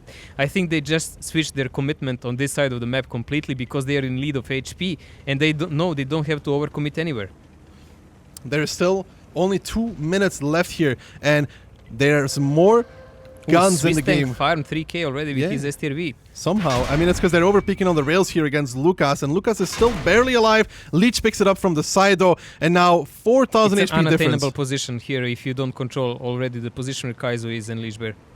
Hannes is now going towards 1-2, trying to outspot tanks there. There is an EBR, however, on G1. I don't think he'll get it. Nope, Vala picks it up in his 268. I don't think he expected Camille to be in the G1 bush on the outside. And it looks like TRV-ST's play doesn't look to be working out, does it? 4000 HP advantage for BGVP. There is always a chance we need to give them that, but it's really slim, especially against a team of this caliber here. Maybe first time here under this name, but these players, these common criminals, we know all.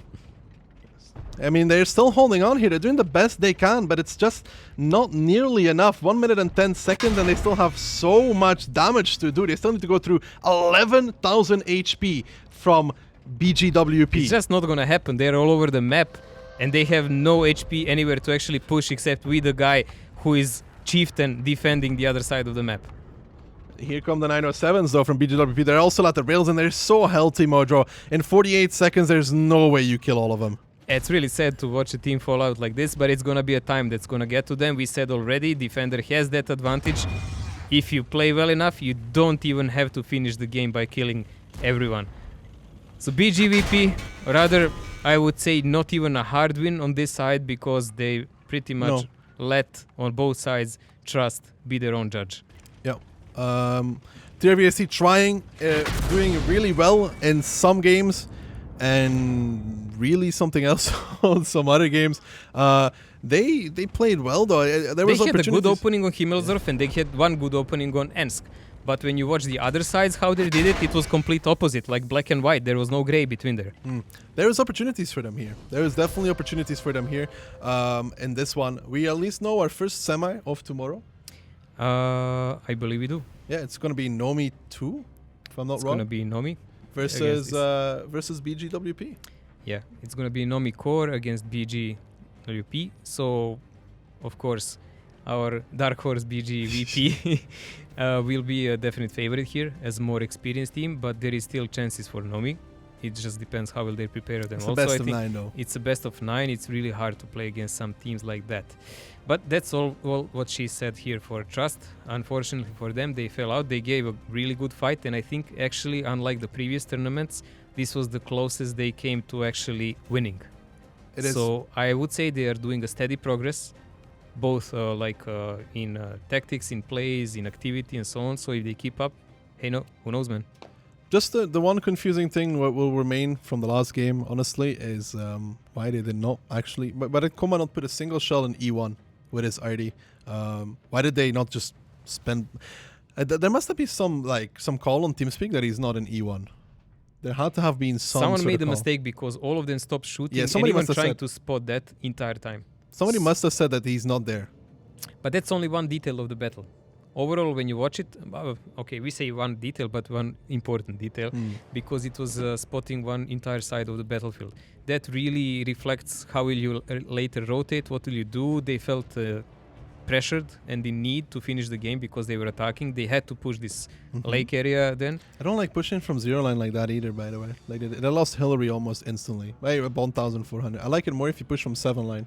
The problem is also when they pushed there was actually nothing to push. No, I know, but if you push from 7, like you yeah, I know what you mean. You push Benzo, you push away the EBR, and then you cross and spot it.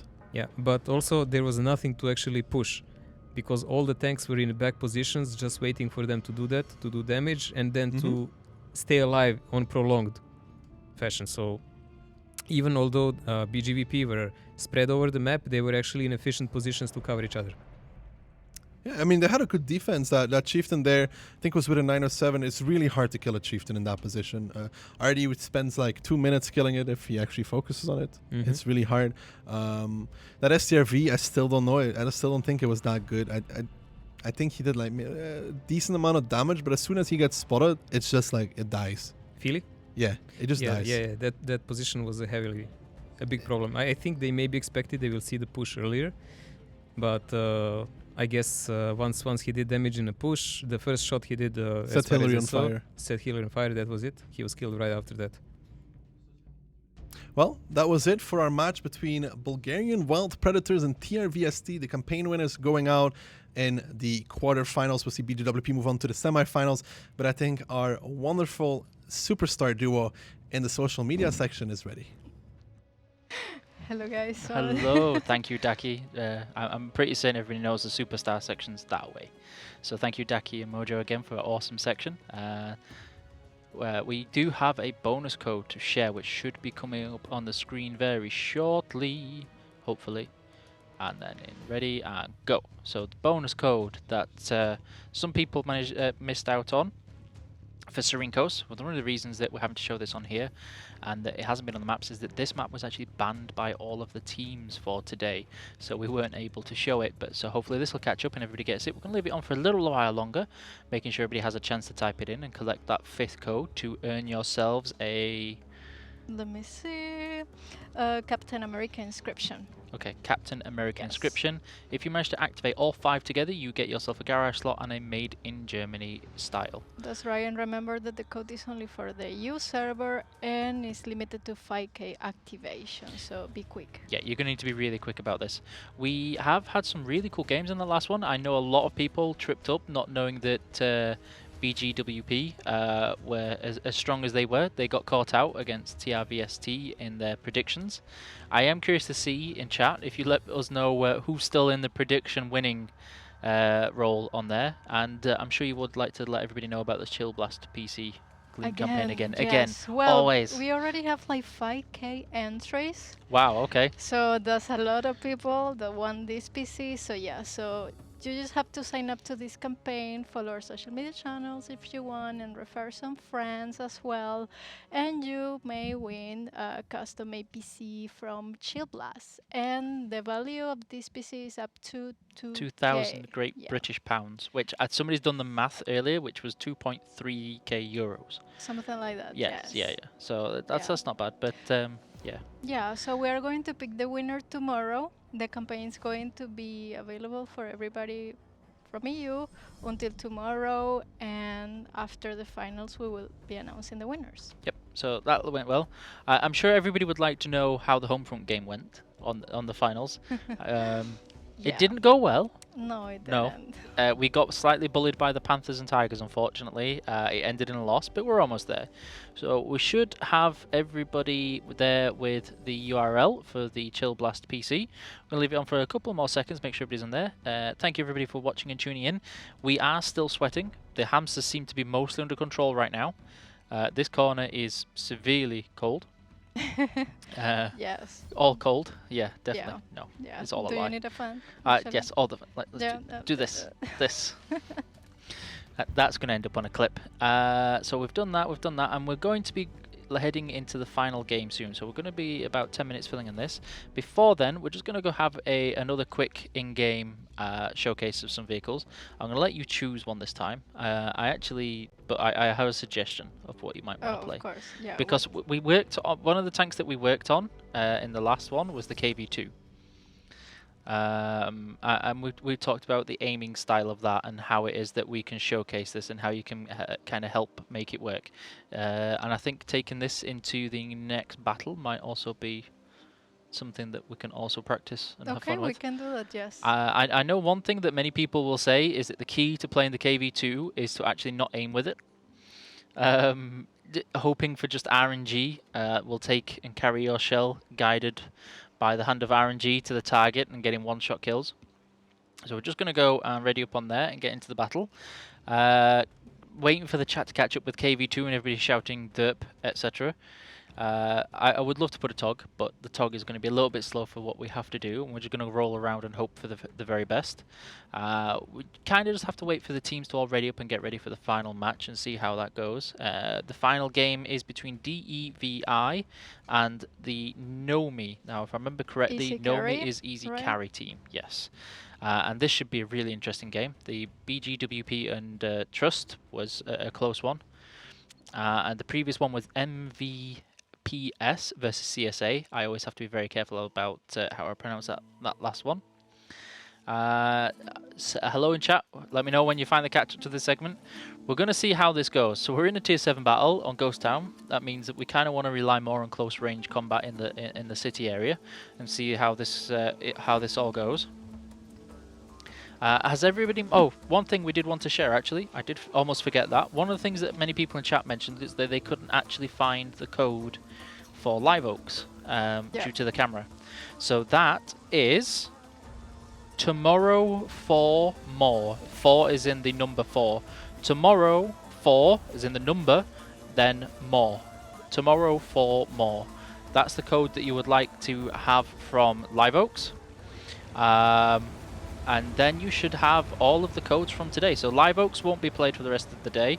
We do have more of the codes going on there, and we've just shown the one for Serene Coast, which was Catch Me If You Can. Catch Me If You Can with a U rather than a YOU.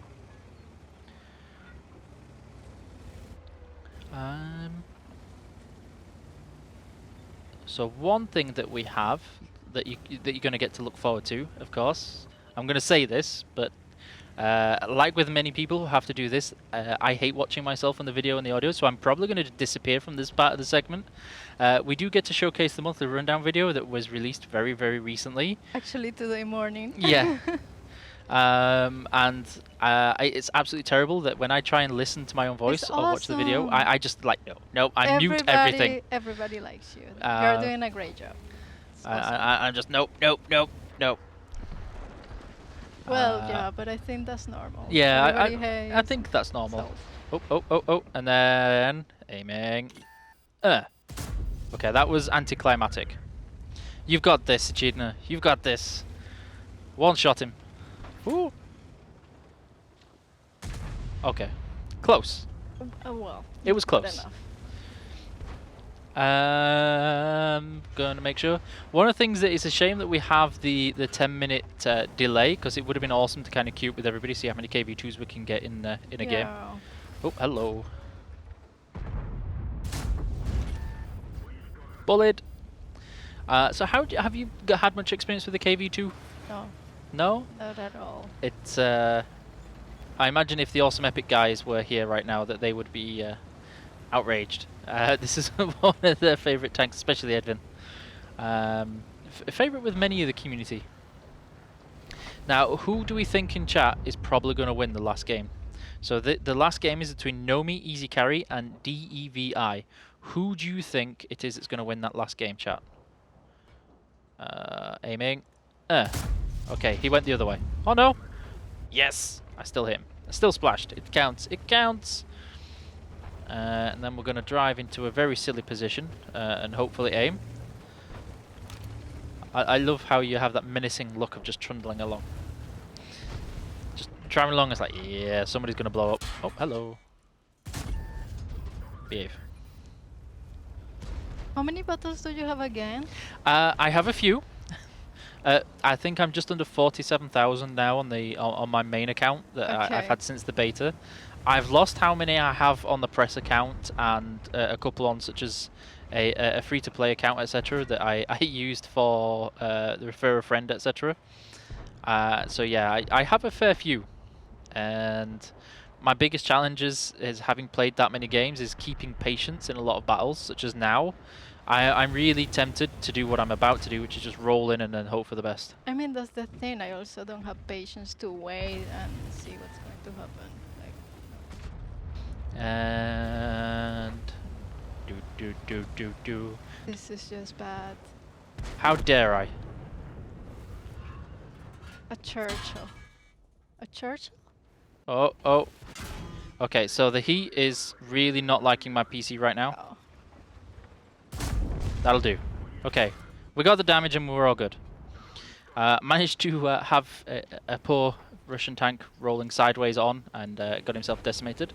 So if we leave that battle and into the next one, what would you like to play next? Anything in particular? Maybe we can play the talk. You want to play the talk? Yeah, I always let's want to play do the talk. this. Let's do this. So I'm already seeing questions from the chat, and unfortunately we are 10 minutes in the future from you. So it's a little bit hard to answer the questions. Yeah. It wasn't the last game. There is one more match. So that is a group of games with two teams facing each other before we move on to the next one. So this TOG game could take a while at tier 6. Yeah. You've selected tier 7. Oh. That's okay. I do this all the time. Glorious TOG. I did see it. So we're just going to start this. We're probably going to be switching over. I did see somebody give a code for a really good idea, which involved my name somewhere. And apparently, I can't remember the exact one, but essentially it was a 100% chance to have a TOG as a free vehicle. But the side effect is that it's always on its side because of my ability to flip every tank, no matter what.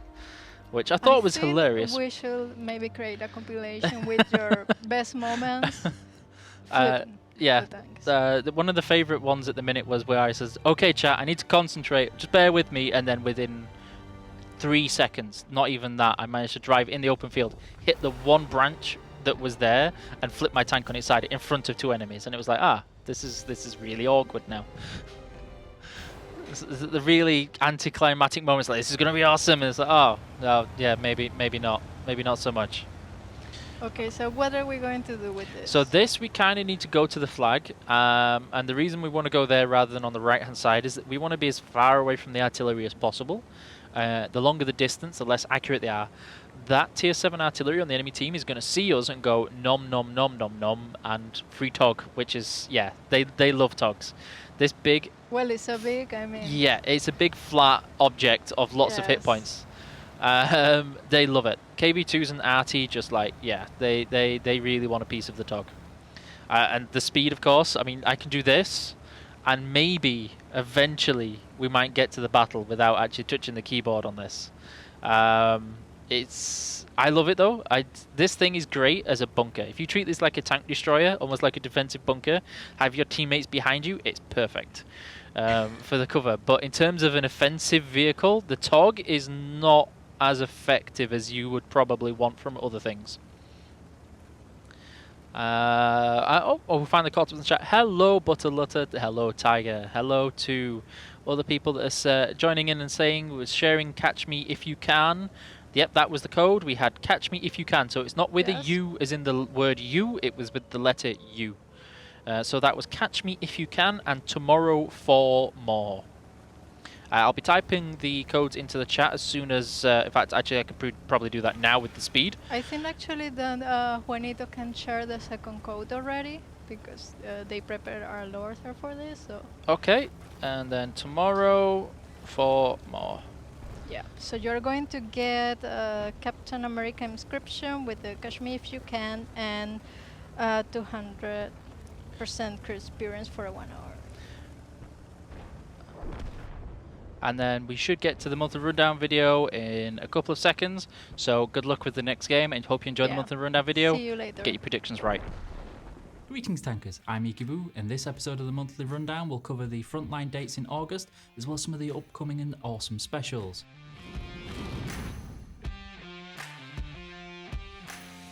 So the frontline dates for this month are between the 19th and the 25th of August, so good luck grinding towards the AE Phase 1. Another important note is that patch 1.6 is planned for August, so keep your eyes peeled for updates and announcements on this patch. The top of the tree for August will be the STB-1. This tank has seen extensive reworks and updates recently, and in particular a new combat role and a really fancy pants hydropneumatic suspension system. The STB is now one of the best tanks at exploiting ridgelines and keeping your relatively weak hull hidden as much as possible. It's also much better at dealing damage on the move with better power to weight ratio to help you not suffer going up those hills. The equipment for this month will be the medium caliber gun rammer to help you get the most out of that gun. August will see the start of a really long event called the World of Tanks Festival. Now this is going to change things up a little bit with changing our events and specials during this occasion. During the World of Tanks Festival in August we will only have weekend specials with the exception of one for Gamescom, which I'm going to go through later in this video.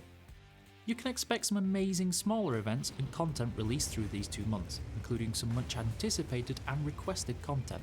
Just before Gamescom we're going to have a special called Extra Progress between the 17th and the 20th of August, where you can earn XP in your vehicles 3 times per day by playing 3 battles and placing in the top 5 to top 10 experience on your team. The higher the tiers, the more the XP you can earn each day as part of this special. But you will need to place higher on your team in those 3 battles. The missions will be doable in both normal or premium vehicles to help you save up XP to convert to free XP later, or to get a really healthy boost on your tech tree grinds. This is probably the time when people will want to really get the XP on the Cromwell in order to unlock those new British light tier tanks in 1.6. While I know another popular approach will be just to stock up on the elite XP and convert it later when there's a sale. At the end of the month we're going to have Gamescom, one of the biggest events in Europe, and World of Tanks are going to be attending in full force. We've got a new and exciting experience for everybody who's going to be attending the event. You've already seen the announcement this year for the player gathering. If you haven't already, make sure you sign up to secure your place if you plan on attending. If you can't make this awesome occasion, don't worry though, because we will have a whole special in-game event just for you. There's going to be fantastic discounts and opportunity to pick up a free camo for taking part in these missions. This is all topped off with a ×5 first win bonus during the whole event. we're going to be having a lot of streams to our contributor and our own channels in German, Polish and English. There will be a ton of missions organised for the lead up to Gamescom, with the ability to earn some extra cool goodies. If you play close attention, there may also be a free premium day shared somewhere in our announcements during the Gamescom activities.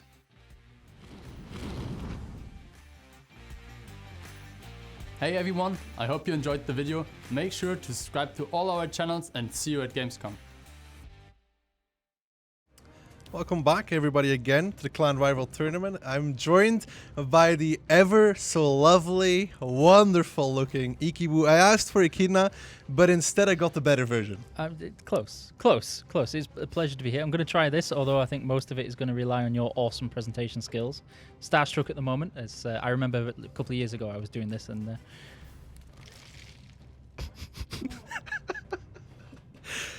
and as ever, whenever I'm apparently on stream on this camera, if you don't know, it seems to be a tradition at the moment for always to have confetti around here whenever I'm on this camera. That's great, dude. For most people to know. So there you are, confetti that's coming on. Thank you very much. And yeah, who are you expecting to win on this next game? Mate, I think if I predict against Davy, because I'm in Davy, I will get lynched. Are you sure? I probably will get lynched. But I mean... by an angry mob. Be bold. Be bold. They should win. They should win. They should win. I mean, then of course I have to go for Nomi. Oh, wow. That's got to happen. It has to happen. You can agree with me. Are you sure? Because you've got to have one person with one and the other with the other. I mean, it's okay. It's okay. But if they lose, they're gonna come after you. I'm gonna go with Nomi, and then we'll see how that goes. All right. How have you enjoyed the game so far? They're actually pretty good. I quite liked how a lot of them were fairly close. Sorry, I'm moving my head and the confetti is falling down, so I'm gonna go what? I like how some of the closer games. I was very interested to see Redshire coming down to the Arty. Arty support and some of the big hits on Redshire with the Arty again. I'm feeling a lot of artillery importance with those wheeled vehicles, and keeping them suppressed and under control is pretty important right now. Well, you're going to get to see Nix probably play and Davey, and I think he has 3 marks on all the Arties, if I'm not wrong. Oh, okay. He's a specialized Arty player. Believe it or not, sometimes when I'm on TeamSpeak, he'll send me like links, and it's like, Daki, look at this, I penned a light, and then I usually just respond with like a middle finger.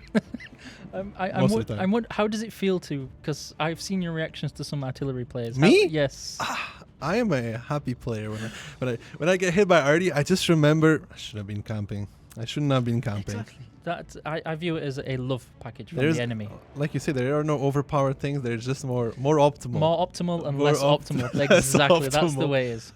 Yes. I'm amazed when people say, like, what's this link about? It's like, there is no OP. There is only optimal and less optimal. That's it. That's the only way forward. And where does the German light place itself there? In the middle. In the middle? Yeah, In the middle. I think you have some scoot.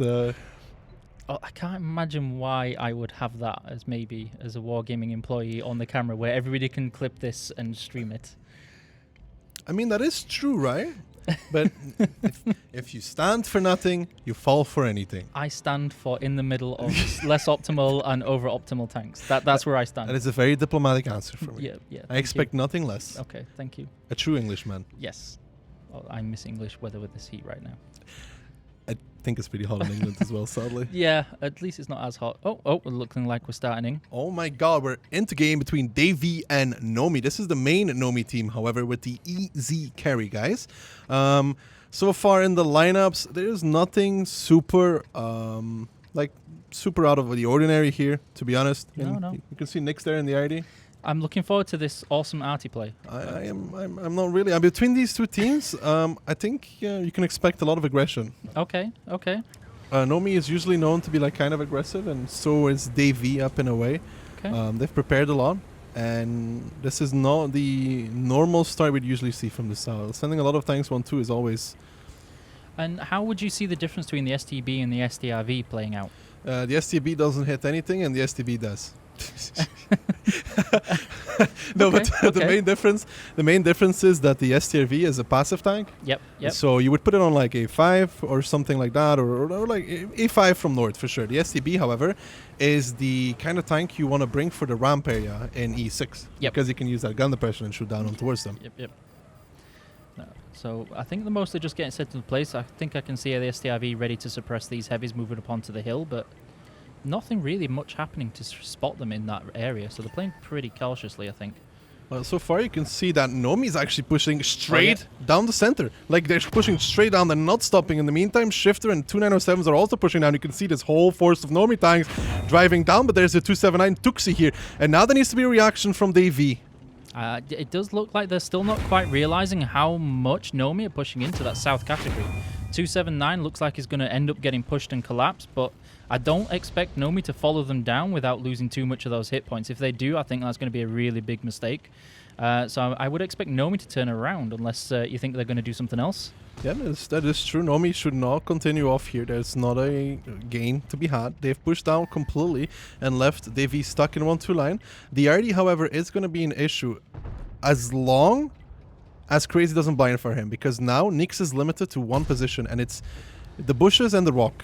And it's not that hard to deal with. Yeah. And would you expect maybe the Nomi artillery to try and suppress him while he's caught in that really selective spot? Well, the Nomi artillery now, at this point, should be, how to say it, Kurana in trouble or getting farmed by this chieftain. Kvito gonna try as well. Zix actually picks up the RD, that's very important. I was gonna say that the RD could trace him. He doesn't have to hit him, but if he sees where he's firing from, he tees it, and then they kill him. Shomi, in the meantime, dies, though, in his 907, and that was not a kill, which means that he was either on his roof or jumped off a cliff. I think he may have fallen down, maybe trying to get into the 279, but I can see Nomi maybe getting those nice sniping shots onto where DV are kind of stuck, but the DVI are getting caught a free zone on the top left.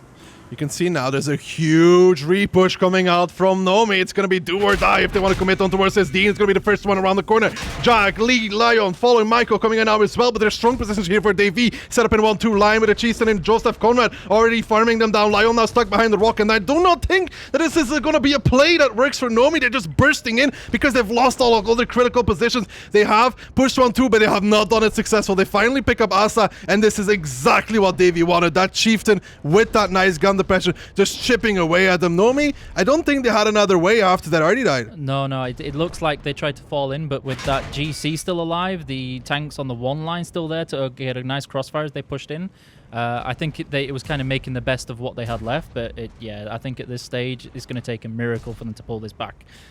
With 4 tanks, I think they better pray to every single god they know. I think it's going to be very lucky if they do, but maybe they might pick it down a couple of extra tanks. I was kind of expecting this TVP to maybe taken in some backwards fire into the Object 907 where they were. The T95, but I didn't see him really move unless he was trying to keep the mediums around A1 and A2 suppressed. Yeah, he... The thing is, when the Chieftain gets there, Davey's about to pick it up anyway. When the Chieftain is there on that corner, he can indeed face off towards the... I'm just leaving the glitter, mate. I've always wanted to be a sparkly little fairy elf or something along those lines, so this is my moment. Fabulous. Right? I think I am a queen. I just need a throne now or something, or Beyonce singing in the background. That might work as well, to be honest. Little crown. Yeah, I could do with a crown. No, but you're talking about that chieftain. Yes, he can shoot on towards the mediums and A1, right? But he cannot cross anymore. Once you take 1-2 line control, you get the positions. If he tries to cross back towards the mid, he will get immediately farmed and die. Or take a lot of damage. And even then, you do need somebody to suppress that. The main reason there, I think, for Nomi actually doing what they did is when their RD dies, there is nothing Davey has to do. Okay. Because there's still time. There's no position unless they blind fire Nyx, which is going to be really hard. If their RD survived, the RD could have seen the tracer. The RD teased the sector. You blind fire with all 907s. You will kill him. You will kill him. But the area is too big to just effectively blind fire it from the beginning. And there is still the possibility in the corner. There is a rock. Behind the rock, you can sit with the RD. You can actually shoot the whole map. So then at that point, it's Nomi realizes without RD, we are left in the position where we're attacking. So what do? I mean, what can we realistically do? Go for broke, pretty much, I think. And I'm still curious to see what happened to the 907 Chomi death. I personally think he was the 907 on the... So the 279 was here, and the 907 was slightly further. He dropped off, and we've seen Belief today do that. So I do think that maybe he was trying to get a sneaky shot, and then physics playing its part. I feel like he dropped off because he got pushed, and it usually ends with... It usually ends. Yeah, he dropped on his roof. He's pulling a belief, but instead of on his side, he went all the way. Okay, and do you think that would have hurt what they managed to do after that, or do you think at that stage it wouldn't have really mattered? I mean, if he was alive, it would have been a great thing. He didn't take a single. He only took one penetration, so he was like 1,700 HP. He was a lot of HP. He could have been very useful, but these kind of things happen, and especially a team like Davy should be able to overcome such a thing. Okay.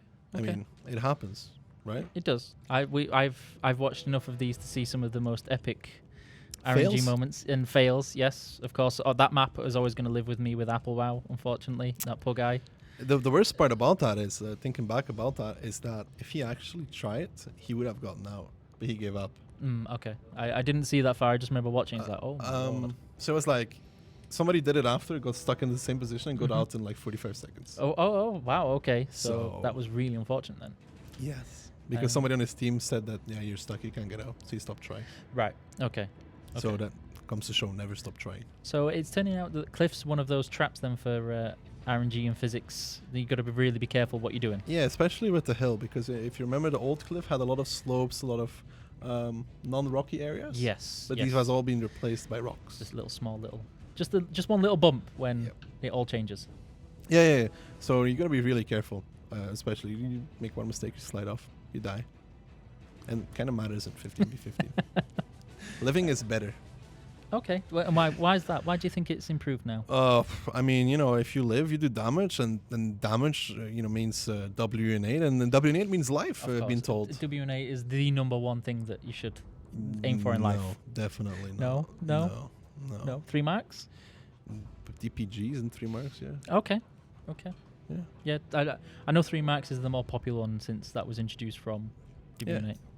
Okay, we're loading into the second round. Six. Oh, yeah, Six. I Six think round. you're getting a little excited Yeah, sitting next to me. very, mate. very excited there. It's, Is it way hot too or warm. is it you? Very, both. Probably both.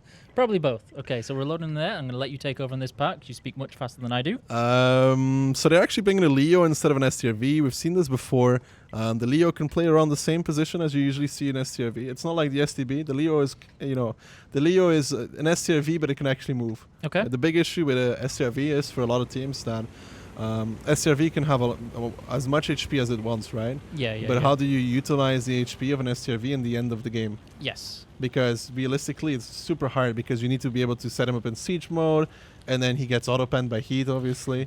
So there is that, and high caliber guns as well. So it's really hard to use him properly. And do you think that the DPM, if an SDRV is able to stay until the end, will help and come into play, or do you feel in this sort of tournament in this environment that it doesn't really? Only if the team drives into it, and most teams know where the STRV is going to be. That's the Okay. issue. Okay. Oof. Just a simple spotting here. I don't think. Is There's that a a- lot of blind firing, or no? No, never from easy carry. He got spotted out in the EBR. He spotted the whole 1-2 line push, so they've taken this for free from Davey. It's always risky to commit 1-2 because generally South wins if they push in straight. Yep. North doesn't really win 1-2, not even in randoms, to be honest.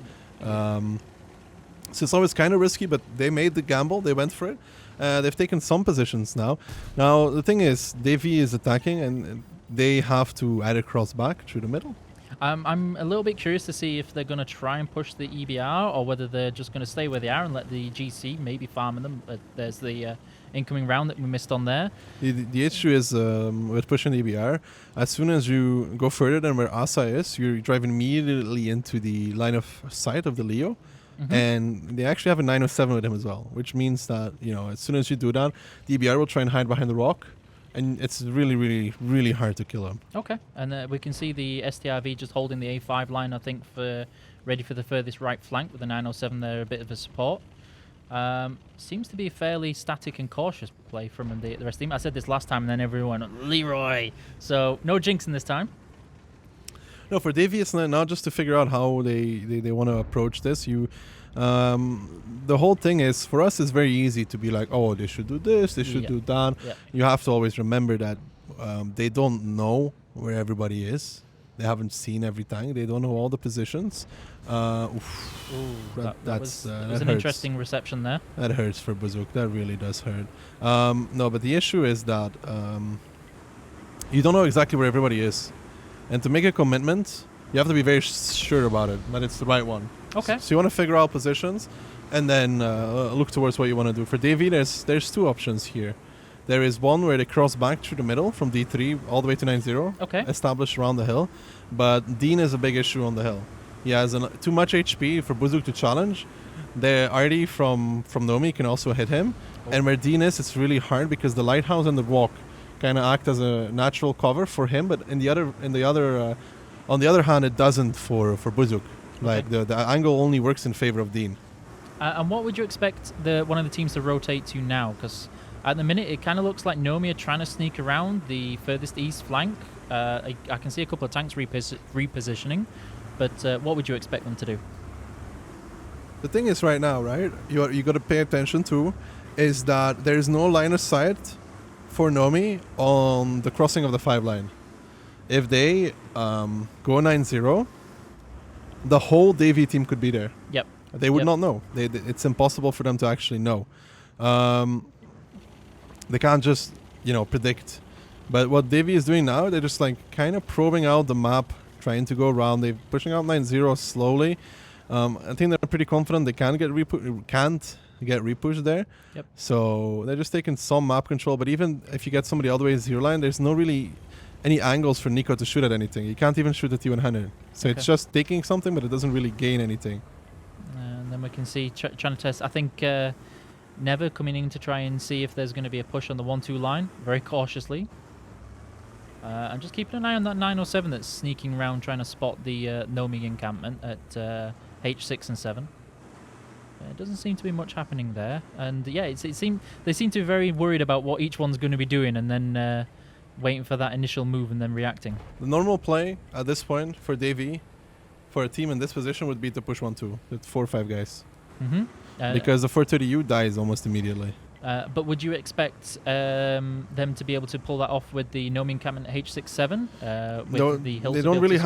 You got to remember, especially with 907s, you're going to be firing heat almost most of the time. So you're going to be having the issue where you are shooting at long range at 907s, which is very tricky, very iffy, very not fun.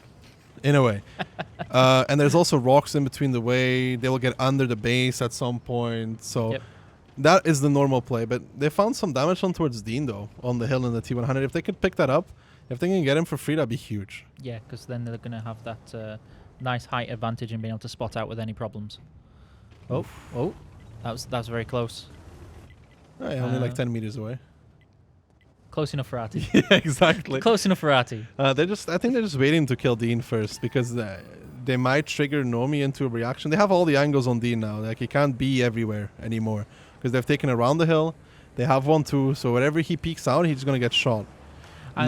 Sorry, would you expect this EBR now to push Dean with that low hit points, or do you just want to keep him safe? He dies to the SRV if he does.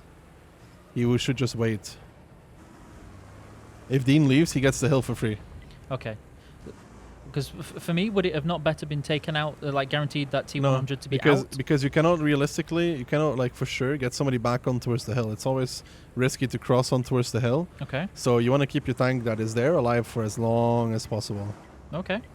And then this gives them... Oh, here comes that 1-2 push that you're talking about. Here comes the 1-2 line push indeed. It's 4 tanks for the side of Davy pushing down. Matrak in his 430U is going to be the first focus.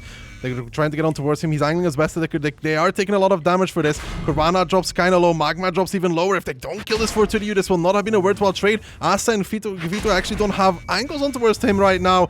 They lose Magma. The 430U still alive on a one-shot. Corvana cannot repeak that with his HP. Asa will try and get it. Nice shot there from Costa. And the issue here for Davy is even if they kill this 430U, they still have to somehow kill the 279.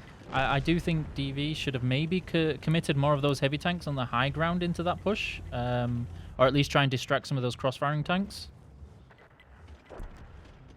They did try to do that with Skurga, but if they're just sitting behind buildings. Yeah. And it's just that at the minute, because they're now kind of stuck in what I do think is that it wasn't worth it for 3 907s to die for that. Okay. Because I'm pretty sure there was angles from the mid on towards that rock. I already had an angle as well. At some point, you should just sit behind the rock and just let Artie kill him. Just wait it out. Yeah, Okay. just wait it out. Okay.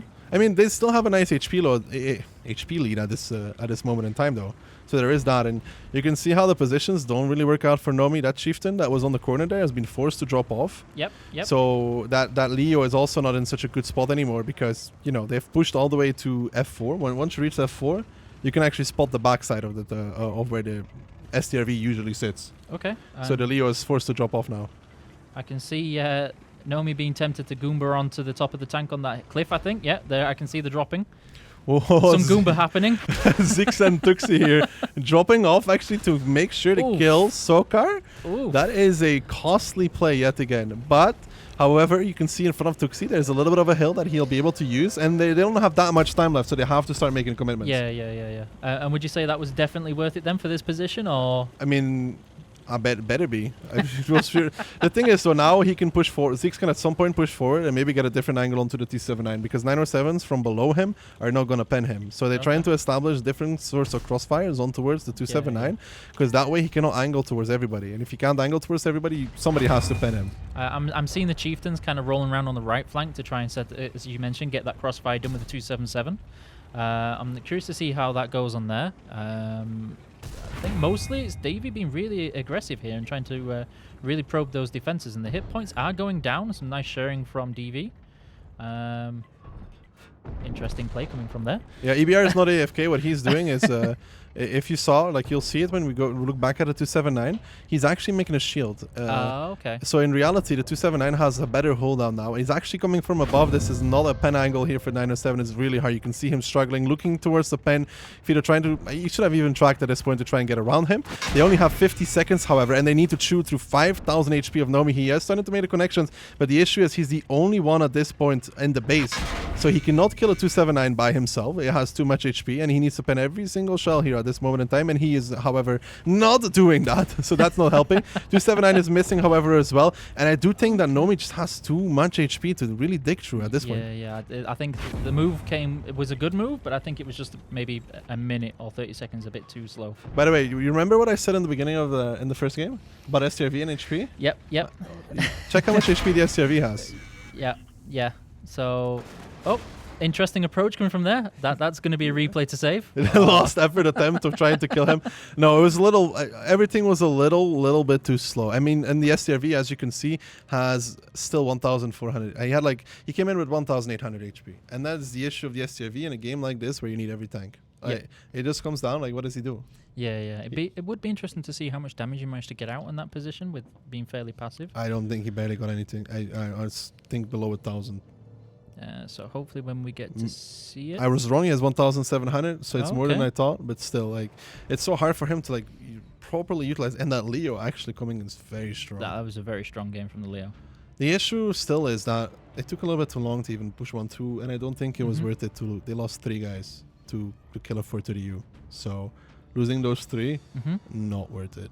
I did like a lot of the gameplay from there, just from a little bit unorthodox with the piling on enemy tanks. Seeing that twice in one game is not usually common. Maybe they've figured out the next meta, the next level meta, and just jump on top of tanks. Don't try and pen. They can't shoot you if you're above them. It's the best way to assert dominance over the enemy. Get on top of their tank. Yeah. Done. And would you advise getting on top of other people's tank? I mean, as long as you've got full permission, absolutely. Full permission? Okay. I mean, next year Tank Fest. Let's see if we can find permission. I'm willing to go on top of some tanks. Okay, there we go. I managed to get on top of the Panther, for instance. No, that's just cheating. Did you not get into the Panther? No. Wow. Okay. I'll show you videos from when we got inside. Great, dude. Yeah, nice, man. That's great, dude. You're welcome. Yeah, that's so. I didn't know it was Christmas because you're definitely very loving right now. Yep. Always, Ducky. Always. Wonderful. Absolutely wonderful. What are you expecting from the teams in the next map then? Do you think they're going to commit to this one in an aggressive way, or? I need to cheat first and see what map it is. Okay, that's fine. Currently, I can't see the map. That's why I'm asking you, because I can't see for confetti. It's going to be Proco next. Okay. And if there's anything we've seen today, it's that the north side team does not really want to, move out when they're defending on the north. Okay. Do you see many 1-2 line pushes again? Do you think they're going to be like we have in the other one, or are they just literally just going to hold this out? 1-2 line pushes are so hard, man. They're so hard. They're so hard to successfully pull off. It's actually ridiculous. 4 tanks in the right position in 1-2 can hold off 8. If they do it right, they can hold off 8. Because it's so difficult. It's like when you're driving down 1-2, most of the time you're spotted and then you're getting farmed by an STRV. The STRV does like 1,500 damage before you even come near him. Okay. So it's pretty much -1. In the meantime, you have like 2 guys in K1 in the corner, which are protected because there's like a little bit of a slope that you can sit behind. So it's kind of hold on, right? So you lose another one. And then you actually need to push on towards the tanks in K1, right? But the issue is with the STRV in K2 has so many trees and bushes around him that he has his own little camo spot, as we like to call it. And in the camo spot, he's surrounded by camo everywhere, which means you can't spot him unless you drive over him. Okay. So he's just like, you go kill the guys in K1, he farms you. You go kill the STRV, everybody else farms you. It's incredibly difficult to actually successfully pull off. Okay, so you're not expecting this then? I mean, I don't know.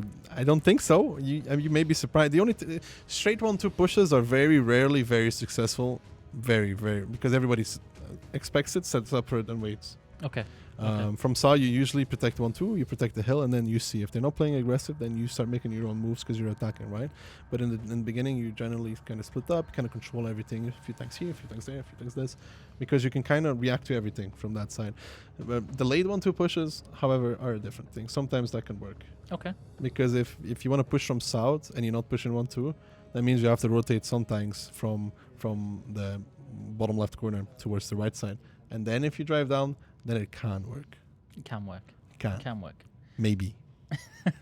You seem pretty confident on this. I'm hoping for you to be rooting for your team and going, you know what, we're going to do a 1-2 push. I watched the whole season of Kazna crew trying to drive through 1-2 line game after game and never succeeding. All right, I don't believe in 1-2 pushes. It does not exist in my life. Do you not feel that your team could do this? They couldn't make it work. Is that what you're saying? No, probably not. Okay.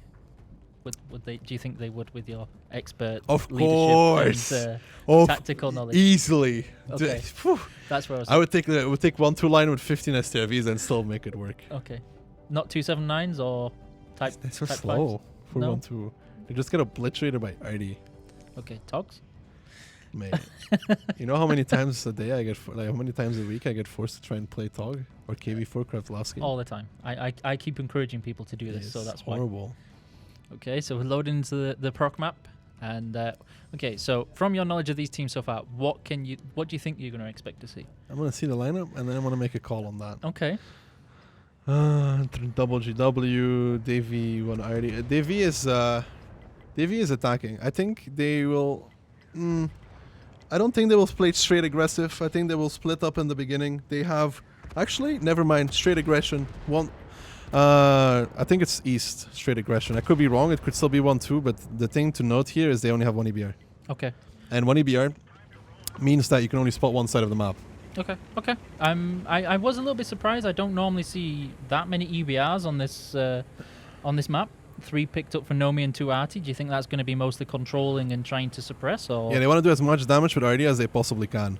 Those WGW, they have the best DPM in terms of RD. I mean, outside of 261, but it doesn't hit for that much. Okay. So in terms of reload and it's like in terms of reload and damage, JW does the most. Sorry. Buzuk! So that's a big loss if he goes down that early. Oh, there it is. That is terrible. That is really bad. And Davy is mainly east. And the big issue is that the EBR is going to take the bushes on the hill in F0 and spot everybody. Okay. Interesting change of tactics here. Usually when you play with only 1 EBR, you kind of want to make it so he lives as long as possible. You see this? This is what I'm talking about. Yep. Like when the EBR dies, he just spots everything. They know exactly what's happening. Yep. I would have thought maybe. No, I suppose with 1 artillery, I would have thought maybe Nomi would have pushed up a couple more tanks closer to the middle line, but it looks like they're going to be hiding in that corner almost. Why would you think that would be? They're defending. They don't feel like they can win playing aggressive. Okay, just straight up turtle. Yeah, straight up turtle. They don't think they can win by going aggressive, so they're like, we'll just play it like this. The big issue here is The EBR is doing constant middle runs. You can see little EBR on your minimap, lucky easy carry. He's just like humpity dumpity peek over mid, spot chieftain, RD shoots, rinse and repeat.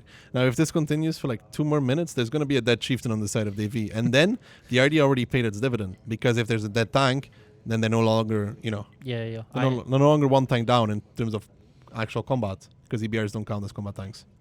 Okay, I am seeing the chieftains kind of hurting a little bit on that middle zone, and DV look like maybe they're changing plans on the going to the hill, trying to be a little bit more cautious now. Nomi just barraging the Arty, just landing Arty round after Arty round into that any push. This is really bad for DV. Their odds of winning this round are like 25% at this point. And what would you suggest for them to maybe, or how would you affect this and change Ask this? for a restart. Just pretend everybody's disconnected. Yeah, I mean it's too late for that. Just pretend. Just everybody stop playing. They have to push east, which we already said in the beginning. Yep. They're gonna do, which they were set up for to do, and they are gonna do now. But to kill a 279, to kill Chieftain in A8, to kill the tanks on the rails, it's gonna be difficult. Oh. It's actually gonna be difficult. They're using the 268 as a battering ram to shield the 277. Okay. Because the 268 can take all the punishments, and then the 277 can get all the shots. But if it's gonna work, we'll see. If the 268 gets double tracked, it's gonna be no bueno. So yeah, we can see the push coming in and that immense amount of crossfire I expected coming in. So as long as they land their hits here, And it he's should be double pretty good. 268 V4 is already double tracked, so they're gonna be holding this position here for a little bit until he repairs. You can see how they're just using him as a shield. Skirga behind him. That way they cannot be penned. He's now moving forward again for as he repairs. He's able to push forward. If this was against BGWP, that 907 from the side would be completely farming them. But however, Nomi only has one tank on C9. In the meantime, 1-2 is being overpushed. The EBR runs into a 907, is forced to back off. There's 3 tanks holding here that can't actually pen the 268 V4. It's incredibly hard on range. Yeah. You have to hit the underplate or you have to hit its cupola. It's not really happening, but in the meantime, you can see double 907 is pushing towards the middle. The chieftains are going over. Magma, Aztak, Vito are all pushing on towards Ural. Korana and Nico are trying to take out a 279. That should be enough to actually secure the kill on towards him. So they should be able to pick up the 279. Korana shouldn't die for this. And this is good from DV actually. HP is not looking good, but they should be able to clean up those 3 tanks in A8 relatively easily. They're going to take damage for it. Of course they are. But they should be able to pick him up, and that should even out the odds and even out the HP at the very least. I was a little bit surprised not to see the artillery supporting more in that group of 907s. I think I saw him firing at the chieftains rather than helping spot his flank. And the 1-2 line, instead of pushing down there and securing that side of the map, have moved on to the middle to help. It looks like an EBR's maybe hunting for the GC a little bit. Yeah, but the GC has almost no impact anymore at this point, because you got to remember STRV, EBR, and double GW for the side of Nomi. That leaves 4 907s and the chieftains. And then look at the side of DV. You see that? That's all combat tanks. All they have to do at this point is push. Don't stop, just push. I think they did, of course, they did a fantastic job of that, managing to lose so few hit points with such a risky move and that big of a crossfire. Yeah, I mean, the 268 V4 actually worked out really, really well. I think there's going to be some incredible amount of bounce damage there towards the end of this game. He did incredibly well for what it's worth. I mean, Ghost dying here is expected, but they have to continue making commitments now to kill the double RD. There's nothing really stopping them. They know where everybody is. Nice there pick on Sokol.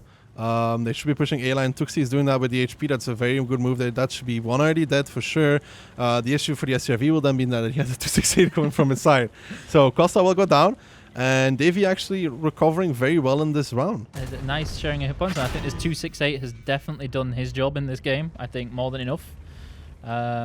Yeah, how would you have expected him to play any different with this one? No, it worked out really well for them. I just feel like if there was one more tank next to the 279, it would be an issue. Yep. Because if you saw BGWP, they kept not 1 but 2 tanks in B9. There was a Chieftain and a 907, and then the 907 could just constantly ping at the side of the 268, for example. Okay. And I don't know if it would have been that effective now, but now Nomi only had one guy there who was fighting his own battle. Yes. Which means that he cannot actually. Focus on killing the 268. Yeah. So, yeah, well, looks like it's mostly just a mop-up operation at the moment, unfortunately for Nomi. It should be. Because again, guess what tank has a lot of HP and is not useful? So that would be the tank that you would think that they should either swap out or You have to bring it, but it's so annoying in a lot of situations. I mean, like he has 1,800 HP. He's constantly repositioning to not get spotted. Goes into siege mode. Does one shot of damage, and then they should realize where he is, and they won't peek him again. Okay. It'd be dumb to re-peek into an SCRV. And you know he needs to turn all the time, non-turreted. So he has a lot of HP, but it doesn't matter when you're playing against so many guns of Davy. Yeah. And no, I'd be interesting to see if the DPM really comes into use here, or if he's pretty much just up against it. The issue for Jordan is that they have tanks in the middle, and they're just going to shoot him from unspotted. But they're going to bounce everything. Good job of bouncing there with the proxy spotting coming in and the STRV. Oh, there we go. I think they stopped bouncing. They started aiming. Listen to the sizzle. The Sokar goes down into the Chief. That leaves Jordan and Lion in his STRV. He is the last one standing. And yes, Davy do not have a lot of HP. And yes, anywhere from 1 to 7 line, it's incredibly good. Anything past that, and it's not. It has its games, and it doesn't have its games. It's this kind of tank, like if you don't bring it, you're exposing yourself on a lot of different areas. Okay. So you kind of forced. Okay, so you basically take it so as their trade-off. tactics have reduced that they. Yeah, it's a trade-off. Like if you have an STRV, pushing 1-2 is always going to be hard because in A1 there's another one of those camo spots where you only spot them if you run over him. Okay. So if you push one line, he's just farming you the whole time. Okay. Okay. That 268 did incredible actually for what it's worth. That was, from what I saw, that was probably the single biggest impact I saw from the DV there. Yeah, I mean, it worked out really well for him. The issue is that I don't feel like leaving the 279 by himself was a mistake for the side of Nomi. Like, if he had like 1 or 2 tanks supporting him, they have EBRs to spot. I mean, they have 1 or 2 tanks supporting him. He just like, literally, they just win. I don't know how else to describe it. The 268 just becomes useless. Yeah. Because as long as you have some sort of different angle on him, he cannot face one way and then face the other way at the same time. I mean, he can kind of jiggle in between, but like you peek him from up, you peek him from down. Yeah. So it becomes incredibly hard for him to really cover. I mean, it may have still worked. We would have to see, but that 268 really leading the charge there. Him and the 277 behind him. It's something we haven't seen yet today. It's something new. Okay. I wonder who they stole it from. No, I was actually pretty impressed at how well that 268 managed to bounce so many rounds and negate so much incoming damage. But the thing is, it's so hard to pen the 268 when it's moving. I mean, if you load heat, you can not reliably, but you can pen the upper plate. Okay. Like, you can punch through the upper plate. You can also pen parts of the superstructure, but it's not like secure pens. It's like RNG pens. Okay. And then you reduce to cupola. And a 268 rocking backwards and forwards, left and right, does not expose much of his cupola if he does it well. So with that one, what I was surprised to see that the artillery for Nomi didn't support or suppress the 268 or really hammer those 907s. They seem to focus solely on those chieftains. I think they really wanted to kill the middle. Yeah. Like really badly yeah. because they already given up. They already gave up on anything past 6 line or anything over the rails. They already gave up on because they can't re-push it with chieftains in the mid anyways if they're just farming. So they were sending 907s, like I think it was like 2 of them towards the mid to kill the chieftains. So they were like, if RD helps, the chieftains die quicker because there's a big chance they don't have a medkit anymore. They've been hit by RD before. And if anything, they'll be stunned for a few seconds, which will help as well. They're tracked, whatever. 907s can get behind them and kill them. The issue was, however, that they had too many tanks past the rail when they lost. They just didn't have anything to hold anymore. Yeah, okay. Curious to see how they're going to play this one. Well, Davy is moving on to the defense now, though, and Nomi is going to be on the attack. And you tell me if you see something out of the ordinary. I'm mostly just trying to quickly look through this at the long range on the monitors, but I didn't see anything special apart from... No, STRVs there. 2 STRVs, 1 on each side. No? Did I make that up? No, I definitely saw it. 7s, chieftains. No, I can't see anything unless I'm blind. What am I looking for? No, nothing. I'm just checking. Okay. Just checking if there's something you didn't recognize. The only small special thing is the I7, but it's getting used often with Spall Liner. It's like throw RD at it for a few minutes. Yeah, it's I don't get to play Clan Wars that much, but I did find that out where the IS7s put it on a Spall Liner and they just absorb all day long. Especially because RD hits it a lot on the third, which doesn't do much. Okay. So it really reduces the impact of the damage. So far, it's a very normal start for Divi, I would say. Very split, very across the map. They get their EBR into E1, where we saw BGWP put it as well, actually. So I don't think that they will be playing anything aggressive. They even have the SCRB on A6. I'm just looking at that you mentioned that if you get him in a nice spot and being able to farm on that 1-2 line, and there, or the 907 is just ready to be lit up. Yeah, the only difference is here that the SRV is on A6, right? And that's the one curveball you can throw at teams. It's when you put a tank in a position they don't expect the tank to be. Because SCRV, everybody expects it to be in A1. When it's somewhere else, it could either be really, really good or disastrously bad because it's not supposed to be there. Okay, a lot of blind fire coming into the EBR in the bush, and well, we saw with Tier VST they just stopped shooting this, and personally I feel like that's a mistake. And would you say that was definitely all blind fire there? That was definitely blind fire, and it was way better. I already actually shot at it, and the EBR was forced to move pretty much. He might try to go there back later, but it's risky because once they take the bushes on 2 line, if you go back there, you could get outspotted. If they play the mid, you could also get outspotted. Yeah, Buzok in the meantime did not have a fun time. You mean losing all that hit points isn't great fun? No, but Never Easy Carry didn't fare much better because there was 907s here in the middle shooting at him, so he's a one-shot. But the thing is, they have 3 of them, so they can still, like, you know, be okay. Yep. The whole issue for Davey is, though, that they have 2 RDs against them. And as long as this EBR here, which is lucky, you can see him there on your screens, popping over, gets a quick spot. RDs are reloaded in 6 seconds. They stay spotted long enough for them to shoot at it. And that's all they're going to be focused. That's all they're going to be doing for quite a little bit. Because why would they not? They have no other choice. They are down 3,000 HP.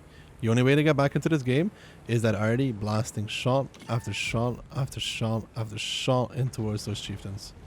Okay, and I can see some minor hits on there, not any large rounds landing. It looks like they're actually trying to spread out the fire now. Rather than firing both at the same time, one's firing, waiting about 15 seconds, and then the next one. Well, they're definitely not trying to counter RD since they don't have any. Well, you never know. They might have snuck one in. Yeah, maybe. I think Shifter on that A6 is trying to pick off that EBR, but it's so hard for him to actually hit that. EBR popping over at 95 kmh only exposes his third for a brief moment and goes back down. Like, to hit that, you have to be real lucky. So one of the things that I want to... Why would you stagger fire the artillery like that? I don't know, actually. Maybe he was aiming for a longer time to actually get a clean shot. Okay. But normally there's no reason to actually wait. The only time you wait is when you play with 2 RDs and Korana picks that up. Nice shot by him. The only time you would wait is, for example, when you play with 2 GCs who have kind of like long shooting. Like, it takes a while for the shell to land on big maps. It's like the first RD fires, tracks, and then the second RD fires to get a secure hit. That's why you would go like, I'm firing first, tracks him, then the second RD comes in and like does the damage. Okay. So apart from the wheeled vehicle there, mostly it's still pretty cautious and tentative gameplay. Well, the HP is starting to even out though. There's 3,000 difference. There's about 800 left. Korana is going to die here against RD. I don't know why they resent him to this spot of the map. I was wondering if they would pull him back and put him into the dip or keep him on the spotting. Well, 1 second left and then Costa is reloaded. Shell goes out. Ow.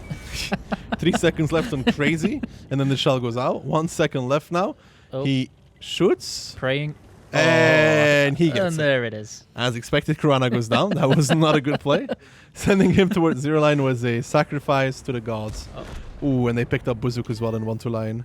And Davey has rotated everybody across. This is seriously, they're in deep trouble. And why would that be a problem for DV? Because they're literally surrounded. Like, physically surrounded by Nomi right now. Just giving up map control? Yes. This timing from Nomi is godlike. It's absolute godlike timing. Okay. And so there was a big hit there. They lost one chieftain going over the rails, and the second one is going to be in the same kind of trouble. Like, this is the god tier timing, right? They actually hit the perfect timing. Okay. And would you say that was down to somewhat luck, or just seeing the exact movement? That was lucky. Okay. Because they can't know that they left 1-2. So they hit them in transition period where how to say, Davy was transitioning because they figured they had to do something because they were losing too much HP to Artie. Okay. That they had to push something, and their play was to push over 9-0. That's what they wanted to do. But at the moment they were moving across A line, as the moment the EBR YOLO down 2 lines, spotted Buzuk, killed Buzuk, and then kept going down and saw nobody. Okay. And as a result, those chieftains in E6, you can't keep him there because as soon as you lose A2, those chieftains just get shot in the side. So they went over and absolutely got farmed. I'm gonna go with they knew it. They knew it in their hearts. They believed. Sometimes believing is not enough. We saw that earlier today. I was hoping you'd pick up on the joke. Thankfully. I'll always take a moment to make fun of Phil. The office is kind of flooded with his tears right now. Yes, that we did have to do a minor cleanup.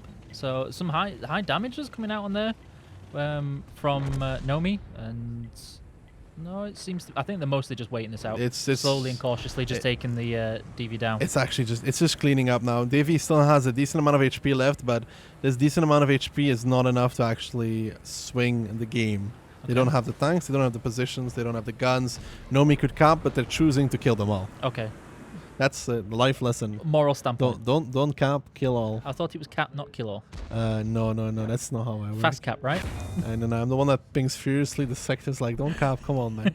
And then if they keep capping, I'm like, I got a mission. I don't have any missions left, but they don't know that. Disgraceful. What do you mean disgraceful? Because maybe they're a nice person and you're taking advantage of their niceness. Advantage? No. Looks like they are going to try and cap it rather than worry about trying to run into any camp. Nice confetti. You want some? Thanks. You're welcome. I always wanted some more. Great.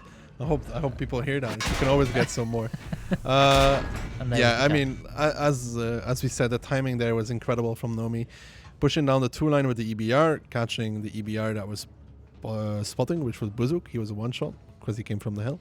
And then in the meantime, Davy was still transitioning across towards an east side push. And when Nomi pushed down 2 line, the chieftains had to go over the rails, and they all died for that.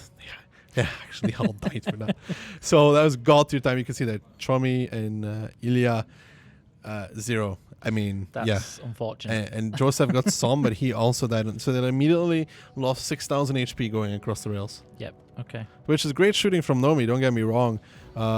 They made as lucky as the timing may be, they made the correct play at the right time. Mm-hmm. So it's all on them. Okay. And sometimes timing comes down to those few seconds, and they had the better one in this one. Okay. So I can see the 277 and the 907s kind of doing a decent job on that one, but the EBRs on DV, was that purely down to their more utilitarian? They're mainly just spotted. Usually the thing is, if you have to rely on EBRs to win the game, you're doing something wrong. That's my thought. If the EBR should just be a scout. If you rely on the EBR to actually do damage, if the EBR has to do damage for you to win the game, something else is going seriously wrong. So one of the reasons I bring that up is that you can see on the Nomi side with the EBR with fairly decent damage. I mean, the EBR can be disastrous if it gets behind you, gets behind chieftains. It's just such a nuisance. Chieftain that cannot keep up with it. So if you're just behind a chieftain, it just farms. It can third break it very easily as well. So there's that. EBRs can do a lot of damage, but they should not be the reason to why you win the game, because then you've been doing other stuff wrong and you have to really think about what you were doing. Okay. If they do 0 but do their scouting role, that's more than fine for me. Okay. And then we're going to be expecting, if I'm not mistaken, that was the second map on Proc. Was that the second map? Himmels. It's definitely Himmels. I'm trying to think then. It's been a long day. Did we play twice on Proc? Yes, we did. Yes, we did. Yes. Himmelsdorf is going to be an interesting one. So far, I don't know. I expected more from DP. I'm not going to lie, dude. I'm not I mean, I'd say I'm not biased. I want them to win. Okay. But if they don't deserve it, then they don't deserve it. And so far, neither of the two teams really deserves to win in this one, IMO. So we'll see if Himmels can change that. I mean, they're going head to head so far. Yeah. So I don't feel like either of the two teams is so much better that they deserve a full win. And maybe Himmels will be the difference maker there. But if they want to win, they gotta earn it. It's very simple. Some just glaring looks there from Phil in the corner. Yeah, I think he's about to cry again, to be honest. Yeah. So what kind of setups would you expect to be coming on Himmelsdorf then? Some chieftains? Maybe? Just maybe? Some 279s. No way. No way. Maybe a bot. Okay.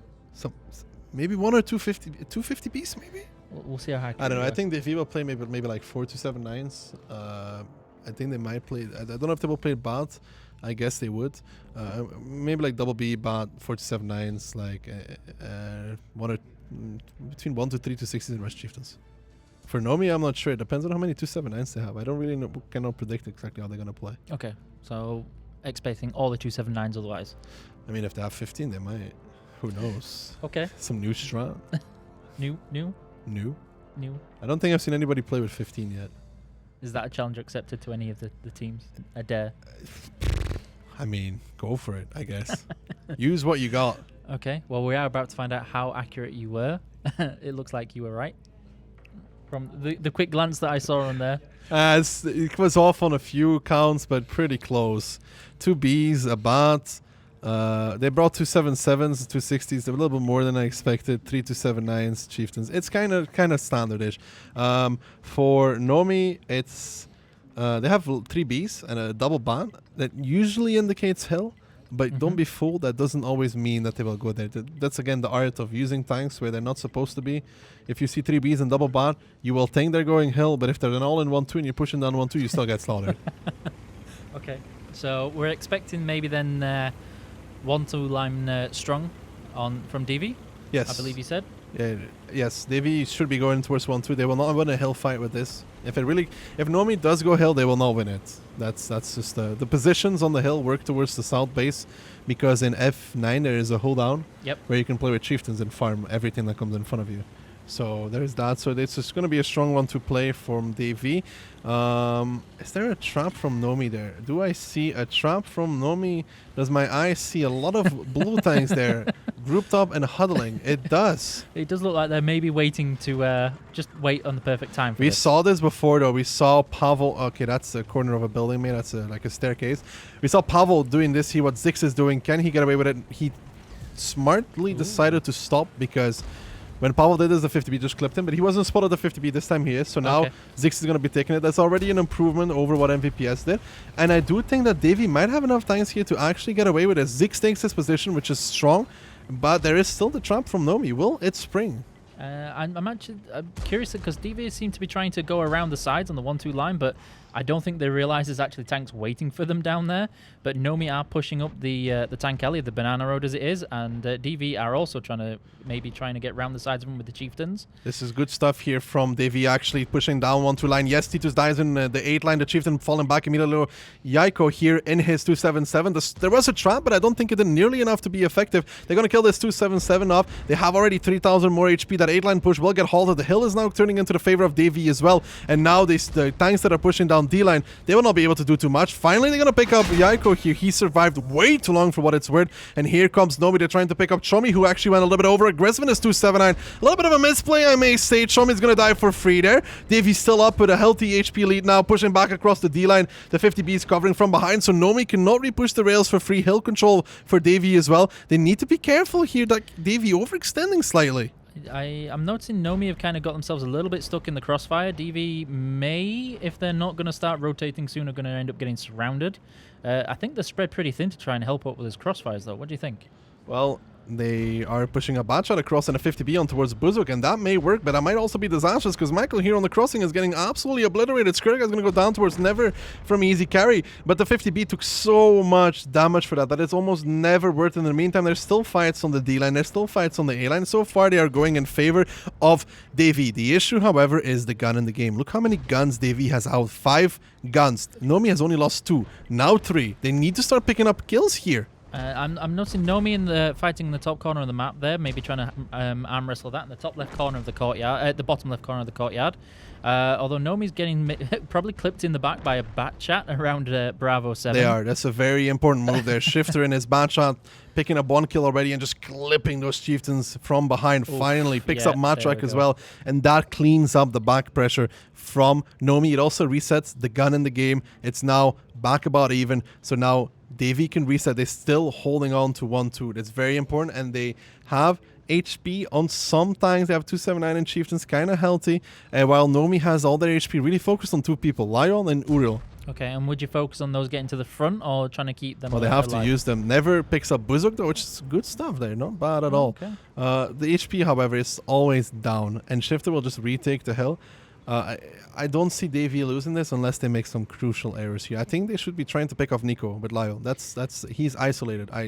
He is a weakness. So I was expecting this chieftain now pushing into Nico with the bat chat there to try and push him out for the bat chat to be able to shoot in the back, but I'm not sure if the bat chat's going to be comfortable with the 50B maybe watching down that road.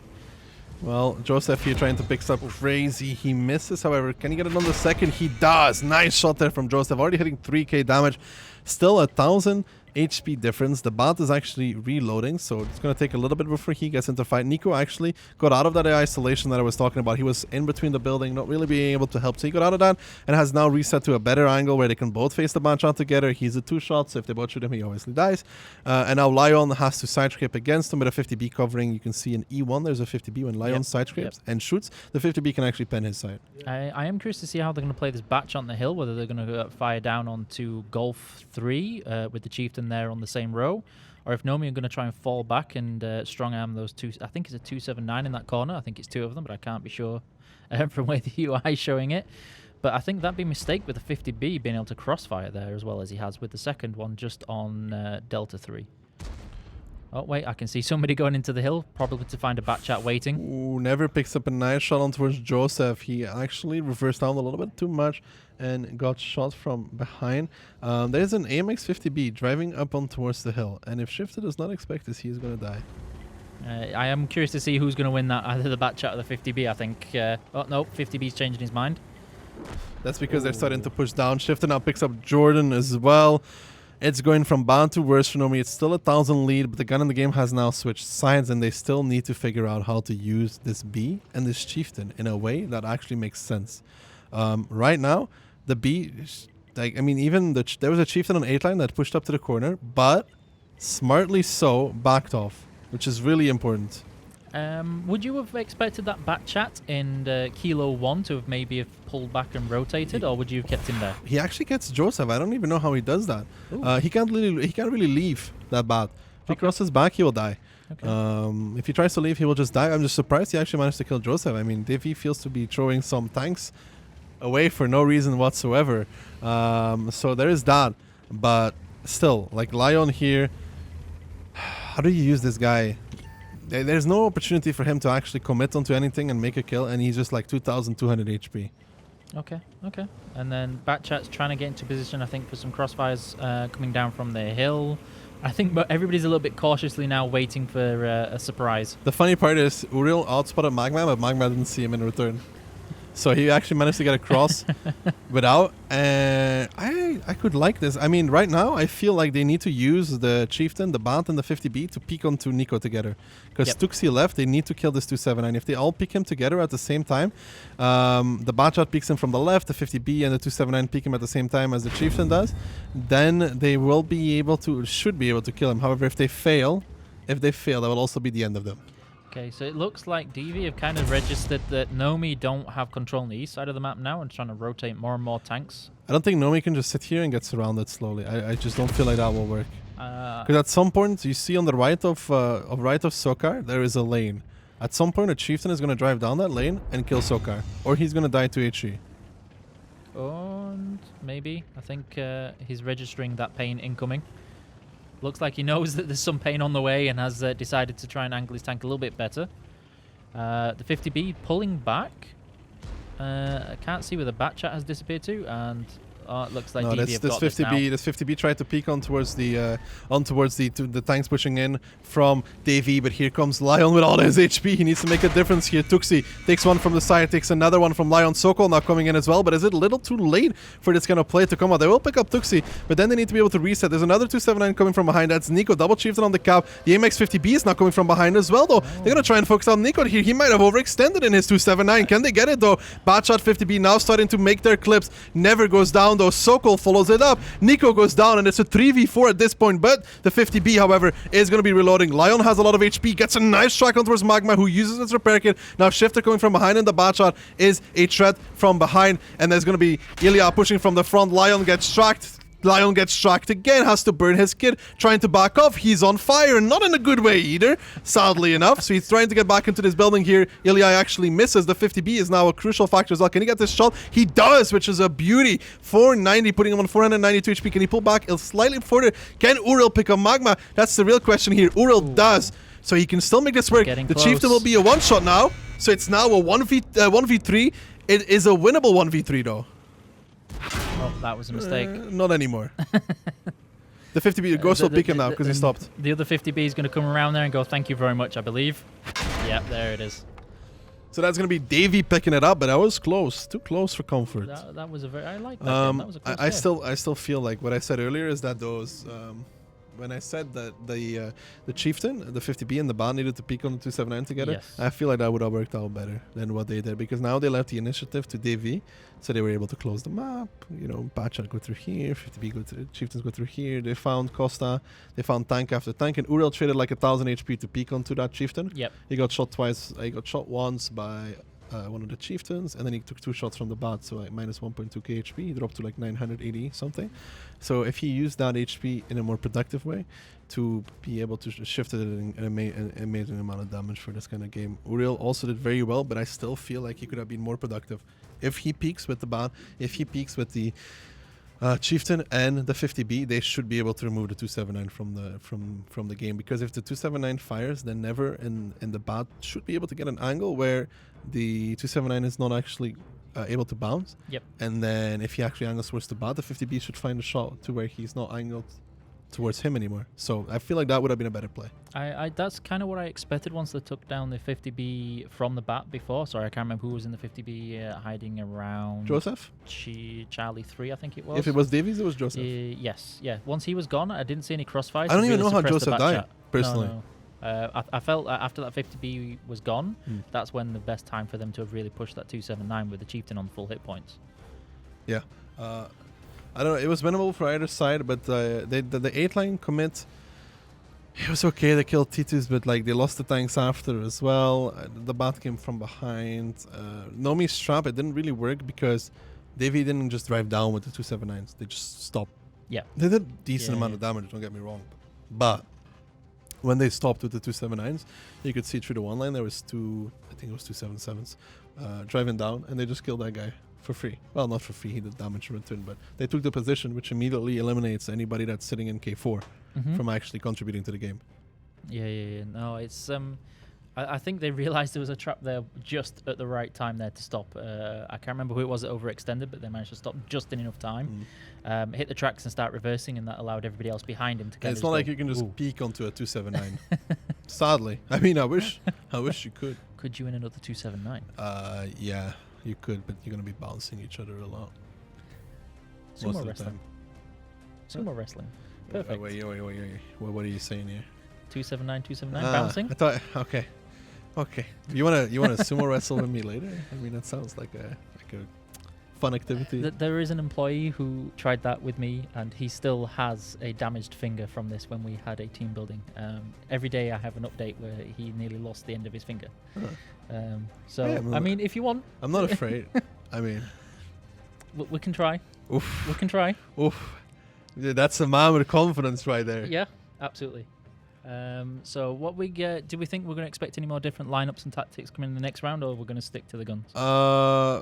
It really depends. I mean, you could see that this last game was not really focused around the hill.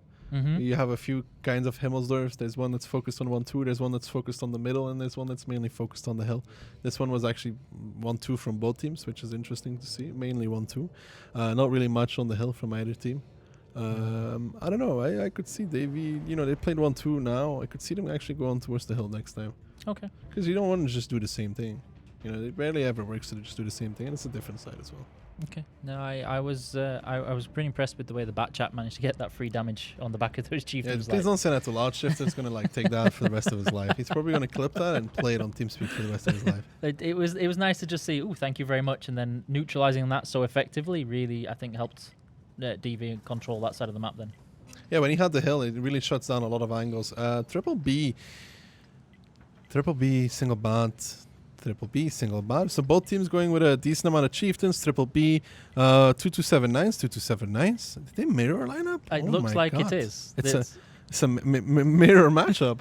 Okay, so same tactics. Nah, I mean, mirror matchup doesn't always mean the same tactics. We can hope.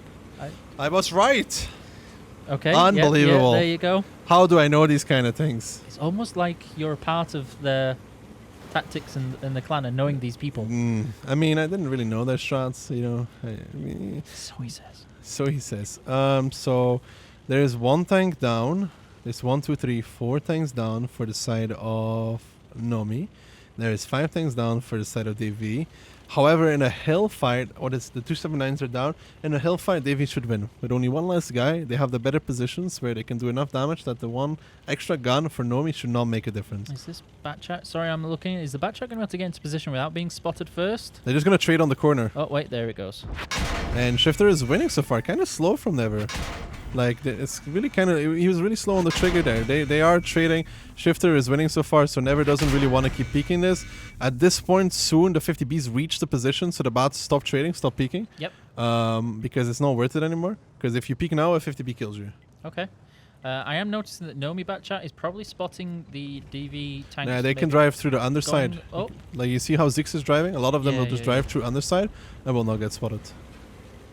They don't really know. And this aggression is good here for the side of DV. It may let Nomi think that they have actually enough guns to actually push, and they do believe so. Yag Misters immediately getting focused out in his chief, and you can see this cooldown that I was talking about here. DV is using it, and they're using it well on towards the guns of Nomi. There's a commitment to the zero line, but it might be a little too late already. DV is taking the forward approach. They're ignoring everybody that's coming from behind. They're just going forward into the guns, and you can see the crossfire from 2 line and 4 line coming into effect as well. Those guns are shooting in the backside of Nomi, taking gun after gun out of the game. Sokar is the left one standing on that left-hand side of the hill, and he's going to go down in a second as well. And DV had enough tanks on the hill, and Nomi, they walked straight into it. that crossfire made all the difference for DV there, and Nomi just weren't able to respond, I don't think, and they haven't moved their 2 lower tanks. So much punishing crossfire there from DV onto Nomi around that bottom ledge. Yeah, I mean, the thing that a lot of people don't notice is like they just see the health. You just see the health. It's cleanup crew at this moment. It's over. Yeah. It's well and truly over. Is that you don't see those tanks from downside without the effect they really have. That 277, that Chieftain, that 50B, and that other, I think it was another 277, I'm not sure. They all had shots. Yep. So when those tanks came there, first of all, they got absolutely obliterated by Chieftains. Second of all, those guns were actually shooting in their ass. And DV did not care about the tanks that were pushing through zero line. They just went forward. They just went for it. And so, yeah, that looks like your prediction was coming to fruition there. I'm not getting lynched tonight. Feels good, man. Live to see another day. Do we expect any memeing type of play here? Some bit of fun coming from DV, or are they just going to go... You don't do those kind of things in tournament. It's slightly more serious, you know. Okay, maybe not.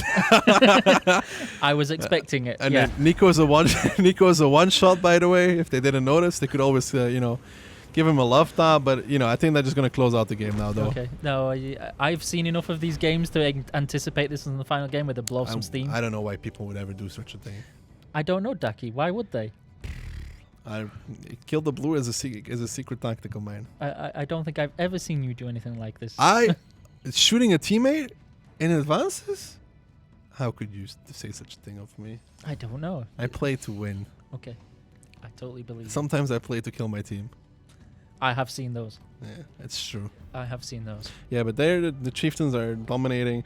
I mean, it's so hard for Nomi. You need to win that kind of fight. You need like 3 extra tanks at minimum, and you need to be able to push in together from 2 sides. And they already lost 2 tanks on the side of the hill before the other side was pushing in. Yep. So there is that.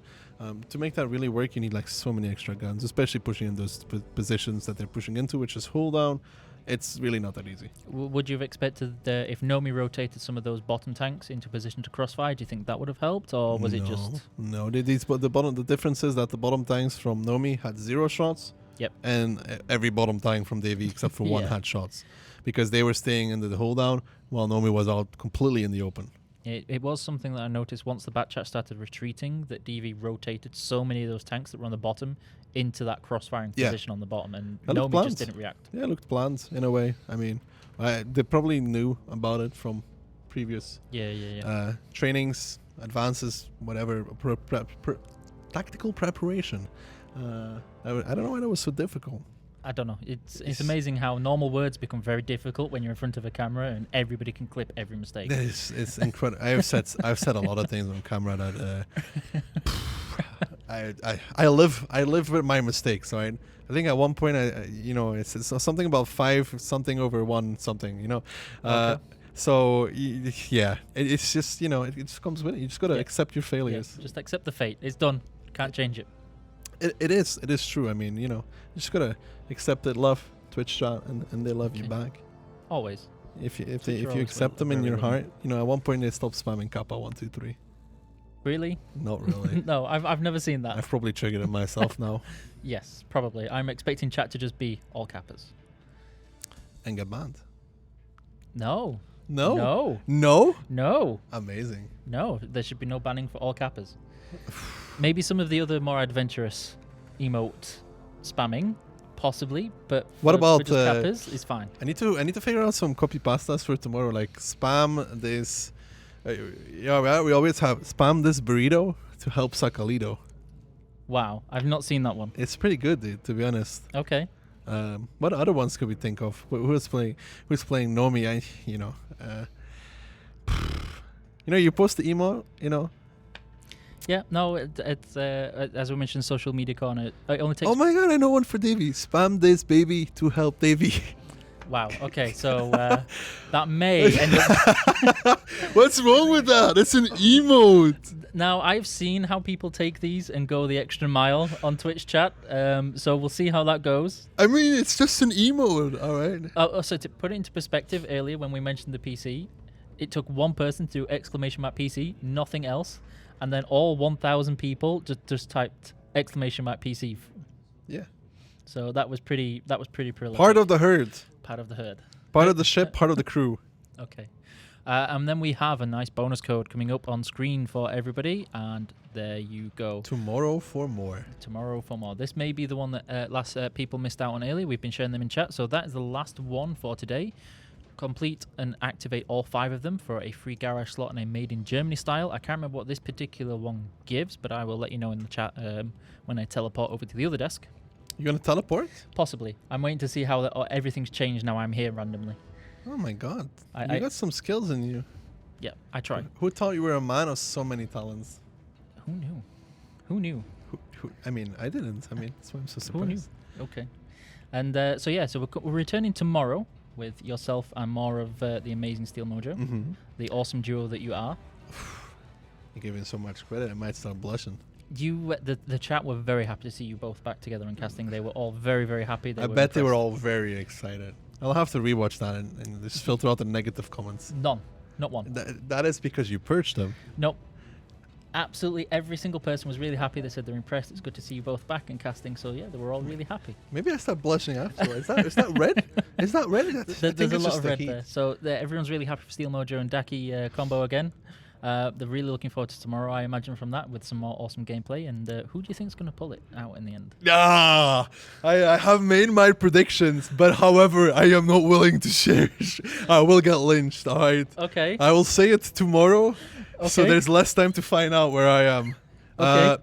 Nomi versus, I mean, to be honest, it should be a win for BG_WP. I no disrespect meant towards Nomi, but the odds, however, are against them. Okay. Experience-wise, player-wise, tactical-wise, they would need an amazing day to actually pull it back. It's a best of 9, which makes it even harder for them because you can always, even if you go 2-0 down in best of 9, you can come back from it. It's harder in a best of 7 because one more round lost, you're against match point. It changes everything. Yep. Match point or not match point.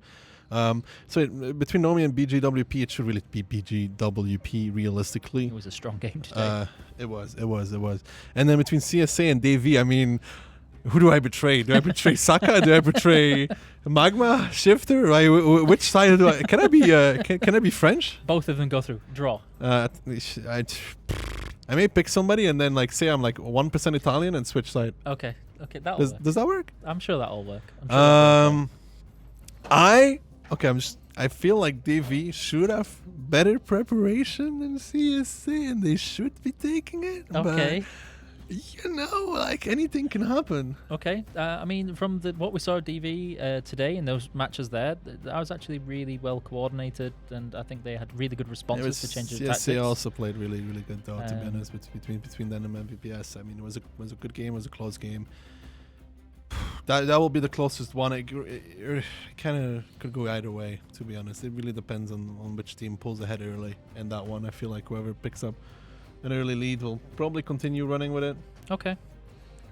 I think it's mostly because when I watched the games earlier, CSA and the MVPS they felt it very close game.